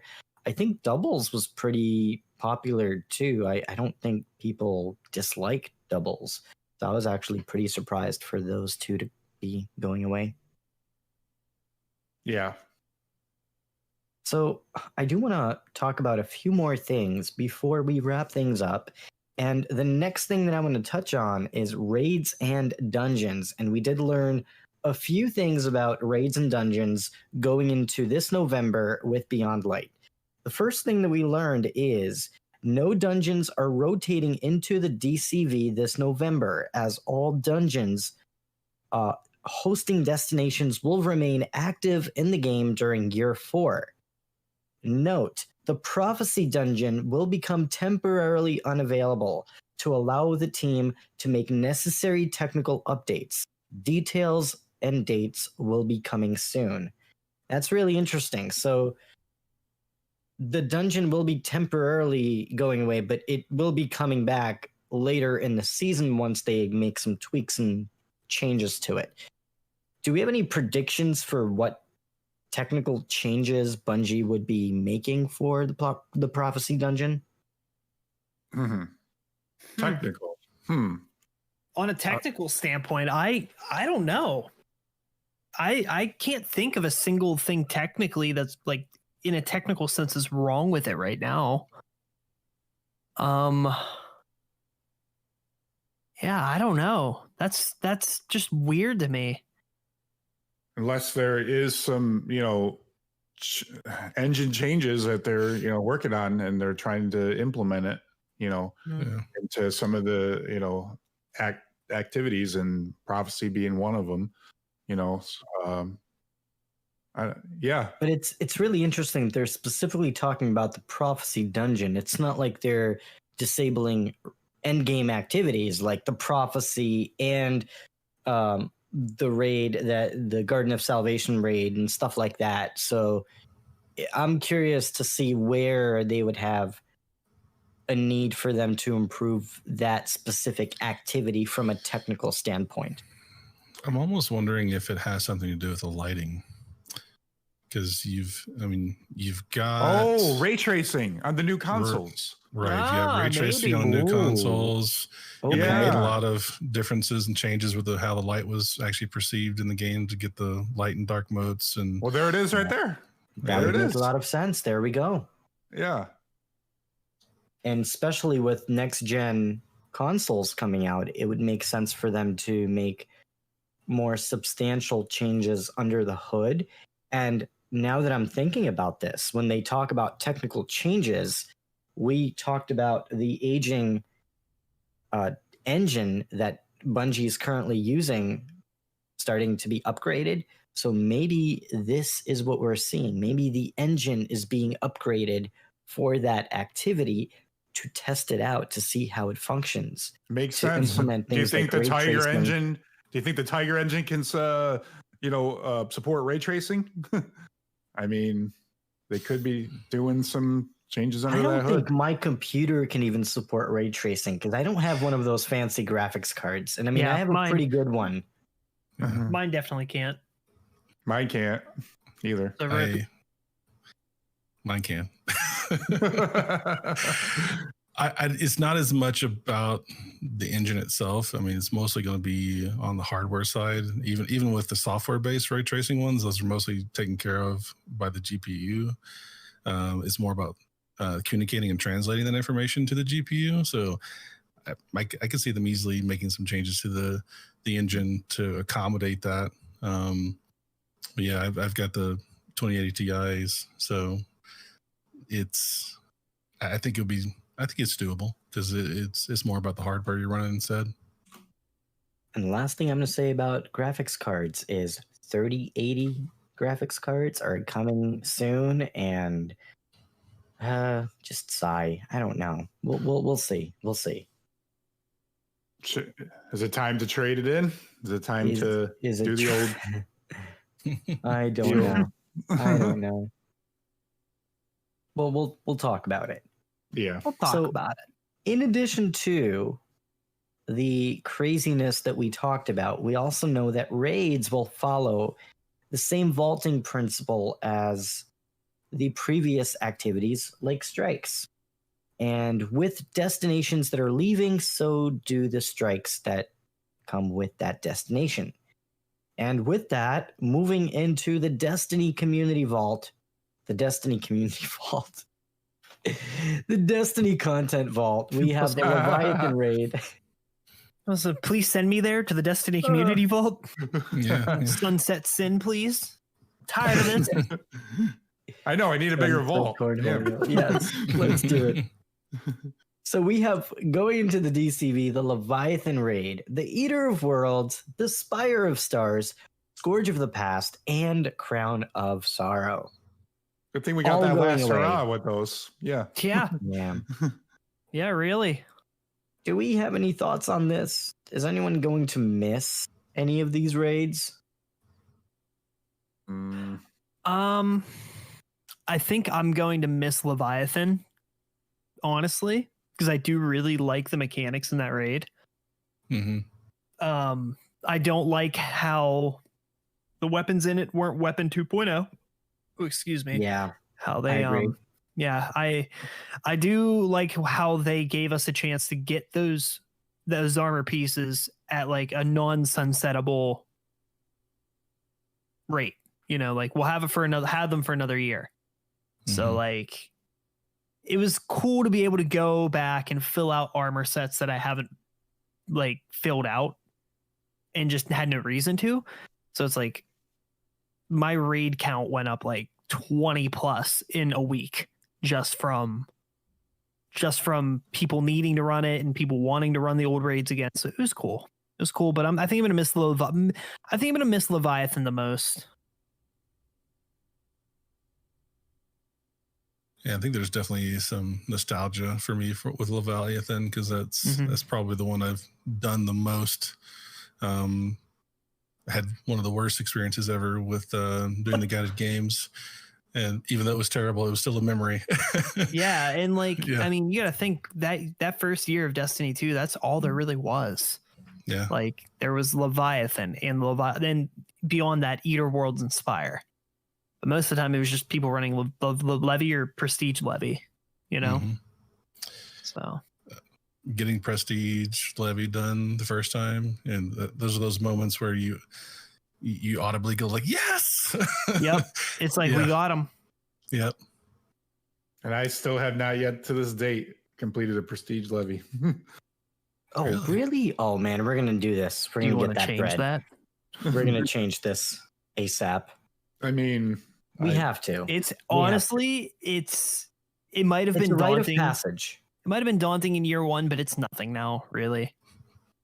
Yeah. Until you've heard cover left and cross shoot, you haven't lived yet. I remember first time running it, I was the void swap guy. Yeah. Horror and they were like, man. Horror stories. Trial by fire, man. And I'm like, oh, I hate this. I got real good at it real quick. Otherwise, I was probably gonna get yelled at. I would get actual migraines playing that. Seriously, no joke. Yeah. So some good news that we have. Not everything is just going away. We are getting something new, something redacted with a new raid that's coming on November 10th. And we still get to play on the Last Wish raid in the Dreaming City. And we have the Garden of Salvation that hopefully will be upgraded with new higher tier armor, but we'll see. Wishful thinking, perhaps. We'll see. Heavy. Yeah. Yeah, heavy. An actual heavy drop. An actual heavy drop. Yeah, heavy weapon would What be is pretty that? cool. What is a heavy weapon? I don't even know what that Something is. Garden of Salvation doesn't have. Mm-hmm. And Last Wish has too many of. Right. Here's your 50th Apex Predator in 3 weeks. Oh, God. Thank you. May I have another? May I have another? And we have more news. I told you this was going to be a really juicy and really big twab. You didn't believe me? Well, here it is. We have more stuff to talk about. And this is a 3-hour podcast already. So we're going to wrap things up pretty soon. We're going to talk about exotic quests. They're going to be changing pretty substantially. Fundamentally, the following quest lines will be changing in terms of how you acquire the bread. Sturm, Mida Multitool, Rat King, Legend of Acreus, Sleeper Simulant, Polaris Lance, World Line Zero, Ace of Spades, The Last Word, Lamanarch, Jotun, Izanagi's Burden, Thorn, Lumina, Truth, and Bad Juju.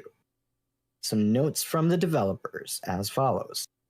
We still want new and existing players to be able to earn these legacy exotics. So starting in year 4, any exotic tied to a quest that has been vaulted, like those listed above, will become available through a new memorial kiosk situated amongst the vault kiosk in the tower.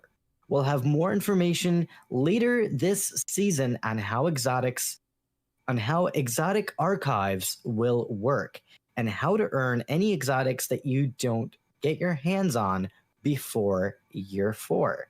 That's pretty interesting. A second thing. Now, you may be asking, what about Catalyst previously acquired through content that's now in DCV? Here's a list of catalysts that are going into the DCV and will become unavailable to earn starting in Season 12. Another note, if you have these catalysts already equipped and their objectives completed, you can continue using them at your leisure. If you already have any catalyst with an asterisk, make sure you finish completing the necessary objective to apply it, as the objective will no longer be available at the end of Season of Arrivals. Wow. So available now until November 10th, we have Ace of Spades, Black Talon, Borealis, Cerebrus +1, Cold Heart, The Colony, Crimson, Darcy, Ariana's Vow, Fighting Lion, The Fourth Horseman, Graviton Lance, Hard Light, Jade Rabbit, Lord of Wolves, Lumina, Merciless, Mida Multitool, Prometheus Lens, The Prospector, Rat King, Risk Runner, Sturm, Sunshot, Suros Regime, Sweet Business, Symmetry, Tommy's Matchbook, Tractor Cannon, Trinity Ghoul, Vigilance Wing, Wardcliff Coil, and Witherhoard. There we go. So these are all catalysts that will be available. Moving into the DCV, we have Bad Juju, Huckleberry, Izanagi's Burden, Legend of Acreus, Polaris Lands, Skyburner's Oath, Sleeper Simulant, Telesto, Outbreak Perfected, Whisper of the Worm, and World Line Zero. So all of these will be moving into the DCV. Make sure to complete these before the end of this season, or else they will be unavailable after season 12. I got like 2 on that list, I think, out of all of them. Oh my god. I think I have quite a few of them. I don't think I have all of them, but I'm going to have to double check.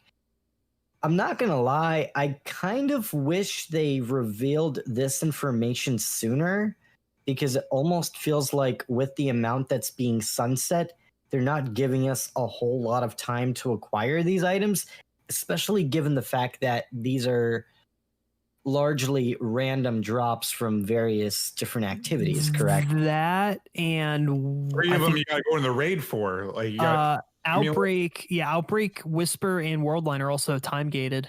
Mm-hmm. I gotta get Outbreak. I gotta at least get that one. You got to do them week. So I think each one takes a total of 3 weeks to complete. Yeah, because you have to get the weekly Singe controls that one. Mm-hmm. I'm at like 93%. Though I think I just have to go in and like do the heroic, right? And like you got to do it on the right rotation or whatever it is. Yeah. That's really interesting. Yeah, for me, I have some of them completed. I think I have Whisper of the Worm, Outbreak Perfected. I think I have Sleeper, Polaris Lance, Legend of Acreus.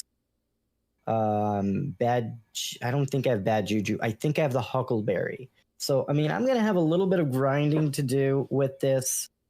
But, I'm going to try to get them all, but I'm not going to worry too much about it. But it'll be nice to get them all done, especially because these are exotic weapons and they don't really expire like the legendaries do. So I have a little bit more of an incentive to grind to get the catalyst finished up. If I were to just throw a tip out there for anybody looking to try and get, like, if you had to pick like 2 or 3 of them out of this entire list that are going away, I would say it's probably looking like Izanagi's, Legend of Acreus, and Whisper. I've got Izanagi's and Whisper. Mainly because the damage on Izanagi for the fully catalyst Izanagi's is insane for DPS. Yeah. So that's a big one. Acreus, the normal Acreus, I believe, gives you 2 shots. The catalyst gives you like 4 or 5. Now, correct me if I'm wrong. You can just farm the Castellum, if I'm not mistaken, right? And just like open up the 3 doors and get that chest to try to get it. to get Acreus itself. Yeah. To get the catalyst, you need to do a prestige run. Yeah, prestige. Or it can drop in prestige. Sorry. Okay. So you don't have to complete it all the way. You just it just gets dropped somewhere in there. Yeah. Right? From what I believe. At the end, chest at each encounter has a chance to drop it. Okay. So yes, Castellum. You could do like 3 characters and just run the Castellum 3 times, and you'd have 3 chances to get it. Gotcha. Okay. Yeah, I mean, we have a little bit of time. I mean, I'm kind of glad we have until until November to get it all done. So we do have a little bit of time left. If this was announced now and we had until September, that would have been a little rough. How in the world do you get Skyburner's Oath? Where does that drop? Skyburner's Oath. I think you have to play Strikes, if I'm not mistaken. I feel like that wasn't that a raid or a Nightfall? I thought that was like a raid. I think it's a raid. Skyburners is... I think Skyburners is regular Leviathan. Really? I think Skyburners might be regular, just a random drop from regular Leviathan. Oh, because Legend of Acreus is prestige Leviathan. So regular Levy would be just Skyburners, I think. Sleeper Simulant is Spire of Stars, right? Telesto is Telesto Yes. is Eater of Worlds, I think. Yep. Yeah. Correct. Now, out of all those, Acrius and Sleeper are the two big ones you're going to want to try and get and do. Because Sleeper, I think it reduces the charge time on it. Oh, I mean, which is really nice, if that Fire's not that bad anymore. No, it's not. Since we played it last, I mean, we seem to have figured out the mechanics. Yeah. I just hope I didn't forget everything. I mean, that was like over a month ago. Yeah, you just ward cliff. Everybody runs ward cliff, throw a bubble down, two ward cliff bursts, and Valcoer's dead. Oh yeah, I remember it's that. busted. Yeah. Make sure you put on that what is it, Argent Ordnance perk, I think. Yeah. Heavy handed or whatever it is. Yeah. That mod. Yeah. Yeah, it's gonna be interesting. It'll give us something to do, something to chase after before we get ready for the new content. So think of it as an opportunity to finish up that grind, get those exotic ornaments and the exotic catalysts, so you can become your best guardian. And the final thing that I want to talk about tonight, we had a Q&A with Bungie regarding this new Destiny content vault, not Destiny Community Vault. And they touched on a few things that were pretty interesting, and I'd like to briefly talk about before we wrap things up for the evening. And the first thing sorry, Corn. Didn't mean to interrupt you. I see a little note. It says all of these catalysts will come out of the vault and be made available with new objectives if needed in a future season. So that's promising, right? Yeah. Yeah, I just wanted to point that out. So it's like gone, but not forgotten. Except Not Forgotten's gone, technically. Oh, it's gone. It's gone. Yeah. So the Q&A with Bungie, that was pretty interesting because they talked about some interesting things that we kind of touched on earlier relating to the free-to-play model of Destiny 2 and how it's changing. And Bungie kind of confirmed a few things. The first question that Bungie answered in the TWAB was the following. What will new Guardians experience if the Year 1 campaigns are going away? The answer was the following. With some of the core Year 1 destinations entering the vault, it's true that the free-to-play Red War, Curse of Osiris, Warmind campaigns will no longer be playable. We are building a new expanded Guardian origin story on the Cosmodrome that will launch alongside Year 4 and will be available to all Guardians to play. It is designed to introduce you to the world and mechanics of Destiny and prepare you to play the action MMO game that we all enjoy. The Forsaken and Shadowkeep story campaigns will still be playable in Year 4 for owners of those expansions. So here you go. The game is pretty much stepping away from the free-to-play model. I think that the new stuff that we're getting for free-to-play, quote-unquote, it's going to be extremely insignificant. It's going to be a small story mission that gives you a preview of what the game is. It gives you a taste of it, and then you pretty much have to pay. That's an interesting word right there. Expanded. That means bigger, right? Yeah. If I'm not mistaken, that's what expanded means, right? So I'm kind of interested. Like, and it's going to be available for all players. Like, I want to see what they're going to do with that, and I might give that a test drive myself. I'm going to play it just because it's there and it's new story content. So of course I'm going to play it. I think by expanded, they mean it's going to be bigger than the introductory story mission that we got last time around. It's going to be 2 story missions. Maybe it'll be 2 story missions, or maybe it'll be a story mission and a half. Who knows? But regardless, I think it's going to be one mission that you can play, or maybe 2 missions. And beyond that, you have to pretty much pay for the content in the form of expansions. Well, the Crucible will be free, though, and so will the Strikes. So. The Crucible will be free. Did they confirm that the Strikes will be free? They didn't confirm that they wouldn't be free. Okay. Well, we'll have to wait and see. And they were free before. So, So the next thing that Bungie talked about is what is happening to the Whisper and 0 Hour secret missions and their exotic rewards. The Whisper is entering the vault alongside Io, and so too is 0 Hour, given the old tower was part of the Red War campaign, and which is also entering the vault. Their exotic weapon rewards will not be acquirable until we find a new way to reintroduce them. So if you're keen to get them, make sure to do that now. I got to do that. I think I have both, so I don't think it's going to really matter for me. Shadow, you don't have your Outbreak? I have it, but I don't have the Catalyst fully, fully masterwork. I'm at 93%. So I got to run back in there. So, you got to do it one more time. Able Guardians that want to run in there with me, As long as I'm playing on my Hunter, I'm down, because it's a little bit of a jump. No fun intended. But yeah, I'm down.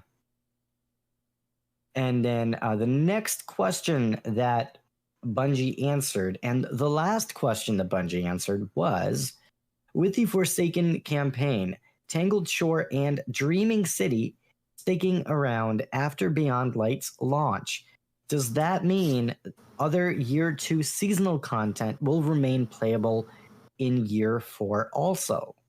The answer is no. The Year 2 seasonal content, including the Forges, the Reckoning, and the Menagerie, will be entering the DCV on November 10. Be sure to experience the content and mark the final items off your collection and checklist before they are vaulted. Here's a cheat sheet of what to complete. So they have a little bit of a list for what you should do. Talk to Ada 1, do the Black Armory and the Season of the Forge quest, play Gambit Prime, the Reckoning, and Season of the Drifter quest. Yeah, right. Or you don't have to play the Reckoning. You don't have to play that. No, thank you. No, thank you. I know all about this one. Talking to Benedict 66, Werner 99, doing the Menagerie, and the Season of Opulence quest. So if you're chasing that Shadow title, you don't have a lot of time. You better get on that grind. And Pinnacle Pursuits and Weapon Quests are also going away. So that's another thing to look forward to. And beyond the bad news of what's going away, we have one more thing to talk about, and that is Twitch Prime. If you are a Amazon Prime member and you have Twitch Prime, you can get some new loot in Destiny. You have the new standoff exotic emote, the Neon Helix shell. It's an exotic ghost shell. The Vespular exotic sparrow. I probably butchered that name. And finally, the EGBE-01X legendary ship. So all of these items are obtainable through Twitch Prime, and they are all available right now. So you can go and get that bread, and it doesn't cost anything. Just, log into your Prime account and make sure you link up your Bungie.net account. So, Guardians, I think we have come to that time, my goodness, where we get to rate the Bungie Weekly Update, or This Week at Bungie, in the form of spicy tuna rolls between 1 and 5. I have a feeling this is going to be a bit of a spicy one. So, Sin, as our guest, do you want to kick things off and give us your impressions on this week's Bungie Weekly Update? this is a hard 5, honestly. I mean, they answered a lot of the questions we've wanted about the DCV. You know, whether it's good or bad, they've answered that. And, you know, it's interesting to see where it's going to go from here. I mean, I'm not going to lie. I mean, I have concerns, I have hopes, and I have things that I'm excited for. You know, it's kind of all of it. At least like last year, we didn't know what we were getting into with Shadowkeep, really. And this year, it seems like they're taking the effort to paint a better picture of what the game's going to look like. Yeah, I don't think they could have been any more clear with it, honestly. So yeah, I'm going to put it as a 5. I think maybe a 4.5 just to be a little fair on the side of, you know, not taking Bannerfall out of rotation. But 5 is pretty resounding right now. Cool. And I love your movies. What would you give this week's Bungie Weekly Update? Well, I was leaning into a 1 because it's such a tease, but yeah, I'd probably say a 5. Yeah, it's same reasons. They answered a lot of questions. I almost feel like someone took a picture of one of the whiteboards they have at Bungie and said, "Hey, type this up," because I almost feel like they're flying by the seat of their pants right now. Just a little bit, just a little bit. Like all these decisions were made like last week. But yeah, I think they did a great job of, you know, answering a lot of those burning questions. I'm glad that they put the QA, you know, at the end to really kind of answer those top of mind questions from the community. So yeah, I'm going to give it a 4.75. Okay, so we just went from 5 to a 4.75. Just heads up. Yes. Okay. The math Making checks sure. out. Yeah. Mm-hmm. And Shadow Price, what would you give this week's Bungie Weekly Update? Yeah, I mean, this was a spicy one. You know, they answered a lot of the questions that we were having, the hot button questions and the items that we were, you know, inquiring about, the things where we're going, the things that we're staying, like how is the game going to look come November 10th when we log in and play Beyond Light. The things we're behind on that we need to like GG and try to acquire. Do I go for my Not Forgotten still, knowing that it's going to be sunset? You know, it's all these questions were answered. So, yeah, I got to go 5 just because, you know, it's really, really informational and it was really juicy twab. So yeah, 5. Thwob. Yeah. All right, so I'm going to be generous this week, and I'm going to give this week's Bungie Weekly Update a 5 out of 5 spicy tuna rolls. And here's why. I think that Bungie was extremely transparent with everything that is coming in November, and I'm glad they finally gave us all of this information. It's something that, you know, we need to know ahead of time so we can better plan and prepare with some of the activities that are going away and some of the catalysts that are going away. I also like the fact that we got some new Twitch Prime rewards, which is kind of nice. They touched on a lot of different things this week. They talked about every facet of the game that will be changing, and they outlined how it will be changing. So just for that alone, I got to give them a 5 out of 5 spicy tuna rolls this week. No deductions for the new Prime. Yeah. New Gambit. No deductions. Yeah, and also, well, in Gambit, and also we did get some fashion show things that we did not talk about because it's a 3-hour podcast. We can't add more stuff to the show. And there's some small updates that you can read about at bungie.net. But Guardians, we're going to wrap things up for the evening. But before we do, we're going to learn a little bit more about where we can find our guests for the evening. And Sin, do you want to share with our audience where we can learn more about you? Well, everybody out there, you can find me streaming most weeknights over on twitch.tv / whatever slash it is, Sin on Twitch _ I tried getting Sin on Twitch.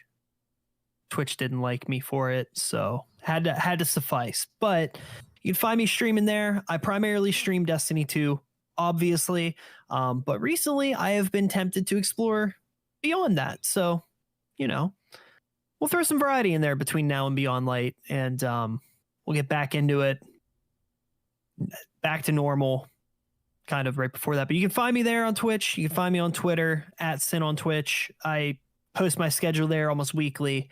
You can find me on YouTube, Sin on Twitch. I don't upload there as much, but I am there.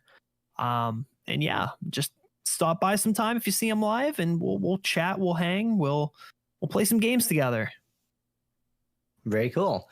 And I love your movies. Where can we learn more about you and what you do? Well, I don't really stream, so you can find me in the tower. I love your movies. I'm going to specifically look for you now. I hope you realize that. I welcome it, and I appreciate the effort too. I'm going to find you. I'll be standing in the corner with my swing in the rain. Can we get a shower in the tower? Like, seriously, we spend so much time in the tower. Right? The tower shower. Yeah. The shower of tower. Yeah. New event coming to Destiny 2, Beyond Light. I like it. So Shadow Price, where can we learn more about you and what you do? You could follow me on the Twitter @ShadowPrice79, and also here on the Destiny Show every Thursday night. And yeah, thanks for having me. All right. And you can find the Destiny Show podcast on all your favorite podcasting apps. We are available on Apple, Spotify, Stitcher, Podbean, and the list goes on. We're also on the web at destinyshow.com. We're on Twitter @TheDestinyShow. And if you Google Destiny Podcast, you might find us all the way at the top.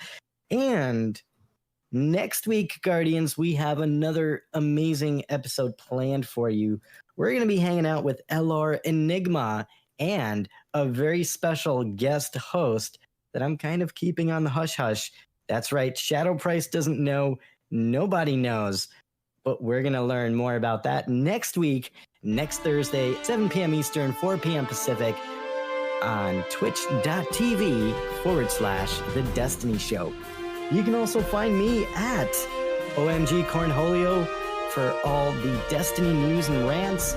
And Guardians, thank you so much for joining us for another episode of the Destiny Show podcast. And we will see you all next week. Good night, everyone. Bye-bye. See you. Awesome, guys. Sweet.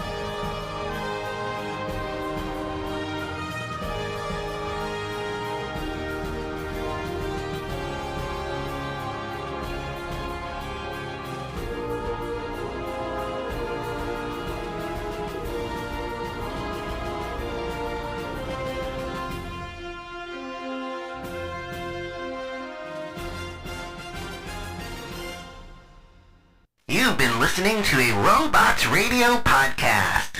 Smart shows for interesting people. Check out all the shows at robotsradio.net.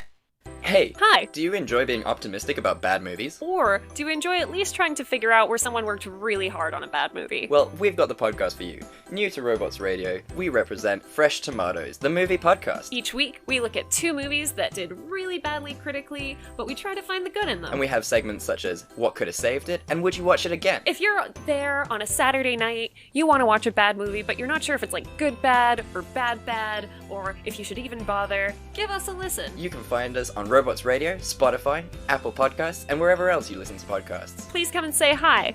We love you already. Goodbye. Robots Radio presents. You're listening to the Dungeons & Dragons Lorecast, the best way for everyone from experienced dungeon masters to those curious about D&D to learn more about the worlds, creatures, and lore of Dungeons & Dragons.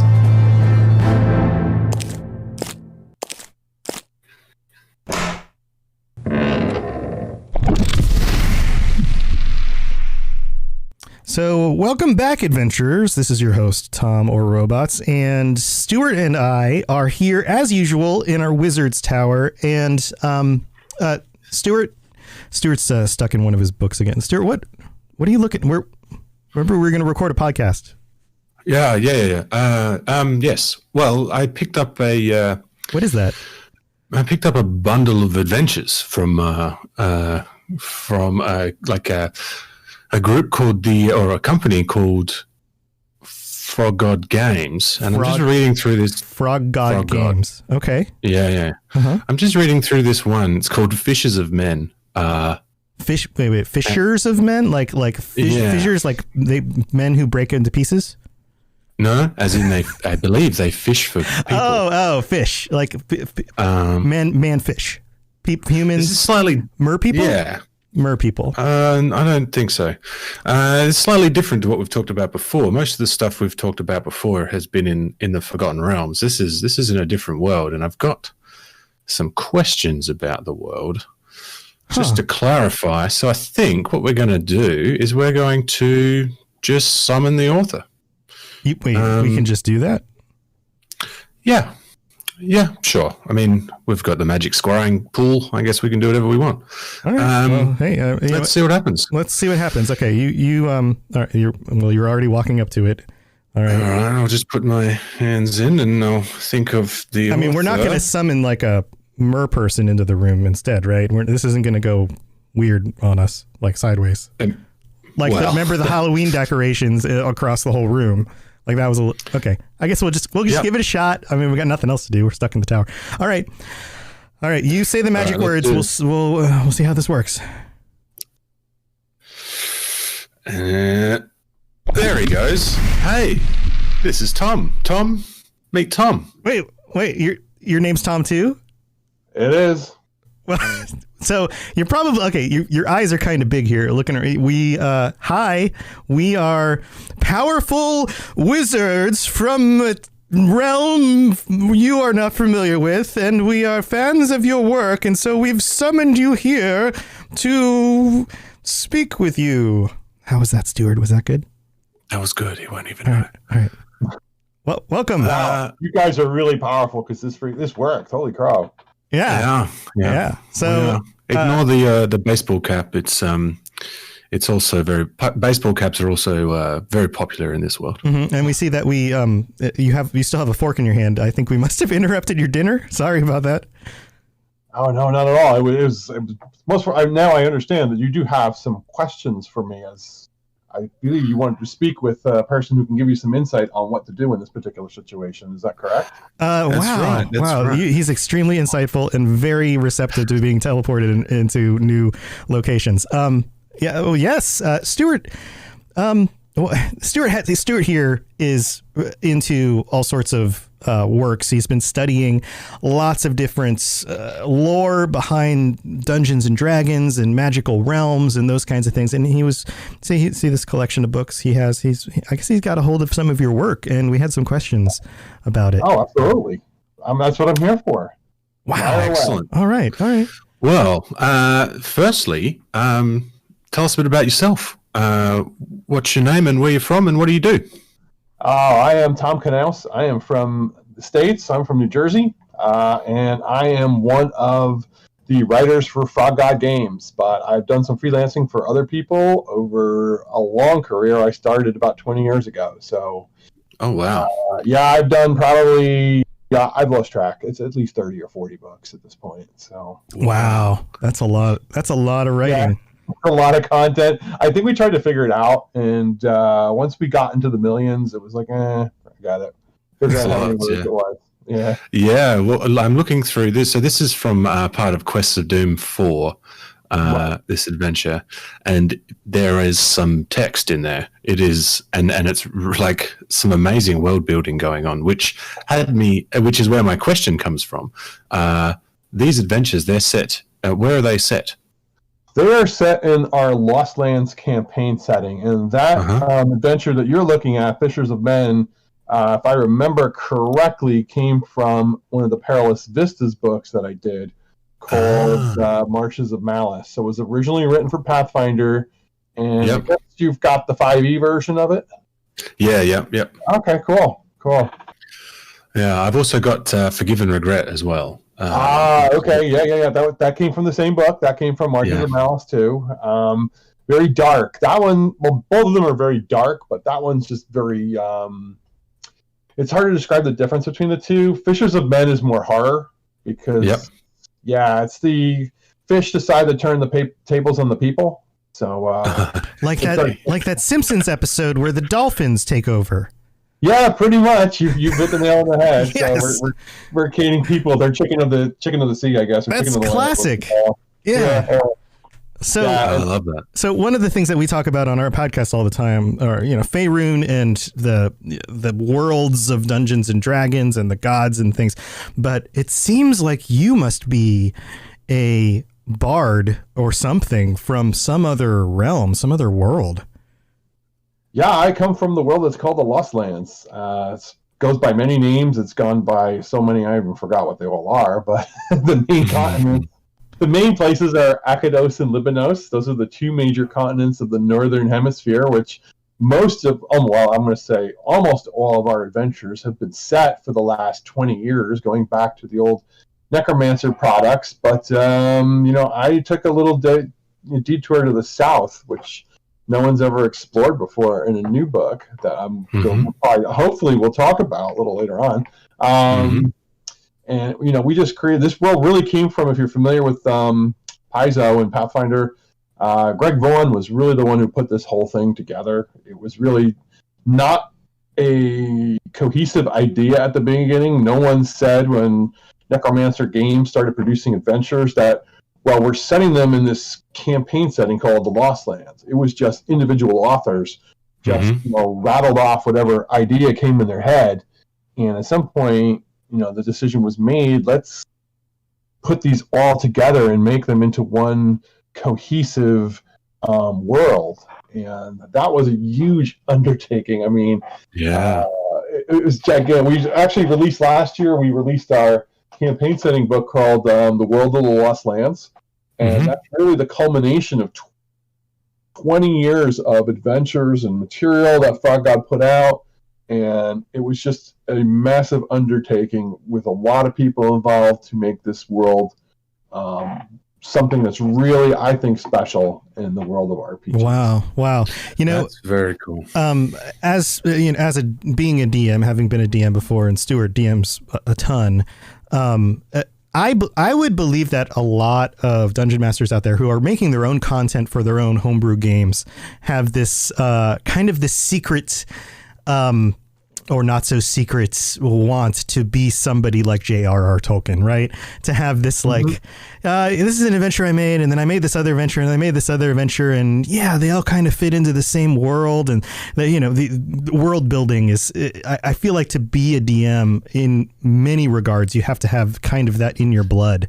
This is like taking that to the next level and going, okay, we have all this content from all these different content creators, and now we're going to stitch it all into this realm, basically this much larger world where all of these things can fit together.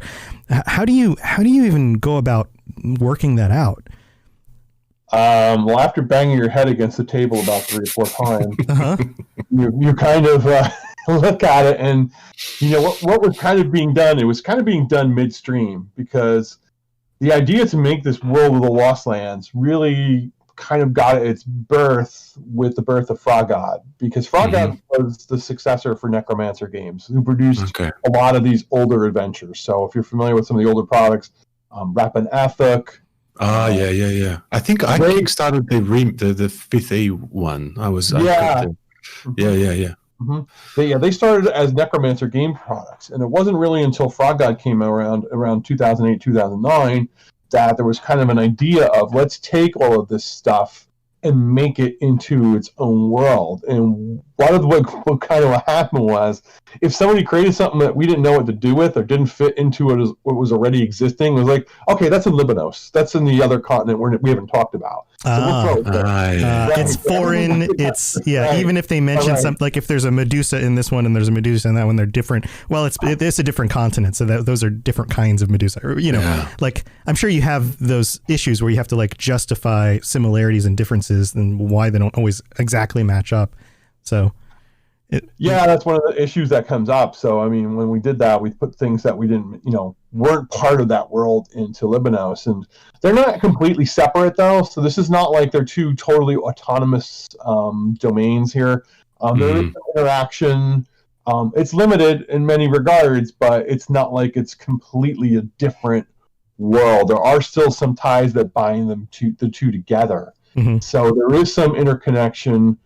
Granted, it's not that strong, but it does exist. So you don't really need to make much of it. More or less is the different cultures and different histories. And that makes sense. And that makes sense even from like the real world perspective. Like it's so like if you take ancient cultures, it's not like there aren't serpentine drawings on places in the cultures from the Middle East and cultures from Asia and cultures from the Americas, but they're all a little bit different because the cultures have their own myths and creations around something that's similar, but yet it's different because it's a different culture. So there's that connection even though there's the difference. Is that kind of thing? Yeah, that's pretty much provided an excellent summary of it. That pretty much nails it right on the head there. Well, you're welcome. Yes, if you're interested in any more consultation on this topic, I'll send you my fees and we can discuss that further. I've got a few million words of content. You want to review them? Well, I'm not cheap, but go on, Stuart. These adventures and were they initially for D&D or were they for Pathfinder, or was there some sort of shift as the game sort of changed? They were initially for Pathfinder, so they were done in what were called the Perilous Vistas books, which Pathfinder being a very crunch-heavy kind of system. They were designed to bring environments to life and flesh them out more. So they gave us rules and that sort of thing. Yeah, then, real quick for our for anyone out there who isn't super familiar with Pathfinder, not myself, of course, who is way more into Dungeons and Dragons than Pathfinder. What do you mean by crunch heavy? Pathfinder has more, for lack of a better word, more rules, I think is really the best. Yeah, it's really so. Pathfinder. So a lot of our listeners are new to D&D or have never played D&D and listen to our lore stories. So Pathfinder is kind of like D&D, and it's from what I understand, it was created after fourth edition D&D was made, and it was sort of a splinter that used similar rules as third edition. Is that correct? I think you did an excellent job of capturing that, Stuart. Yeah, that's pretty much it. And so Pathfinder is by Crunchy. There's a lot of rules. There's a lot of maths, and just a lot more options. That like it can be daunting to some people when they first if they jump into Pathfinder or D&D 3.5 edition because of that, because 5th edition is very simple, right? Yeah, that's right. Okay. So it's more like it is really fun though, because you have so many options and you can create these characters that do all sorts of crazy stuff. Gotcha. So it's more like, well, it's not really old school D&D, because that would be like advanced D&D, but it's like mid school D&D. More like with the rules sets and things. Yeah, a lot more tactical, I think. Okay, gotcha. Anyway, sorry. So I wanted to clarify that if people had any questions. So go on. Where was I? I don't know. Well, just on that, did you get started? When did you first start playing tabletop games or RPGs? I first started playing when I was, I'm going to say like 12, and if I date the year, it's probably 1979, 80, somewhere in that range. Mm-hmm. Okay, cool. So you were in the heat of it. Like we've interviewed a few different people now who were back in that early time period of Dungeons and Dragons is worshiping the devil, And Yeah, and kinda you nerds are never going to do anything with your lives. Yeah, like that kind of thing. Yeah. I mean, it was kind of like, D&D, as I remember Dungeons & Dragons, it was something that was kind of started kind of niche, spread through schools and universities and actually the military, because there was a lot of time, sometimes between assignments, so this is what you did. And then it kind of went a little mainstream. We had the old Dungeons & Dragons cartoon in the mid-'80s. Yeah, yeah. There was a plethora of swords and sorcery movies that started coming out. Conan the Barbarian. Right. Conan The greatest one. The greatest one. It's at least entertaining. I'll give it that. But that film. When I was 18, I moved into a house with my brother, and we had an Xbox and no sort of connection to TV. So we had a copy of Conan the Barbarian and a copy of Halo 1, and that was what we did every night. Was either watch that or play that. So I have a very strong connection to Conan the Barbarian. Yeah. So we had a plethora of those kind of movies come out, and D&D in the States at least became, I don't want to say huge, but everyone was familiar with it. So if you said Dungeons & Dragons, most people could tell you, oh, it's a game. They wouldn't be able to give you details. And then kind of that backlash started, and by like the mid-'80s and late 80s, second edition came out, and second edition kind of did a little bit of a revival, but TSR had some financial problems, had some other issues, internal organization issues, and things kind of went by the wayside. And then, products started coming out less and less frequently. And those that did were either really amazing. Like, I loved the Planescape materials that came out in second edition. I mean, those were freaking awesome. And then there was some stuff that was kind of iffy in terms of the splat books that came out later on. Where the quality could be very uneven. Some could be good, some could be just awful, and some could be just downright broken. So, it wasn't until really the resurgence of third edition, and really, I like to say the OGL was probably the best idea they came up with, because a lot of new talent, not a lot of new people into the industry and into the game that might not have been interested if it was just the same cast of characters producing material. Yeah, so the OGL is the Open Gaming License, which allowed pretty much anyone to create content for D&D using this Open Gaming License. And there were some restrictions about what you couldn't use, but essentially it just opened the doors to other writers and creators and designers to dive in and create their own stuff, which is, I guess, where the Necromancer games and Frog God sort of come into play. Yeah, definitely. Necromancer was one of the early ones that came on the scene in 2000. They produced some products under the Sword and Sorcery imprint. I wasn't involved in Necromancer games. I was involved in other companies at the time. And, they just kind of mushroomed. There were so many that came out. Yeah, for sure. Only a few have really survived over the last 20 years. I could probably name maybe 5 that have been around from the beginning. And then others are, picked up the mantle from somebody else. So Frog God really was the successor of Necromancer games, even though most of the people who were at Frog God were the same ones at Necromancer games.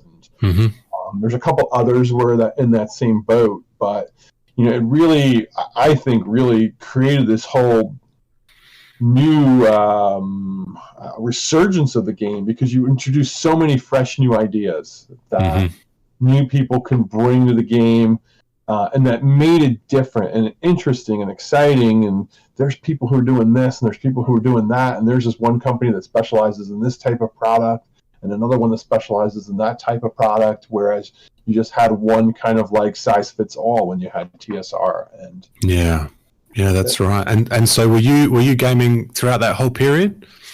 I was. And I remember second edition, and the one thing I have some friends of mine, we all still play, same group, and they kind of say, well, I like the early editions the best. I like first edition, I like second edition, and I'm not trying to flame anybody or anything like that, but I just remember having second edition. I remember having like 3 or 4 pages of house rules to fix kind of things that worked so well. So yeah, I picked up a couple of the reprints of second edition, and read through them, and it's they're pretty tough. some of the reading in there is pretty difficult. But you know, like really, first edition and AD&D and second edition, it's like they were the first time any of those sort of games had ever been made. You know, so it really was. Yeah, you got to cut your teeth with it. Yeah, you got to try. Yeah. You got to throw things up against the wall and see what sticks. Yeah. Yeah, definitely. And you also got to, see, it's hardest to be the first person. It's a lot easier in my mind. Excuse me. It's a lot easier to fix something than to make it from scratch. Mm-hmm. Yeah, that's right. That's like when you're editing your writing. Sometimes it's really hard to get those words down on the page, and then once you finally get them down and you come to editing, you're like, oh, okay, I can see why this isn't great, and I can see why I was having a hard time writing this. I'm going to change this to this, and I'm going to change this to this. Yep. Yeah. Yep. That's how it works. And so, when was your transition from being a player and a DM to starting to write your own adventures, and and working with Frog God or the other companies you're working with? Sorry. Well, I had always wanted to do it, and I had been a DM and wrote my own material, wrote my own adventures, and usually, I did use some of the TSR worlds, Forgotten Realms and that sort of thing, but I kind of did my own thing here and there. And then in 2000, when the OGL came out, and you started seeing, all of these open calls for people looking for material, send us in your ideas for magic items, send in your ideas for spells. So I started small and sent a few of them in. I'm like, they're not going to get picked up. And the next thing I know is I get an email saying, oh, we owe you $60 for picking up your ideas for a magic item. I'm like, oh, this is nice. This is cool. Cool. All right. This is different. So, then I went to someplace else and I said, hey, would you like an adventure? And I pitched an idea and they said, oh, my God, we love that. Can you write it? I'm like, I guess I can. Sure. So I write it, send it in. And they pick it up and they publish it. And slowly but surely, I built up a repertoire of work. And, as I built more and more stuff, more and more people were interested. And, so I got to a point where I was working at a company called Bastion Press. I don't know if you've heard of it. We were doing a lot of products back in 3.0 and 3.5. And got a chance to design my own, part of the campaign world, which was really cool. Yeah. And then from there, I moved on to Frog God Games a few years later, and it's been that story ever since. I've just been doing work for them for the last 8 or 9 years. So this is a full-time gig for you? Well, no. Okay. So it's still a side thing? Yeah, RPGs for writers, unless you're a super big name and you live someplace that's got a low cost of living, it's not very viable in the States. I mean, it just doesn't pay enough unless you're, like I said, unless you're a superstar, big name who's going to get 10 or 15 cents a word. I mean, it's just, it's not really feasible to live off RPGs. And I would say of all the people I know in the industry, I think I can name maybe 2 or 3 who will do this full time. That's about it. Gotcha. So you write full time. You just do other work as well? Well, yeah. My sideline is, I would call this my part-time job, my second job, we call it. So I have a primary first job that pretty much pays all the bills, and then this is like my slush fund money to go to Atlantic City or do something silly. Sure. Yeah. And I think a lot of this stuff, it's like that for a lot of us. It falls within that realm of content creation. So whether you're creating adventures for people to run through dungeons or you're doing a podcast or whatever, oftentimes it's the thing you do in your spare time that you might make a little bit of money in order to keep you going. But you're doing it really because you love creating something. You love connecting with the community around that thing and that side of it. Yeah, that's definitely true. You've got to be in this because you love doing it. Because if you don't, you're going to become, kind of jaded and just kind of like almost mailing it in at a certain point. Right. I never want to get to the point where I'm mailing it in, where I'm the music creator who's got to produce an album, my 8th album, and I have no ideas, and I'll just mail something out for the fans. Right. Just because I have to. Yeah, that's right. It's not something you get into because you want to, get really rich really quickly. It's something you do because you love it. And I think that comes with a lot of writing. Like there's lots and lots of writers out there who are publishing books, and that they get some money for it, but they're not necessarily it's not their full-time job. Right. And there's an old saying in the RPG industry: if you want to make $1 million in the RPG industry, spend $2 million. Yeah, that's right. Yeah. Yeah. I can understand that. I've got a question. If I could jump in, do you mind? I would love to hear a little bit about some of the content that you've worked on, and some of. Do you have like a favorite work or a favorite setting, or how does that work with you with the things that you've created? Oh man, it's kind of weird because you like I was just alluding to the music industry, and if I would, and I'm going to guess this from being somebody who does creative work, is that when an artist puts out an album, there may be 10 songs in the album, and you like all of them, but you're going to like a few a little better than others. Sure. For some reason, it just all seem to work on that, and the same for RPGs. If I had to say a favorite thing I've done, is so difficult to do because there's so much I love out there that I've done, and so much of it I still look back and look at it and you know what, wow, the guy who did this is pretty good. Oh crap, that was me.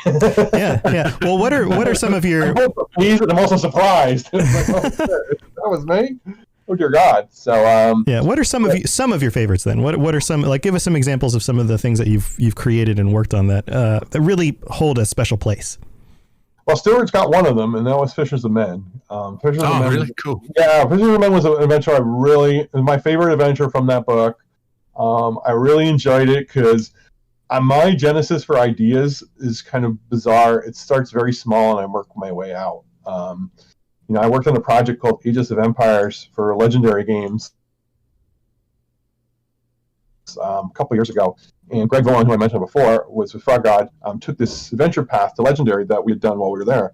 And when he presented me with this idea, it was like a 40-page outline of this entire overview of what's going to happen in this. I'm like, holy crap, I can't read that. I could never do that. So I usually start with a very simple idea. And in Fishers of Men, the idea was, what if I wanted to set it somewhere unusual. So it started with an idea of a celebrity chef, which you've kind of got in the book. Uh-huh. And then it goes from there and says, well, what does a chef make? Well, how about it's a fishery? Because nobody's ever done an adventure in a fishery that I can remember. It's pretty unique. It's pretty unique setting. And then I said, what if the fish turn the tables on the people? And then I just kind of ran from there, and you got the adventure you see. And that's probably my favorite from that book. That's definitely my favorite from that book. The other two are really good too.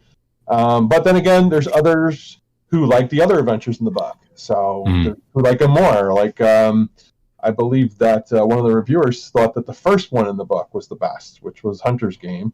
And others thought Forgive and Regret was the better one. So it really depends on your style. But Fishers of Men is definitely one of them.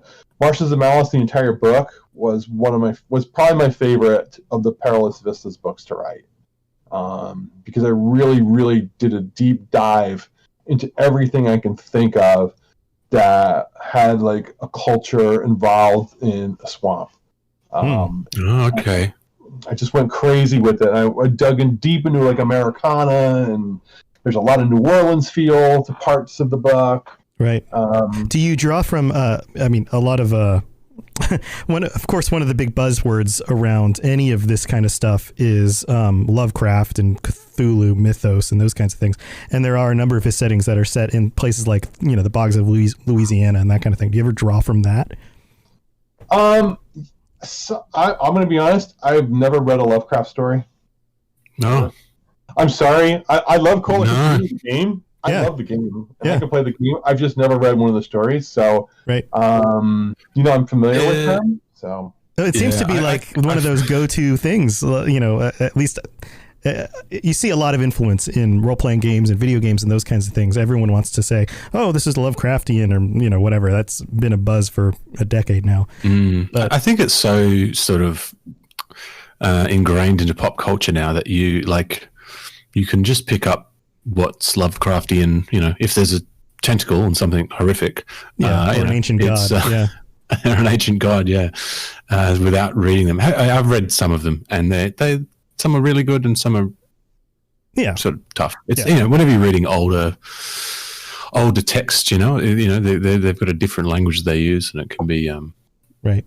So tough. So you're drawing from like Americana, and is this like Louisiana Boggs type Americana? Like, what are you drawing from for this? Yeah, there was some of that. I was drawing some of the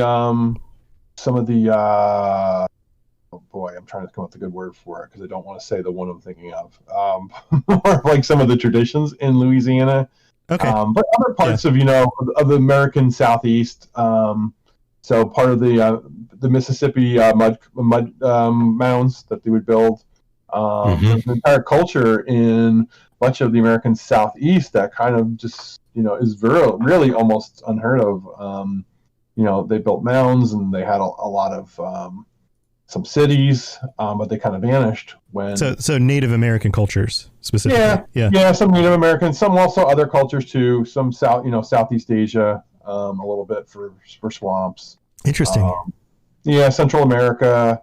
Yeah. Wherever I could just find bits and pieces that I thought fit and seemed to mesh well together, I would, put them together.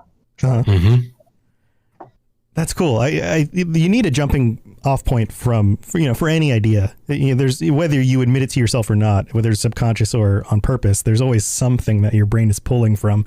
Like Stuart talking about. Having the words on the page, it's easier to.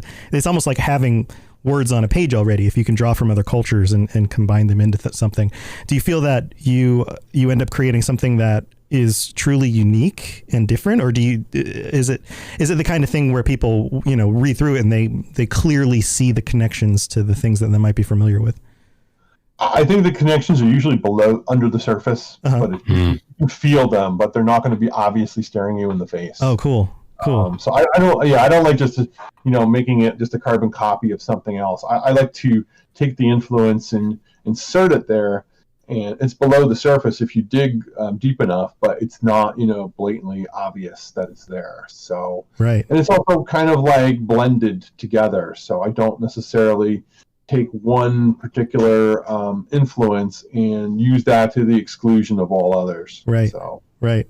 Can you give us some specifics about what you would come across in that adventure? Like the peoples or the locations? Is there anything that stands out that you'd be like, oh, this is kind of part of the setting that might be really cool for people to play through?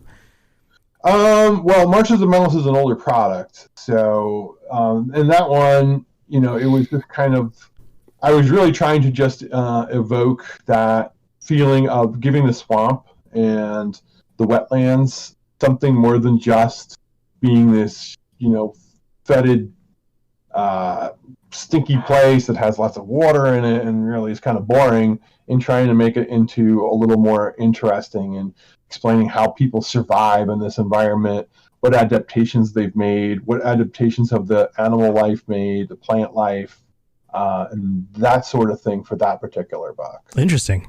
So you have kind of an entire society and location kind of built out underneath it all. Yeah, and it was actually very fortunate because the project I just finished and I was working on is called Tuatl, Tehuatl, and it's expansion for the Lost Lands world. And it is a Mesoamerican inspired project, which is a perfect segue from talking about the American swamps into the Central American swamps and the Aztec culture and what we pulled in from that book. So what kinds of specifics did you pull in from Aztec culture? Well, it's when you read this one, it will be very obvious that it is very heavily inspired by the Mesoamerican people and their legends and their faith, their history.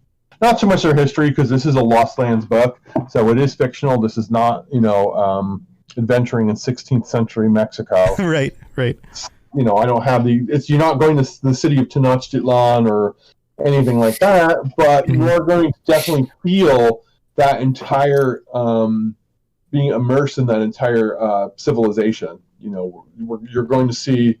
We use a lot of we use the language where we could, and real words from Nahuatl. We use them.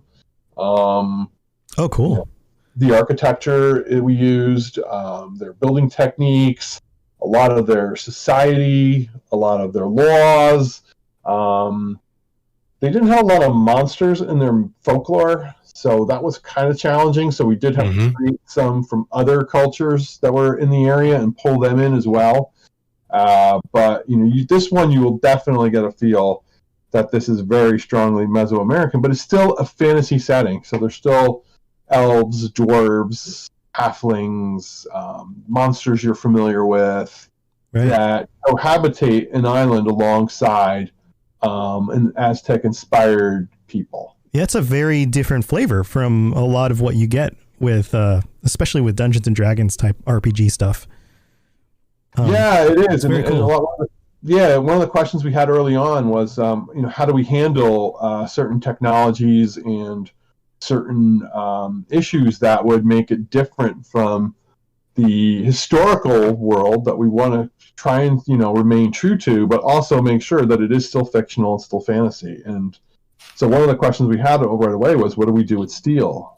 Steel wasn't present in the Americas, prior to 1492. So how do you introduce it? Well, the dwarves could create it, and they brought it in. And the other dilemma with it was, okay, I don't see steel as a game breaker, because it is a hot, humid environment, and if you want to wear plate mail armor in 95-degree heat with 50% humidity, go for it. Yeah, one of the things. So I live down here in Florida, which I like to call the Australia of the United States to Stuart, and who lives in Australia.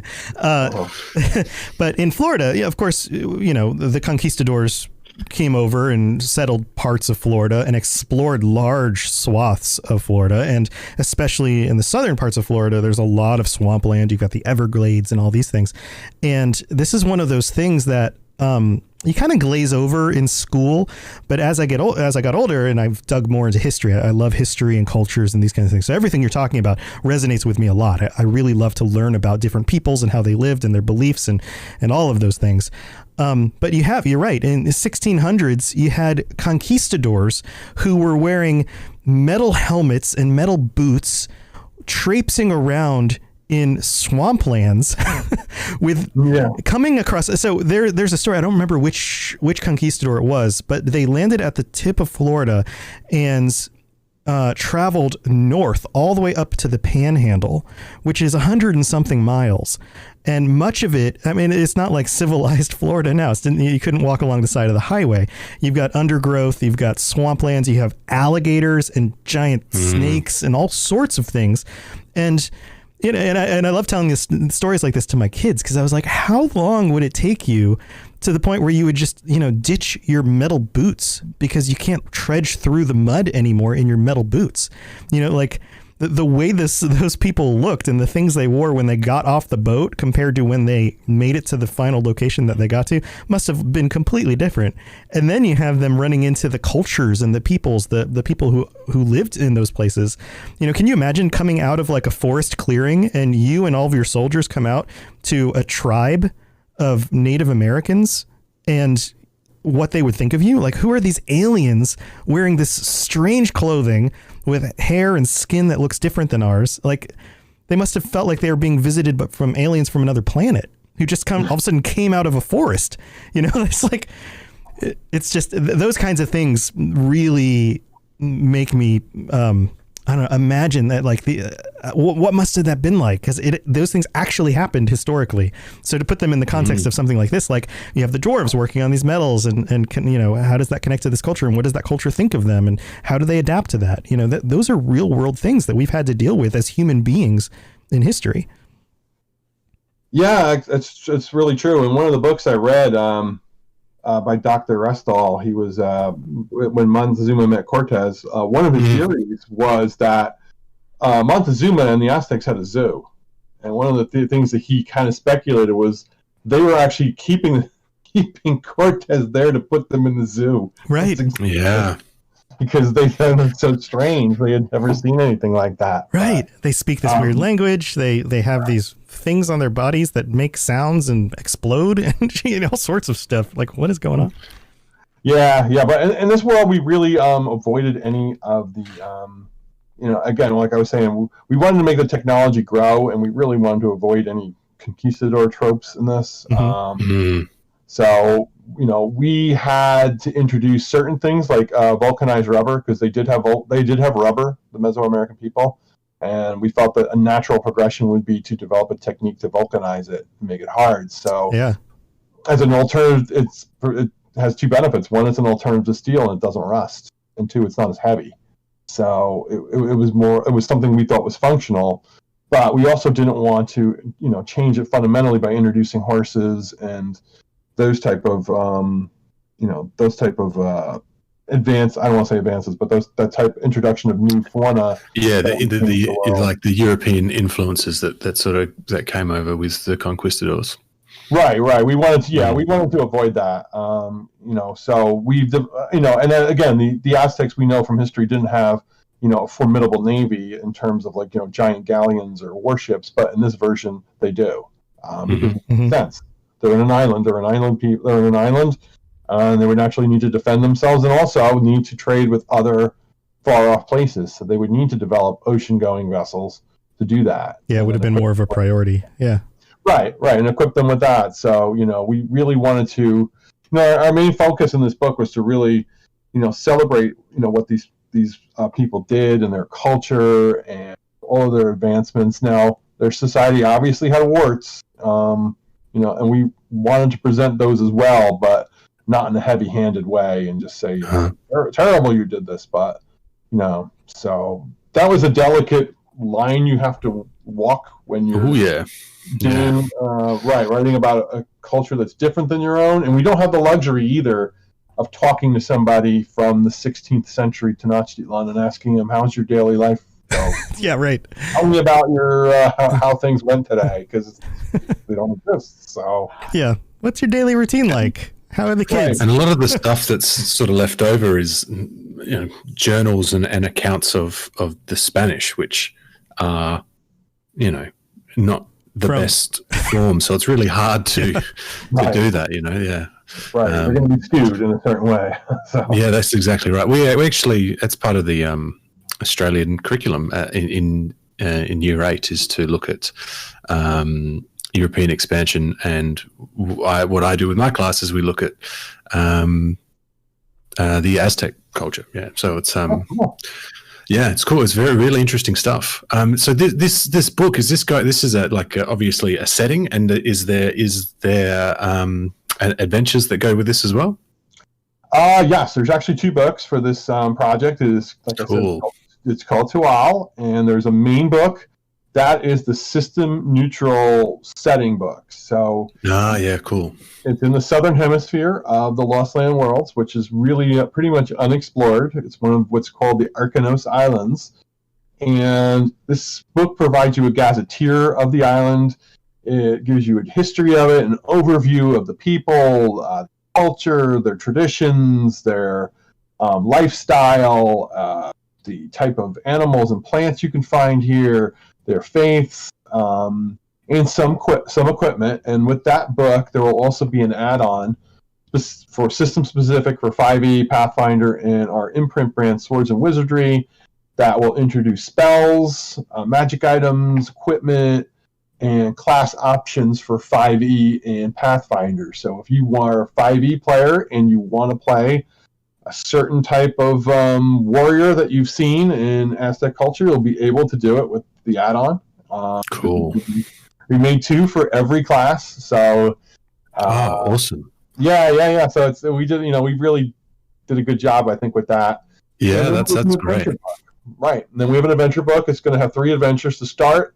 One by me, one by Rob Manning, who's a friend of mine, who's done a lot of work for Wright Publishing, and he's done some for Frog God.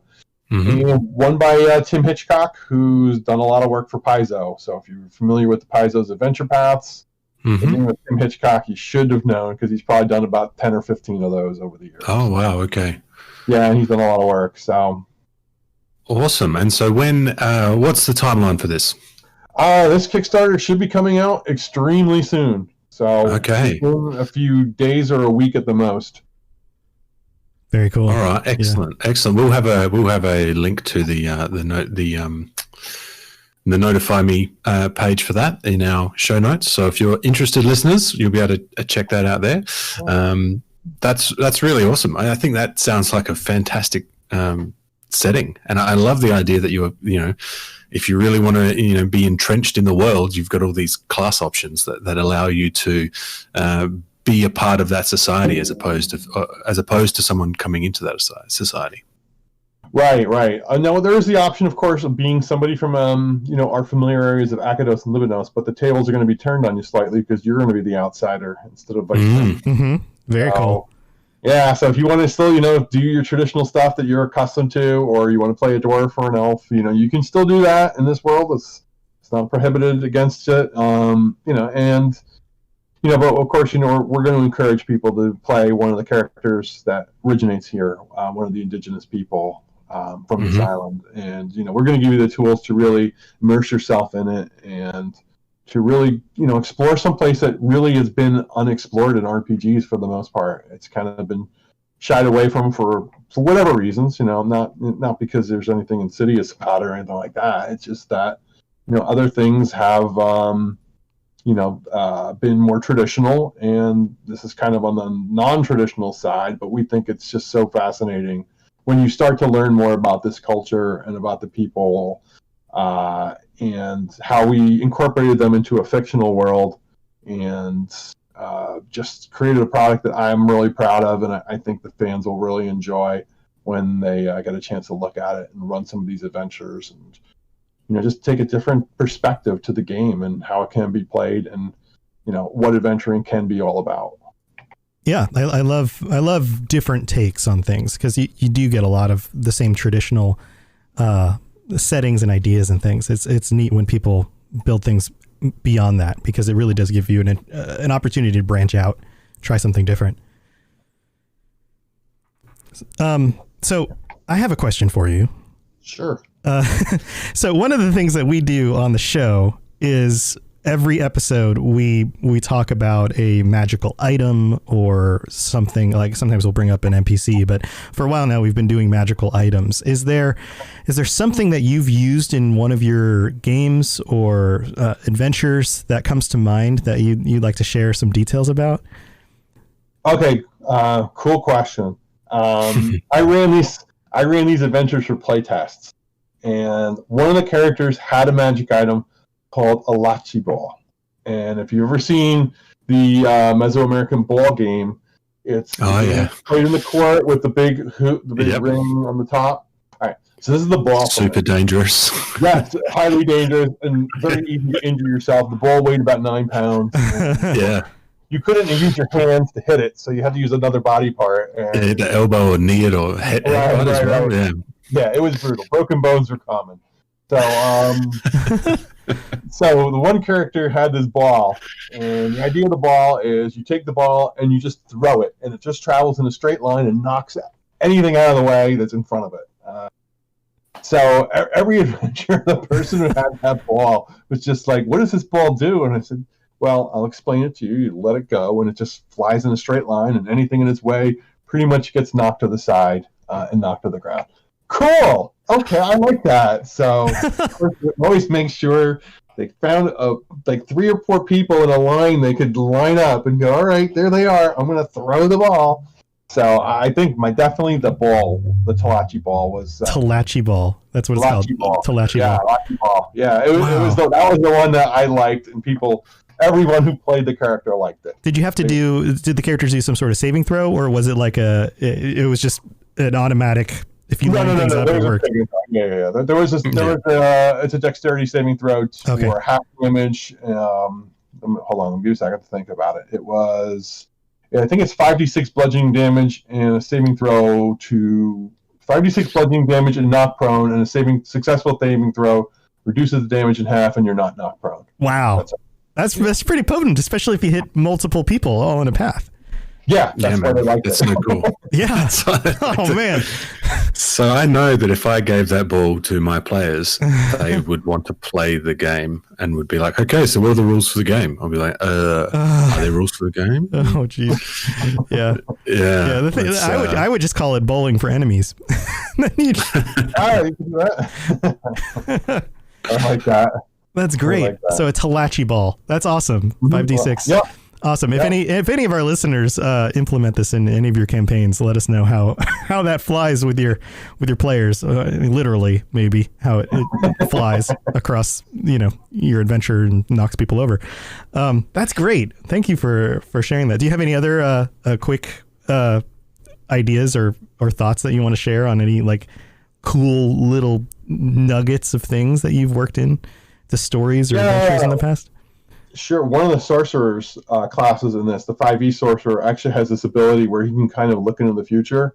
But it manifests in kind of a unique way. So he has to he can do like this thing where he can secretly say, all right, I'm using a bonus action. I'm going to record something that I can ready. And if it comes to pass, that what he says comes to pass, he can cast a cantrip at the target of whatever it was he said. So okay, cool. Explain it better, but that's kind of a synopsis of how it works, and that also was very popular in the playtest game. That people liked that, and they thought it was pretty cool. It really, while it sounds like it go really downhill pretty quickly, it actually worked out pretty well because they were limited to a cantrip that they could cast a specific target. So it wasn't like, I can do this, I can use a bonus action, and now I'm going to cast a 5th level fireball that will blast the living snot out of everything in its path. Right. They couldn't do that with this ability. So. Yeah, okay. That's cool. I love those little bits of flavor for sorcerers. Sorcerers are just, I really enjoy sorcerers in 5th edition.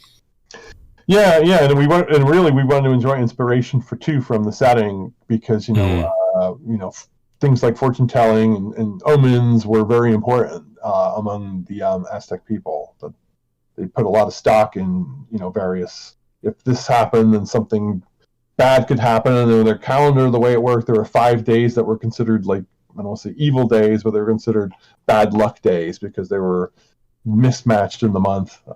So we wanted to keep some of that flavor as well and incorporate that into the rule system as well. Very cool.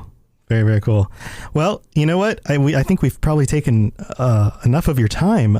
Thank you for allowing us to abduct you from. That doesn't sound good, Stuart, does it? That doesn't sound very illegal. Thank you for visiting us in our tower. Thank you for accepting your surprise our visit. Unprompted invitation. Yeah. Yes, and and by the way, we never even told you that we were recording a podcast this entire time, but I hope that's okay with you. And since you now are on a podcast and you've been talking about the things that you've been working on, how would people get a hold of you if they wanted to reach out to you or check out some of your work? What's the best way to do that? Well, you can check us out on the socials. Frog God Games has a Facebook page. That's probably the best way to contact us. We also have a Discord server right here on Discord. So go to the Frog God Games Discord, and I'm frequently posting or checking out lurkings a lot of times because if I spend too much time posting, I don't spend enough time writing, and that's very bad. And I get a nasty gram of why are you behind on something. Or you can check me out on Facebook, Tom Canals, and my link is Tom Canals 52, I think, is the number. So if you want to shoot me something, I usually will accept requests. I'll check your page out first, though. So if you warning, if you put things down there that are a little, off the beaten path, I may not accept it. But sure. Yeah. It's best to be safe on social media for sure. Yes. So those are the best ways to get a hold of us. But Discord is, right here on the Discord server. Find the Frog God one, and if you want to post in the World of the Lost Lands, I'm happy to answer questions there. That's awesome. That's awesome. Well, thank you so much for joining us. And I'm going to have to check out some of your stuff. I'm new to the Frog God stuff. When Stuart brought you up, he was like, "Hey, this guy's written a bunch of cool stuff. You should check it out." And I was like, "Okay, cool.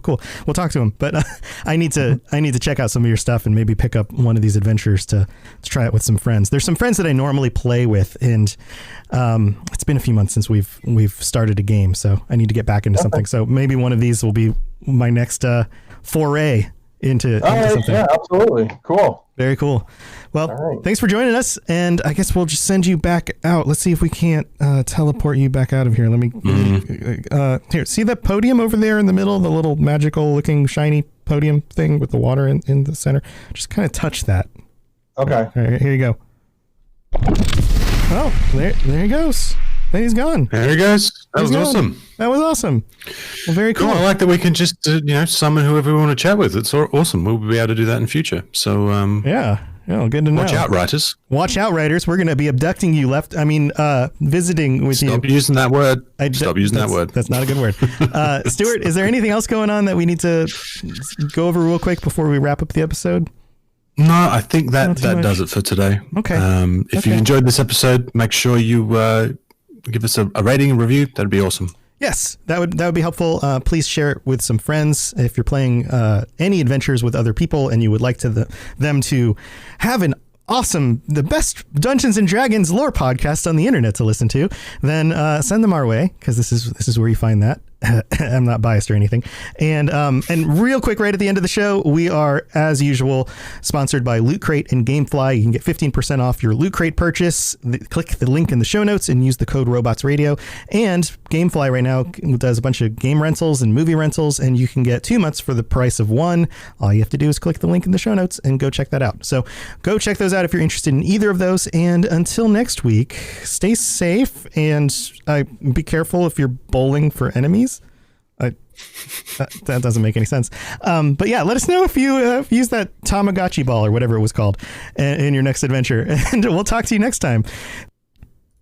Oh, and before I forget, we will be streaming the show Wednesday nights at 9 p.m. Eastern, 6 p.m. Pacific on twitch.tv/robotsradio. This was something we were doing a few times, and then I changed my setup and we got kind of out of the pattern of it. So we'll be doing that regularly starting next week. So come join us Wednesday nights, 9 p.m., 6 p.m. Eastern Pacific, and hang out with us. And then after the shows, I'll be playing some games online, and there's an early access version of Baldur's Gate 3, which will release at the end of September, and Stuart and I will be playing some of that as well in just the next few weeks when that comes out. So lots of fun stuff on the horizon. Come join us, and until next time, stay safe out there. We'll talk to you later. See ya.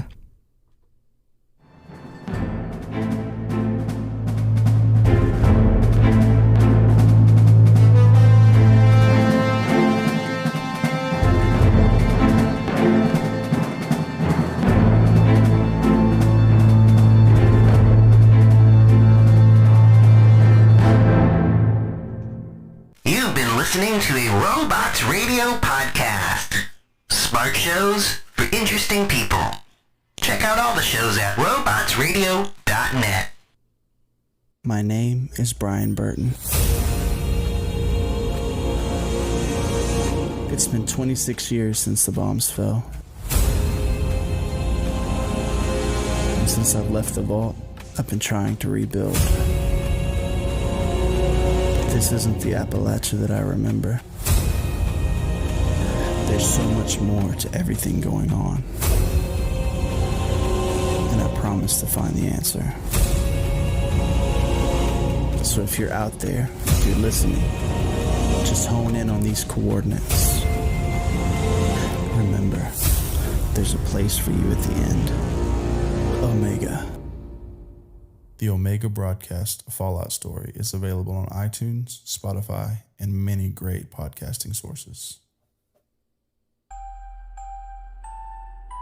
In a world where solid-state electronics and vacuum tubes are still meta, people never stopped loving atomic-powered everything. A chosen 500 stepped inside a subterranean vault to be spared the nuclear horror of the inevitable Great War. 25 years later, they emerge after the fallout settles to retake Appalachia. Among them, 2 former rivals whose blood feud will tear West Virginia apart in their epic struggle for survival. Chad, a vault bro who has a strength of 15, an intelligence of 2, and is a complete wasteland dickhead. Simon, a complicated anti-hero who chooses light and hope, but accidentally becomes a cannibal, and wakes up naked and afraid with a Scorch Beast Queen after a date goes terribly wrong. What? I mean, it's a wild wasteland, right? This dark humor radio drama will have you driving off the road and crawling out from under the fallout. 2 men, one wasteland, and so many nukes. Chad, a Fallout 76 podcast, rated R, now streaming on your holotape player podcasty thing.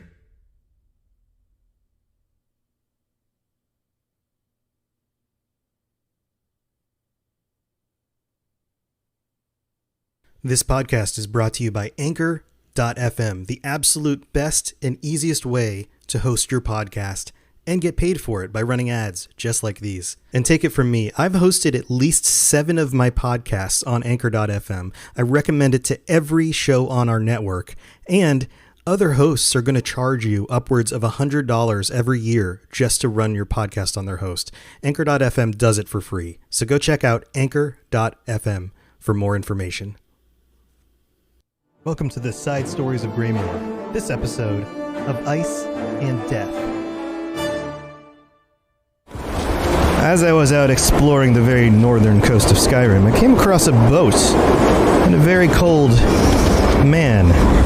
You there! I'm on a boat! You don't seem bothered by the cold, stranger.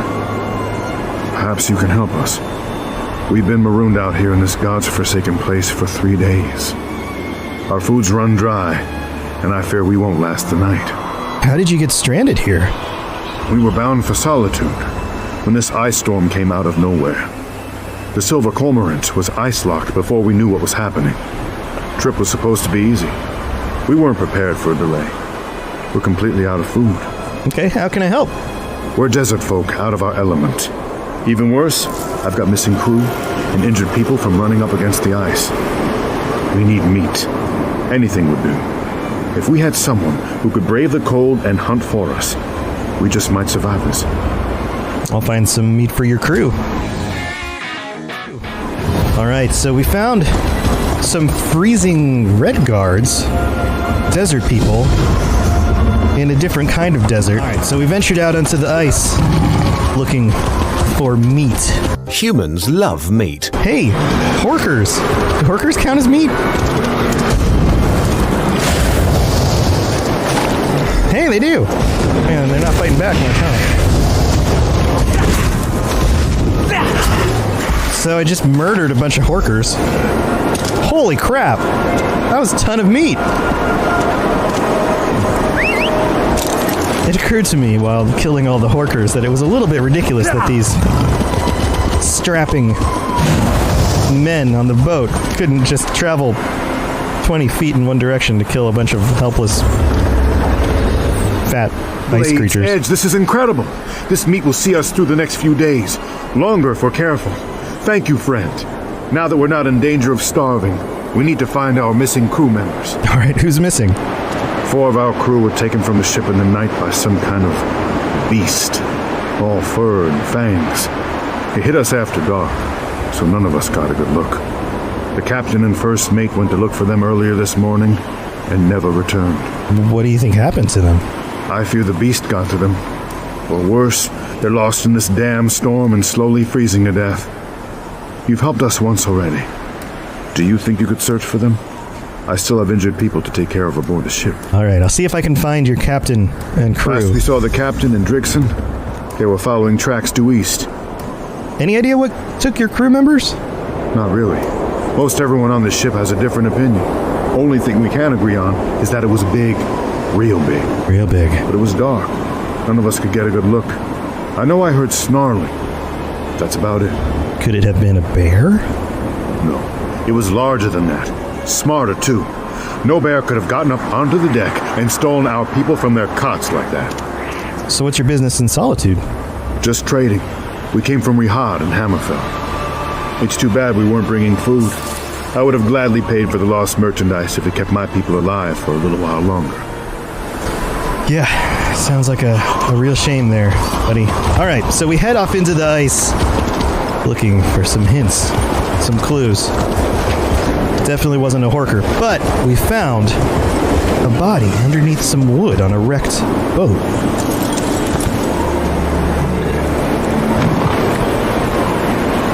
A broken wheel was all that was left. A broken wheel? Why is there a wheel on a boat? Boats don't use wheels. We found another ship just north of there and searched for the crew over there. We found somebody among the barrels underneath the wood, and then my cat got stuck.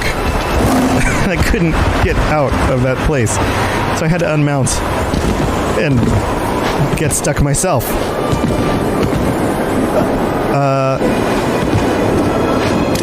So I decided to mount back up again and see if my cat could jump out of the situation that I was in. And with some effort, we finally set ourselves free. We almost became missing people as well. We made our way back around the ship and talked with the first mate, Drigson. I didn't think anyone would ever find me out here. If not for you, I'd be a frozen corpse in a few hours. Nars sent me to look for you and the captain. Captain Mavok and I left the Cormorant together, tracking a monstrous beast. It was pulling a cart stacked with corpses. And some of our crew, I fear.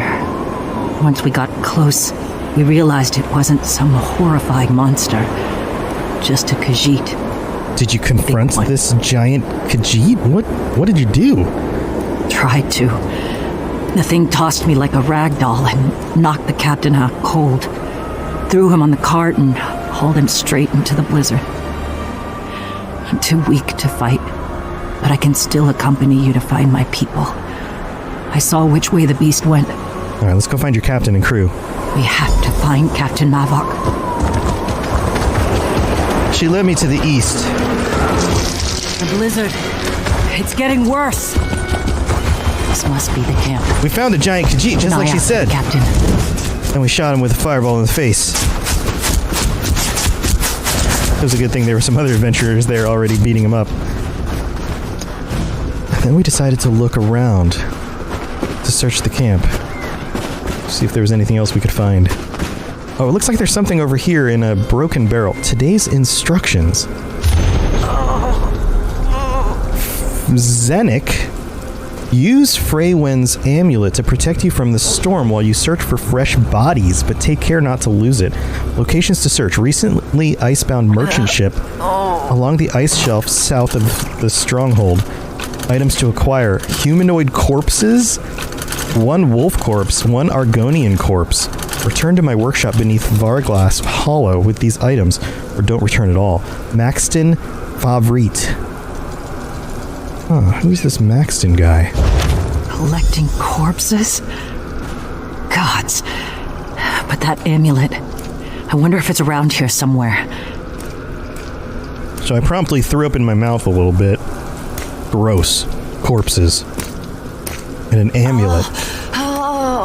And she was also really cold because she was moaning. Take this. What's in here? The magical bag of... A lot. I tried to ignore the moaning and search for corpses. I saw a camel on a hill making farting noises with its face. Stinky beans. They smell so bad. And so will you. The beans with the afterburn. Stinky beans. Aha! A warm satchel. What's in the warm satchel? That amulet. It almost seems like it's calming the blizzard. Amazing. All of a sudden it became way more comfortable in here. So we decided to investigate Varglass Hollow. The hill. Those ruins were hidden by the storm. Is that Vergla Hollow? Vergla Hollow. She corrected my grammar. I've been to places like this before. Draugr. All sorts of creepies. Why do you refuse my gifts? Why does no one understand the beauty of what I offer? They were a little confused. I didn't understand what beauty, what gifts. Why was somebody yelling in a dark place like this? Came across some skeletal cats and wolves. Cats and dogs. Unliving together. This was madness. Human sacrifice, dogs and cats living together, mass hysteria. Alright, time to kick their butts. Andahan. Wait, are these like frozen goat? What are these? They're transparent, right? Or are they just reflective? I think they're reflective. They're like frozen people. I was confused by the frozen ghost-like people. I wasn't sure what to think about them. Continue further into the cave as the adventure in front of me seemed to kill everything very quickly. I assume that you are here to kill me. Probably? That must be boring. I mean, that's what we do to bad guys. We kill them. We murder them. I could melt it. So we decided to try the amulet to melt the barrier. Ooh. It seems to work. Did it? The amulet destroyed the ice. And we were able to get through the door. Onward. Perhaps I deserve death. Destroy as easily as I create. I taint that which I love. I wasn't sure why Maxine was using the word taint so openly. It seemed like a dirty thing to say. Quasnarine! No! This must be Maxton's doing. Turga! No! I will not let my shame snuff out the power I have wrought. I must finish my work. We must be getting close. We headed into a hatch on the floor. Destroy the frozen dais! It's where she draws her power! Behold the frost focus, the font of my creation. Wow. So she sent some bone flares at us. And had some really fancy stuff going on. Why does no one understand the beauty of what I offer? Frost fount?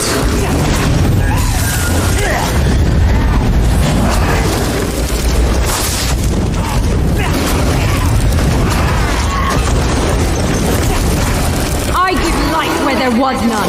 I breathe fire into frozen hearts. Wow, and then she sent a giantess.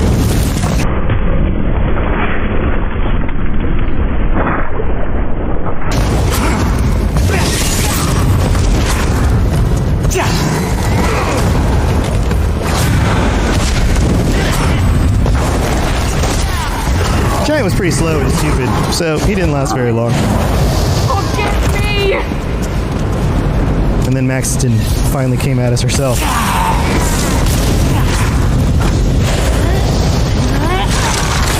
She seemed to have wield powers of ice. She tried to poke us with ice from the floor. But it didn't work. And we stabbed her in the face. Take a gander at this replay. The angle at which Sterling deflects the ball off his skull is nothing short of perfection. And searched her corpse. So we touched the frost focus. And somehow that destroyed it. It didn't like my... Here a moment longer. My hands. I need to see the sky. Hey there, my name's Jameson, or Big Cat. And I am Brenna, or Mother Goose. And together, we are the hosts of the DL, Weekly Gaming News. Each week, we bring you the top stories from last week, as well as something you might have missed. Our goal is to start a conversation about what's going on in the world of gaming. And every week, we have a special guest join us in the chat room, where we discuss a different gaming-related topic and learn more about our guests in the 60-second download. And if that isn't enough, we also have Slim Jims. So come and hang out with us every week and join in on the conversation. Good luck and have fun, everybody. And remember, keep your goose loose. So did you know that you could listen to podcasts on Spotify for free without a subscription? That's a whole thing. That's the whole thing. I know some of you guys know this because I know that about 30 to 40% of our listeners are already listening on Spotify.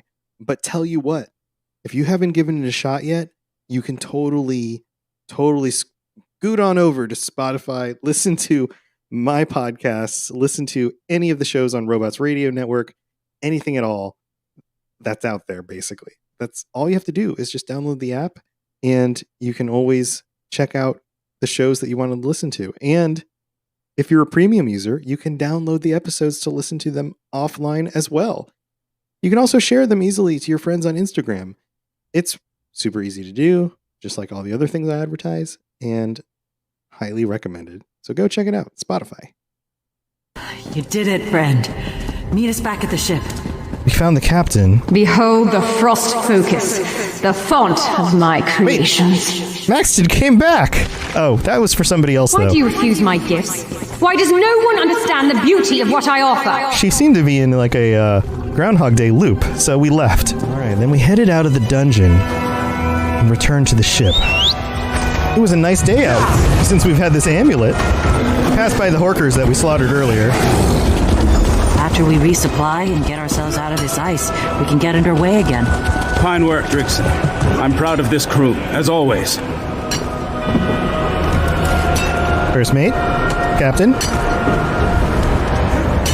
My savior. I apologize for running off like that, but I had to ensure my crew was safe. I'm glad you're here now. The Silver Cormorant owes you a great debt, stranger. How's everyone handling the loss of your crew members? Our dead will be missed dearly. We'll make sure they have a proper funeral after all is said and done. This crew is family. We mourn together, but we endure together too. You've given us the luxury to do both. Well, the storm has stopped. You should be safe now, friend. Looks that way, thanks to you. With any luck, we might even be able to salvage the Cormorant. She's a fine ship. Please, take this. I wish I had more to give. For my efforts killing a very evil ice lady, he gave me a frost-cursed staff, which seemed like a dangerous gift, but I took it anyway. When the last of my blood thaws, I'll start chipping away at the ice myself. I'm sure the Cormorant is as eager to be free as her crew is. How do you feel? Better, now that I'm not in danger of turning into one of those frozen thralls. I was halfway there when you and Drigson showed up. Thought I was done for. That woman was a terror. You mean Maxton? Was that her name? Huh? Yeah. Doesn't matter. I'm just glad she's gone. Yeah, you're never There getting was names, such huh? darkness in her eyes. Pain, too. Bone deep pain. Eye bones. Eating her up. I could feel it even as I stood there, freezing to death. I suppose if I had eye bones, I would be in pain too. What will you do now? Free the Silver Cormorant from the ice and assess her damage. It'll take some doing to get her free, but this crew isn't averse to hard work. In the meantime, I sent a few of them to Morthal to gather supplies. Will you be able to survive in the meantime? Now that the storm has settled and my crew heartened, we're much better equipped to handle the delay. Supplies from Morthal will help too. We've gotten through the worst of it. Now the only way to move is forward. Goodbye, friend. Good luck to you too, First Mate. And the rest of you guys on the ship. My work there was done. So I left, in search of other adventures. Hit the subscribe button or click one of the links below to come back and join us for more adventures and stories in the Elder Scrolls Online. See you next time.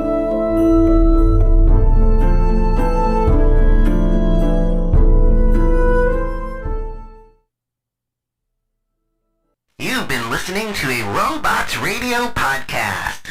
Smart shows for interesting people. Check out all the shows at robotsradio.net. Since the dawn of time, there have been storytellers who teach through their stories. These myths give rise to fundamental truths, and these truths shape our collective experience.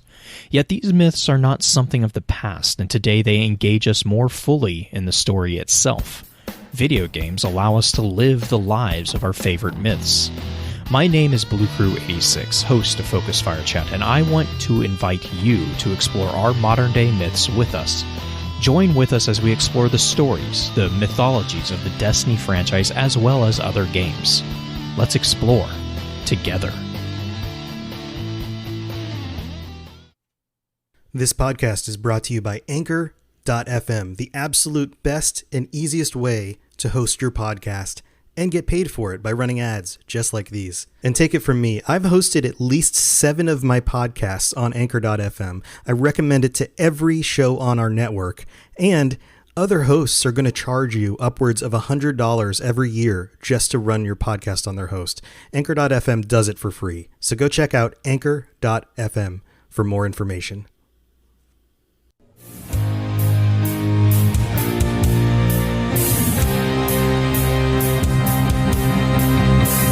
Robots Radio presents The Fallout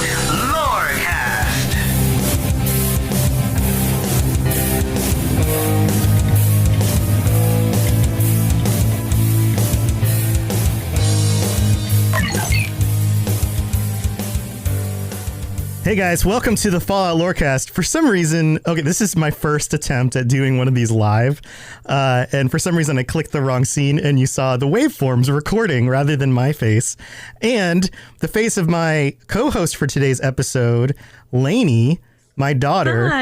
Hi, Lainey. Welcome to the show. Look, thank you so much. Look, she's a real person. I'm a real person. At least I exist. A real digital person.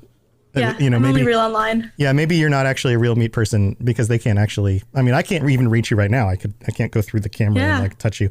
But for anybody who is listening to this episode on audio, which is probably most of our audience, I am now starting a trend where I will be doing these episodes live on Monday nights at 9 p.m. Eastern, 6 p.m. Pacific.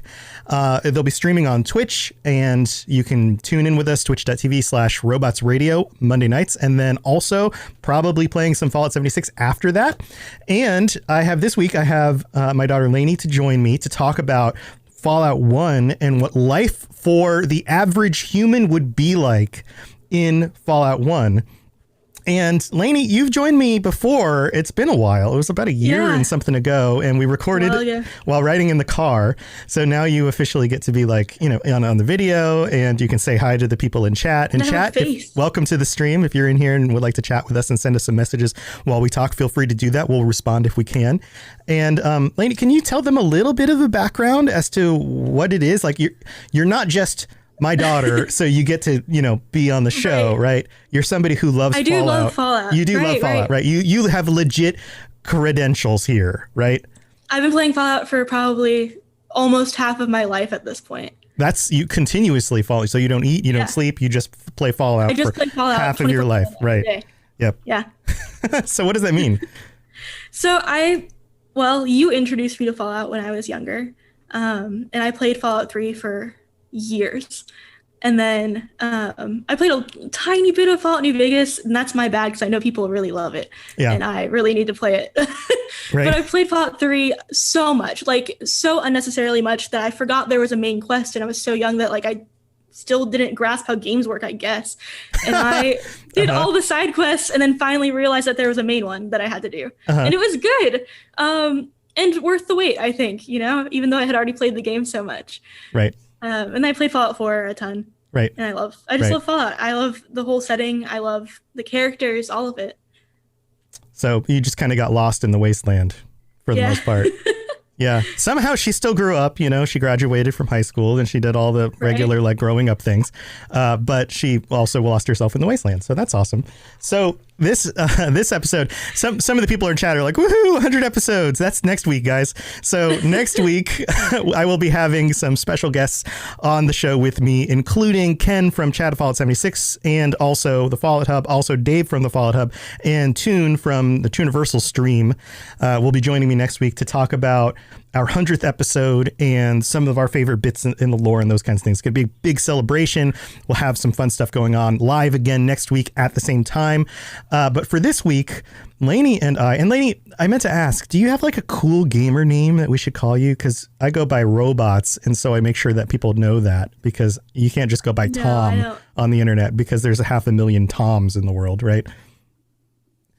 You don't have a cool gamer name? I'll have to figure one out. Yeah, you have to figure one out that people can I have my Discord, but that's pretty much it. Right. Do you want to share that just in case people want to chat with you after the show? Yeah. Well, I'm already in the Robots Radio Discord. Right. It's Neos Pandora, so NEOS PANDORA, like Pandora, like Pandora's box, and Neos is Greek for new, which it's fun. So it's a new problem that's going to destroy the world. Congratulations. You are the new thing that is going to destroy the world. My joke with Lainey regularly is that I don't realize how I raised such an evil child, because you like to sneak up on people and murder them and do all sorts of terrible things. Yeah, my favorite games are stealth games. Yeah, you're sneaky and murderous. But this week we're talking about Fallout 1. One of the things I've been doing on the show recently is talking about Fallout 1. We've talked about the ghouls, we've talked about the Brotherhood and the things going on in Fallout 1, because a lot of people didn't play Fallout 1. And this week I wanted to talk with you about the way life would feel for a regular human. Because it's fun to talk about, super mutants and ghouls and all those sorts of things, right? But for the most part in Fallout games, you're a regular human. You're somebody who leaves a vault, and of course you become the protagonist and like the hero of the story. But you come across a lot of regular people, and a lot of these regular people are living these regular lives. And of course, with the shows that I do, I like to try to put our listeners in the shoes of being somebody in this world. So you've done a little bit of research into this. If you were a regular person in the world of Fallout 1, almost 100 years after the bombs drop, where would you live? What would the world be like? What do you think? So there's a few different places that were kind of the first settlements in the Fallout games where most people would go. And the first one you go to in Fallout 1 is Shady Sands. And that's because it's closest to Vault 15, I believe. Right. It's kind of like on your path to the first place you should be going. Right. It's right by Vault 15 and Vault 13. So anyone who leaves those vaults, which was a thing that would happen because they became overpopulated, would end up in Shady Sands, at least for a little bit. Okay. And what was Shady Sands like? It was kind of desolate. So it was a nice little community, but they had lots of problems from the cons raiding them and from rad scorpions in particular. And they also didn't have very good agriculture. So they had enough to sustain themselves, but I don't know. They seem to be in this constant struggle just against the wasteland. Right. Yeah. So it's a tough life. And one of the things that I think is really interesting about Fallout 1 is how many of these themes carry through all the way to the most recent games. So Fallout 76 is kind of the first game where it's actually set in an environment that is easy to grow things. That is, it is not arid, is not absolutely destroyed. I mean, there are parts that are, but even in Fallout 1, you're in the desert. It's very hard to sustain life, and it's an irradiated place. Some of the areas are irradiated. So you have this environment that's already harsh to begin with, right? It's full of raiders and people outside of this community that are just happy to take what's yours if they possibly can, and are trying to manipulate Shady Sands in a lot of ways. So what kind of person ends up in Shady Sands? It can be anyone, really. A lot of them wear very simple clothing. They work on the land. They do things to keep their small settlement safe and together. So you would either be the kind of person who would defend the settlement or would just participate in keeping it running. You'd also likely be a religious person. A lot of them talk about Dharma, and it's not clear if that's in reference to actual Dharma as we know it and things like the Buddha. Or if it's just them talking about, it's a word that got picked up and in their time it means something different about a different religious leader or spiritual person that they might know. Right. But they have a whole community for it there. So, yeah, that's an interesting point. And it's one of those things that comes up again in even the most recent games, this idea that belief takes hold in people, whether it's the you've got the children of Adam, you've got the people who in Fallout 3, speaking of Fallout 3, who make it to Megaton and end up worshiping the bomb, right? I've lost you. Okay. You've lost me? Am I back? I lost you just for a second. Yeah, okay. You're okay. It maybe just some internet jumps. But you have the people worshiping the bomb. No, actually, I lost you again. Yeah, I can hear you. Can you hear me? Check. Oh, you look like you're back. Are you back? Sorry, guys. You're back now. I canceled out of the Twitch stream. Okay. Maybe your bandwidth is running out. So anyway, you have people in Fallout 3, you have worshiping the bomb in Megaton, right? So there's this idea that belief takes hold. People in desperate situations often grasp whatever they can when it comes to belief. So that's really interesting. So would you say that the people in Shady Sands are the common people? They're not necessarily the ones who have given up and have become raiders and just are doing whatever they can. They're trying to pitch in. They're trying to build a community. Yeah, they're mostly just keeping to themselves. Right. So if you didn't end up in Shady Sands, where else would you have ended up? So there's a few more other areas. You might end up in the hub, for example, which is the main trading center in Fallout 1. If there's caravans, right, they come out of the hub. And so if you go to the hub, you can find pretty much anything. And if you were to be there, you might become a trader, and that could be how you live. And it would be a nice way to live, given that you would be surrounded by other people protecting your caravan, or you could be the guard of the caravan with a trader by your side. So you wouldn't be alone in the wasteland, and you'd have an income, which could be good. Well, yeah. I mean, you need to kind of make a living for yourself somehow, right? So it's like become a trader, become some sort of mercenary who protects the traders, or a bodyguard, that kind of thing. Farming in either of those communities, they probably have, the need for at least some basic farming. Although with the trade community, you could live off the farm supplies of other places completely, but that puts you at a major disadvantage. You'd have to scavenge for things instead. You have to have something to give. Yeah. Yeah. So unless they're giving their service as traders. Right.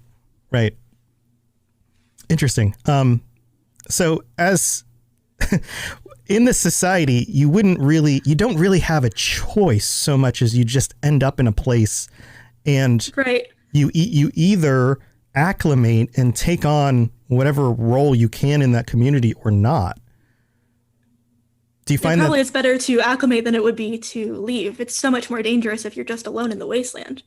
Right. And so in these communities, you often have the perspective of if you're going to survive and you're going to be part of the community, then you need to chip in.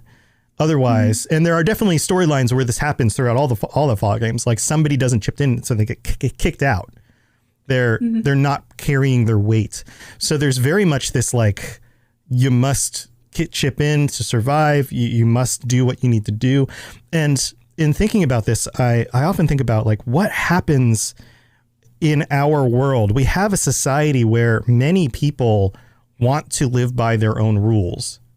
And I mean, just look at like the modern things we're dealing with, the pandemic, right? People don't want other people to tell them how to live their lives, even when it comes to wearing a mask, something as simple as putting something on your face. What happens Which is awful. Wear a mask, please. Right. Please wear a mask. But what happens when that kind of person shows up at Shady Sands and they're like, hey, I'd like to live as part of your community. I'd like to, make a living, have a place to live, have some food on my table, those kinds of things. And they're like, and they hand them like a pitchfork and they're like, start shoveling hay. Here you go. And they go, what? I'd rather do this. I'm a singer. Do you guys need a singer? And they're like, no, shovel some hay, like you don't really have a choice. Right. Right. And I think, in that context, it would be pretty silly not to choose to shovel the hay, right? Because if your options are either do this task that may not be that great, but have a safe place to live around other people, or just be out on your own. I don't know. If you pick not to do the simple task, what are you giving up really? Like you're giving up your entire livelihood. Yeah. Yeah. But I think like when it comes to people in our society, are we too pampered? Do we have it too easy? And how many of us wouldn't ultimately be able to make that jump? Would find it too difficult? What do you think? I think that the context really plays a huge role in it. In our society, we have been able to, for the most part, not entirely, but for the average person, you'll likely have a job and be able to sustain yourself, and that job will service other people. And we have it set up in such a way that that happens for the most part, hopefully. But you don't have just this constant need for survival. So it leaves room for things like culture to grow, where in the wasteland, you can get that. So in settlements that do have religions and things like that, they're safe enough that you can work beyond just the survival part. Right. But for the most part, you wouldn't experience that. You would just need to be surviving and doing the things that you have to do, which doesn't leave a lot of time for thinking about what you would like to do instead, or even developing other things to do that are either art related or community related, because you just do not have the time or energy. Right. Everything becomes focused on the here and now rather than the long term. And I think that relates to some of what is appealing about some of the leaders that you come across in the games is that they promise something in the long term. Somebody like a Roger Maxon is saying, listen, we need to do what we need to do right here and now, but we need to plan for the future. That's why the Brotherhood is inspiring early on and continues to be. It's also why some of the villains end up being as powerful as they are is because they're giving people something beyond just the here and now. And you end up with a lot of really, really desperate people. On the second half of this episode, we're going to talk a little bit about the psychology of some of this and Maslow's hierarchy of needs and some of that stuff. What about some of the other locations that you would find regular humans living in? Yeah, so Junktown is another area. It was one of the earliest settlements that was created, but they have a lot of really interesting characters there. So they have Doc Morbid, who's an exceptionally high-cost doctor. Doc Morbid. His name in Fallout 1, there's a doctor with the name Doc Morbid. If you haven't played it, isn't that awesome? Would you want to go to Doc Morbid? What's so funny about that is that he is well regarded. The other doctor you encounter, I believe it's Shady Sands, was trained under Doc Morbid. So people love him. People go to him. He's well regarded. You have to pay a lot to be worked on by him. Right. But his name is Doc Morbid. Right. Yeah. In Fallout 1, they even have some like really strange, almost like cyberpunky kinds of things going on. Like some people actually have like arms replaced with like mechanical parts and stuff. Like that happens a little bit in the games. I mean, they kind of started down that path and then they didn't continue all the way down that path for the later games. But yeah, there's a little bit of that kind of thing going on. Well, I think that, they continued on the path, but not in the way that you would expect. So Synths, I think, would be down that path, but just not in the way that a lot of people like for them to have been. Right. Like you wouldn't, like in a game like Cyberpunk, you augment your body and eventually you replace yourself into something that could resemble something like a synth. But yeah, in the Fallout world, it was like, well, let's just design a complete separate, human type being. Yeah. Yeah. Let's replace the humans with it, but not in a way that they like.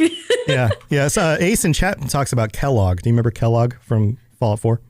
He was the guy who took your baby. Yeah. He says, would Kellogg be down that path too? Absolutely. He did have parts of his body modified. Right. Yeah. There's always, and that's interesting. This is another one of those things that you can connect all the way back to Fallout 1 are these ideas. And something like this doesn't really come up that much. Like you don't come across that many characters who have body modifications. It's actually pretty rare, but yeah, it still happens. Like that concept is in the games. Mm-hmm. So what else is going on with Junktown? So they also have a gang, only one gang. It's called Skulls, and they even say that they're the meanest gang in town. But it's not hard to be the meanest gang in town if you're the only gang in town. You're the only gang in town. And there's Skulls with a Z. Yeah, SKULZ, 1L. Yeah. Fev mentioned in chat, wasn't that a plot point for Van Buren? It might have been. I don't remember specifically, but I'll have to go back and look that up. So the Skulls gang, the only gang in town. Mm-hmm. Junktown doesn't seem like the kind of place you'd want to be for very long. Probably from the gang activity. Yeah, it's a little rougher. Yeah. Okay. Now, where else could you possibly end up? So these two kind of go hand in hand. There's a doomsday cult that you could join called the Children of the Cathedral. Mm-hmm. And cults come up again throughout the whole series of Fallout games, of course. Right. This is tied back to that whole need for belief thing. Right. Yeah. Absolutely. And then there's Unity, which is a project that the character called the Master is working on. Right. Where he strives to essentially turn all humans into one perfect race, which is incredibly problematic on its own. It's even worse when you find out that one race is actually super mutants. Right. And that doesn't have echoes of like Nazism or anything. Right. Yeah. Well, that sounds like a good idea. That didn't work back in the mid 20th century, but we should just try it again. They just didn't have it right yet. Yeah. Turn them all into super mutants. And of course, the Master is a mutant himself, right? So. Right. And he thought that by doing it, he would be eliminating the differences that cause strife between other people. So he thought that he would bring us all together by creating these perfect monsters, which did not work. Right. Yeah. It's nice when villains have a misguided but good intention. Like on the surface, it sounds good. Oh, we're eliminating strife and conflict. Which is why people would volunteer for it, either for that or for the money. If you're in the wasteland and you really are just out of luck, and you think maybe you can go through this experiment and survive the other end, why not try? I guess. Right. Yeah, and the Children of the Cathedral was kind of, as Feb mentions here, is kind of a front for what was actually going on. So Yeah, it was a cover for all of that happening, and people, would join the cult and then get wrapped up in the other things going on. But some people would just join what they consider the faithful, and a lot of those people were raised to be volunteers if you were born with it, or you'd be indoctrinated into it later on in your life. And they would go to other locations in the wasteland and help people, which also sounds really nice. You have a lot of layers that make it sound like there's nothing shady going on there at all, but they're creating some of the worst enemies you might come across. Shady sands going on? Nothing. Never mind. Yeah. And I think this is another one of those things that we can look at our own world and we can say, how much of the time are the things that are truly evil wrapped in some sort of candy coating that make them look like they're good? They have this good intention, but really at the core they're rotten, or they're that way in order to manipulate other people into thinking that they're good. Yeah, that's why it's so important to actually research things and look past just what you're being told about something and actually create a better idea of what it is. Right. So for the most part, you have two locations, which for the Shady Sands and the Hub, where people can go, or will find their way there usually, and can make kind of as normal a life as you can have, right? A place where you work, a place where you have a community, a place where you pitch in, and you try to defend yourself from the dangers of the world around you. And then Junktown's a little bit rougher. And then if you, and I don't want to say it like you go off the deep end, but if you are, because it's a lot of times joining cults is due to ignorance and trust. And trust isn't a bad thing. Well, there's a lot of things that probably people in the wasteland are experiencing that lead them to be the perfect candidate to be vulnerable, pulled into a cult, right? Yeah. Anyone who's looking for a sense of purpose, any sense of community, if you just feel alone, it's really easy to be manipulated into something that is good. And and you combine that with the echo chamber that you're in when you're in a cult, it just makes it worse. If all you know is that this thing will be good for you and that this sense of community is giving you what you need. It's why people in cults love bomb, right? If that's what you're looking for, it's super easy to get sucked in. Right. Yeah. So any other thoughts on this before we move to the middle of the show? After the middle of the show, we're going to come back and talk about the psychology of some of this stuff. I'm okay right now. Nothing? Okay, cool. Let's move. Again, I'm doing this for the first time, so I've got all of the sound effects triggered and stuff. So here we go. Let's move to the middle of the show. Hello there, old chap. Good to see another of General Atomic's finest, still eager to serve. So thank you, everybody, for joining me as usual. I'm your host, Tom, or Robots, and with me today is Lainey. And next week, we have, as I mentioned earlier, our 100th episode, and it will be a very special episode, streaming again live on Monday night. And then the week after that, we will be doing our patron episode with our Tier 4 patrons. So there's still time to sign up if you'd like to join us. We're going to be talking about mods. Have you ever wondered how deep the Elder Scrolls lore rabbit hole goes? Have you got a grasp of the basics and want to find out more about the universe? Written in Uncertainty is here to help you. We'll be mixing in philosophy, theology, and whatever other theory is useful with Elder Scrolls texts to untangle some of the biggest questions in the series, like what are dragon breaks, how does Chim work, where did the Dwemer go, and more. Check us out at writteninuncertainty.com or find Written in Uncertainty on any podcatcher. Thanks for listening, and catch you later in the Grey Maybe of Tamriel. Hey friends, did you know that you can use Spotify to listen to podcasts too? And it's free. You don't even need a premium account. Spotify has a huge catalog of podcasts on every topic, including this one that you're listening to right now. And it's as simple as downloading the app and just searching for your favorite podcast or looking for new shows. My shows, because you guys have done such an awesome job listening to them, actually show up at the top of the list when you search things like Fallout or Elder Scrolls. So you're going to get good content if you use Spotify. You can also follow your favorite podcasts so you don't miss any episodes. Premium users can download episodes to listen to offline. You don't even have to stream them directly. And you can easily share what you're listening to with friends. So if you haven't tried it yet, download the app for free. Give it a shot. Most of my listeners at this point are actually listening on Spotify, so I can't recommend it enough. Talk to you guys later. And things that you've modded Fallout with and how you use mods, maybe your favorite mods, those kinds of concepts. And as always, we are also sponsored by Loot Crate and Gamefly. So if you'd like 15% off a Loot Crate purchase, you can always get that by clicking the link in the show notes and using the code ROBOTSRadio, ROBOTSRadio, or you can, or you can go to the Gamefly link, and right now they have a deal where if you sign up for $10 for 1 month, you get a second month for free. So with all of these cool games to try out, if you haven't tried out Fallout 76 yet and you want to, with games like Cyberpunk on the horizon, all sorts of cool stuff, this might be a really good time to get a deal like that in order to rent the games, keep them as long as you like, get free shipping. If you don't like the game or you'd get done with it, you can send it back and get another one. You can even get movies and stuff. So go check out the links in the show notes.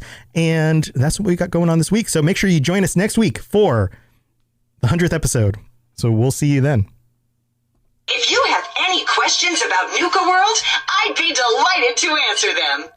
All right, we're back with the end of the episode. And Lainey, you brought some psychology into this, and I like to do that as well when I talk about things. It's almost like you're my kid. So in the show notes you have, and I noticed this right away when you shared it, Maslow's hierarchy of needs. And I'm sure there are a number of our listeners that know what that means, but can you break that down? Again. Oh, no, I'm back. Oh, we're back. I'm so sorry that keeps happening. Yep, it looks like Maslow's hierarchy. Maslow's hierarchy of needs. So how does that work? What is Maslow's hierarchy of needs, and how does that apply to Fallout? I kind of referenced it earlier, but out of context, and just a very simplified version of it, this idea that if you don't have your bare necessities, you can't, get culture and things like that. Mm-hmm. But on a not very like fundamental... like a bear's necessities, like honey and trees to rub your back on. Mm-hmm. Right. Like food and water. Oh, okay. I got it. Yeah. So it on a very individual level, if you as a person are missing food, water, shelter, even just a sense of safety, which if you're in the wasteland, you're probably missing at least a couple of those, right. At least in a consistent way. You don't have time to develop things like on a really low level friendships, which I think, in hard times, if you're around other people, you will either develop friendships or something quite the opposite. Well, it's almost like relationships based out of need rather than right. pleasure. And you don't have time to pick and choose who your friends are, really. Right. You just kind of bond with whoever's there if you can trust each other. But on a higher level, you don't have the space to really think about yourself as an individual. You don't have the space to create art, like I mentioned earlier in the episode. Mm-hmm. It's hard to feel other feelings like pride and things like that, other than in just the fact that you made it through another day. You don't have the ability to dive into any of these other areas of your life because you simply do not have the time or energy. Right. Especially if you're not getting, food and water and things like that enough. Right. So the pyramid itself is structured. It's structured like a pyramid. And at the very bottom level is physiological need. So that's obviously just the ability to exist, right. Feed yourself, to keep yourself safe, to keep yourself out of pain and discomfort, those kinds of things. And then there's safety, and that's, security, being able to sleep at night because you don't fear that you're going to be eaten by something, or attacked by somebody who wants your stuff. And then there's the next level up, which is psychological need. So that's where you're talking about belonging and love, having friends, having a community, having a family, those kinds of things. And then there's esteem, which is how would you describe esteem? I think about it as really thinking about beyond just where you end up out of necessity, where you fall in a community. So how you regard yourself. Mm-hmm. I think it's one thing to be in a settlement in Fallout and be maybe in charge of something, right? Because that would put you above, that would make you a superior. But I think there's a difference between being in that position because you have to and having earned your way to a position, maybe not in an area that is just necessity. Right. You can actually regard yourself as being important for a reason and valued. Yeah. Yeah. So chipping into the community, feeling like you're part of something bigger than just yourself. Mm-hmm. Things like that. And then at the very top of the pyramid, the very top, little little triangle right at the top, is self-actualization. Now, what is that?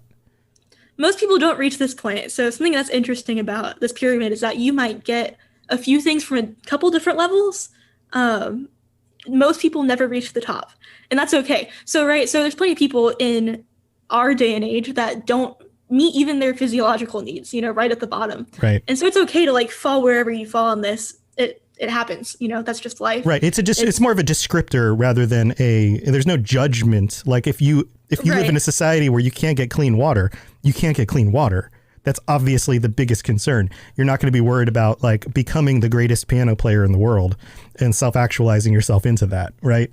You're going to be worried and that's exactly about what it's saying. Right. So, in terms of like the self-actualization part of the pyramid, a lot of that has to do partially with like mastering skills that you want to master, right? That's a big part of all of this, just like with the rest of it. It's different if you have to do something out of necessity. But it can also have to do with feeling spiritual in a way that like connects you with the things around you, self-actualizing about who you are as an individual. All of that falls into that category. Right.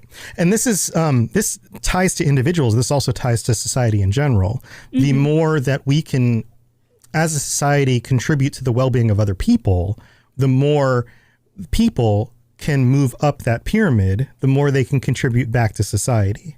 So if you have a society where everybody's stuck on the bottom two levels worrying about basic needs, then like you were saying, you're not going to have art. You're not going to have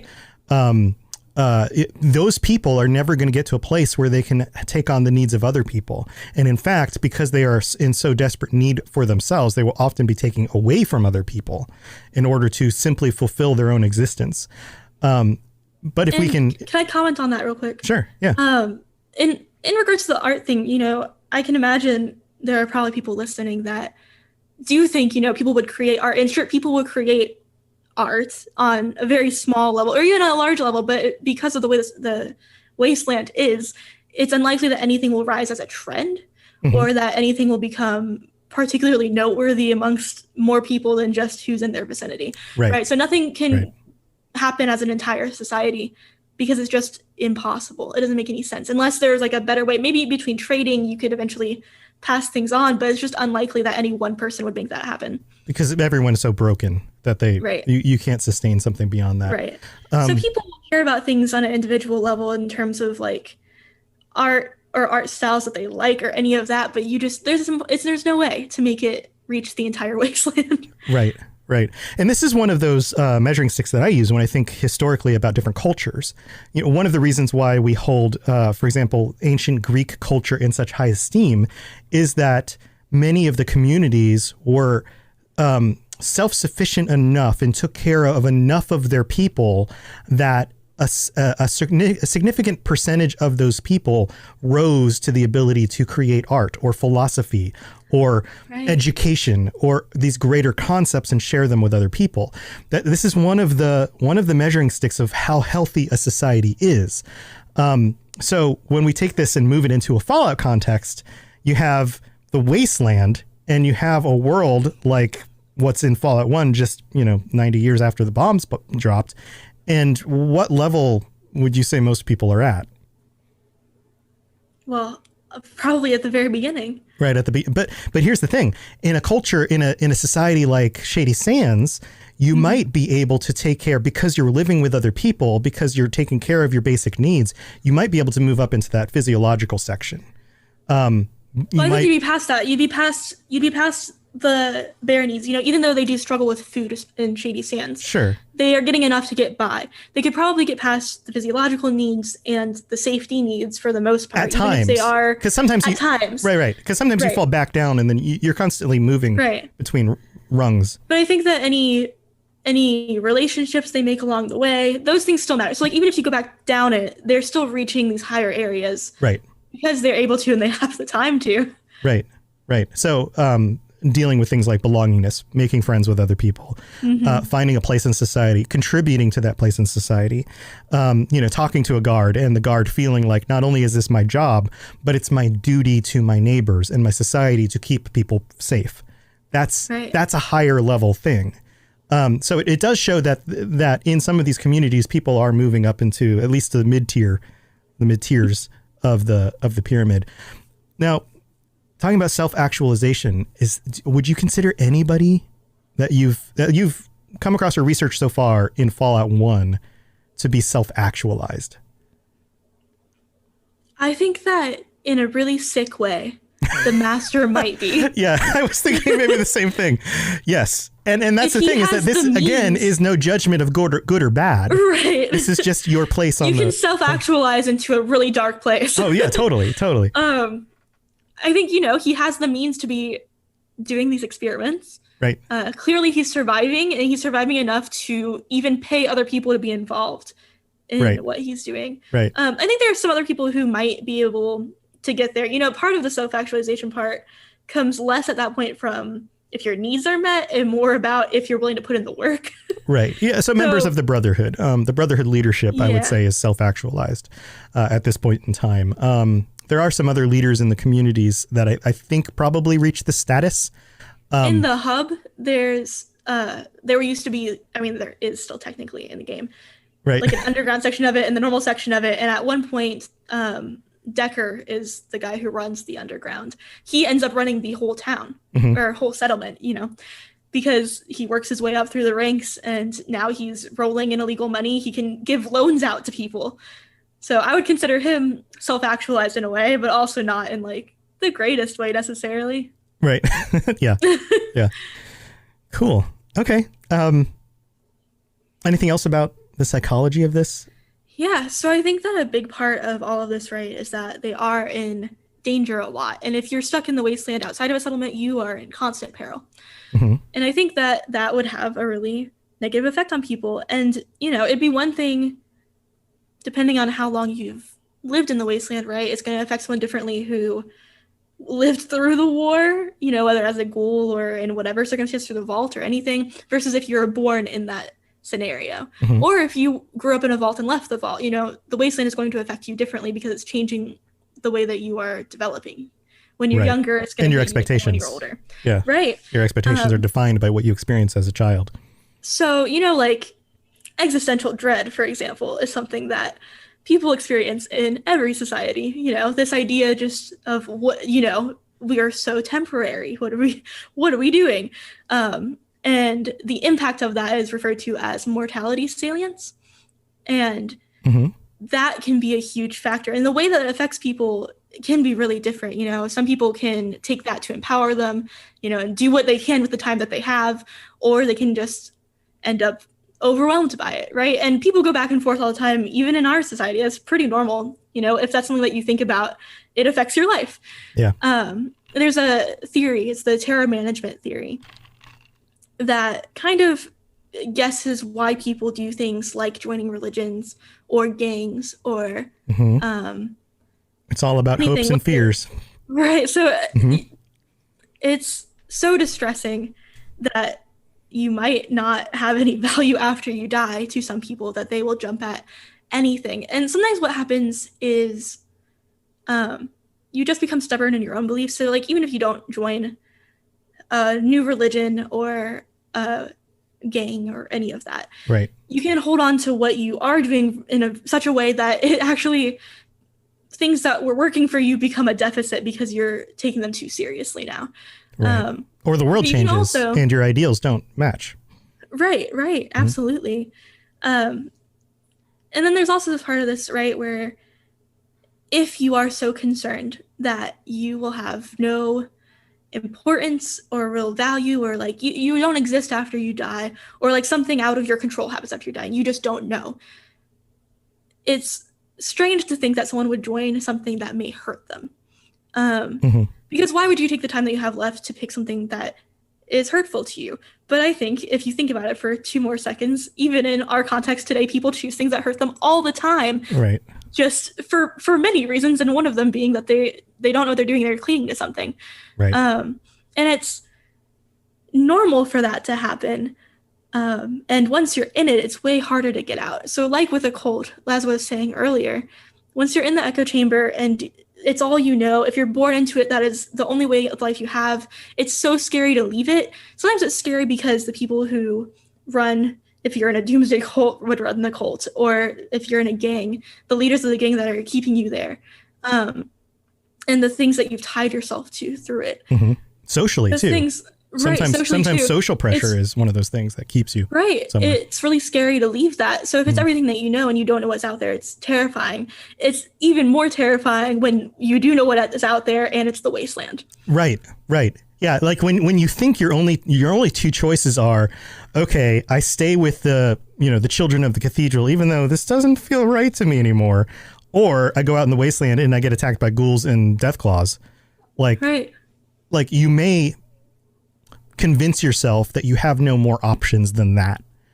And so you stay where you are. Yeah, absolutely. And that's exactly what leads to things like the Jonestown incident with the Kool-Aid, where people actually died. And that's where the expression drinking the Kool-Aid comes from, by the way, if anybody doesn't know. Yeah. So, people were so invested in this cult that they took their lives for it. Some of them genuinely believing that it would take them to a better place. That's what the cult was about. Mm-hmm. Some of them because they really didn't think they had any other option anymore. Right. I just put all my faith in Bottle. In Bottle? Well, I put all my faith in Cappy. So. Well, okay. Sorry. Well, we can be friends, at least. Okay. Yeah. I mean, they're friends. They're buds. It's cool. Yeah. So it makes sense that you end up with a world where, Fallout 1, these are the choices that people have. And the people who wrote these games, it makes sense that, they decide these were the choices.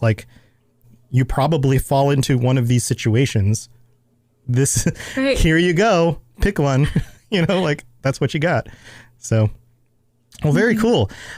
Chat, if you guys have anything else you want to share while we wrap up the episode, feel free to type it in chat right now. After this, I will be streaming some Fallout 76. I'm going to be continuing my my new character, Captain Robots, attempting to save the wasteland.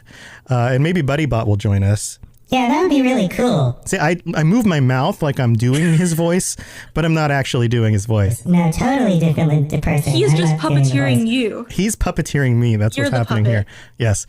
So stay tuned on Twitch to check out the stream of 76 after we end this. Lainey, this has been super fun. Thank you for doing the research and bringing this together. Would you like to join us next week for our 100th episode? I would love to. Come do that. 100 episodes, that's so many. That's a lot. That's way more than 10. That's almost 10 times 10. Yeah. Maybe 11 times 10. No. No, that would be too many. That'd be too much. 10 times 10 is 100. That was the joke. Yeah, so almost. So if people want to reach out to you, what's the best way for them to get a hold of you? Well, Discord? Should they send you a message on Discord? Right now, Discord. I'll figure out something real in the future. Okay. All right. Discord for now. Cool. Well, thanks for joining us. I guess I'll let you go. Have a good rest of your night. And Wastelanders, Vault Dwellers, you guys stay safe out there. And if you decide to join a cult, think about it a little bit. Try to figure out which of your needs you're fulfilling, and maybe there's a better way to do it. All right, guys. Next time, I'll talk to you later. See you guys later. Have a good one.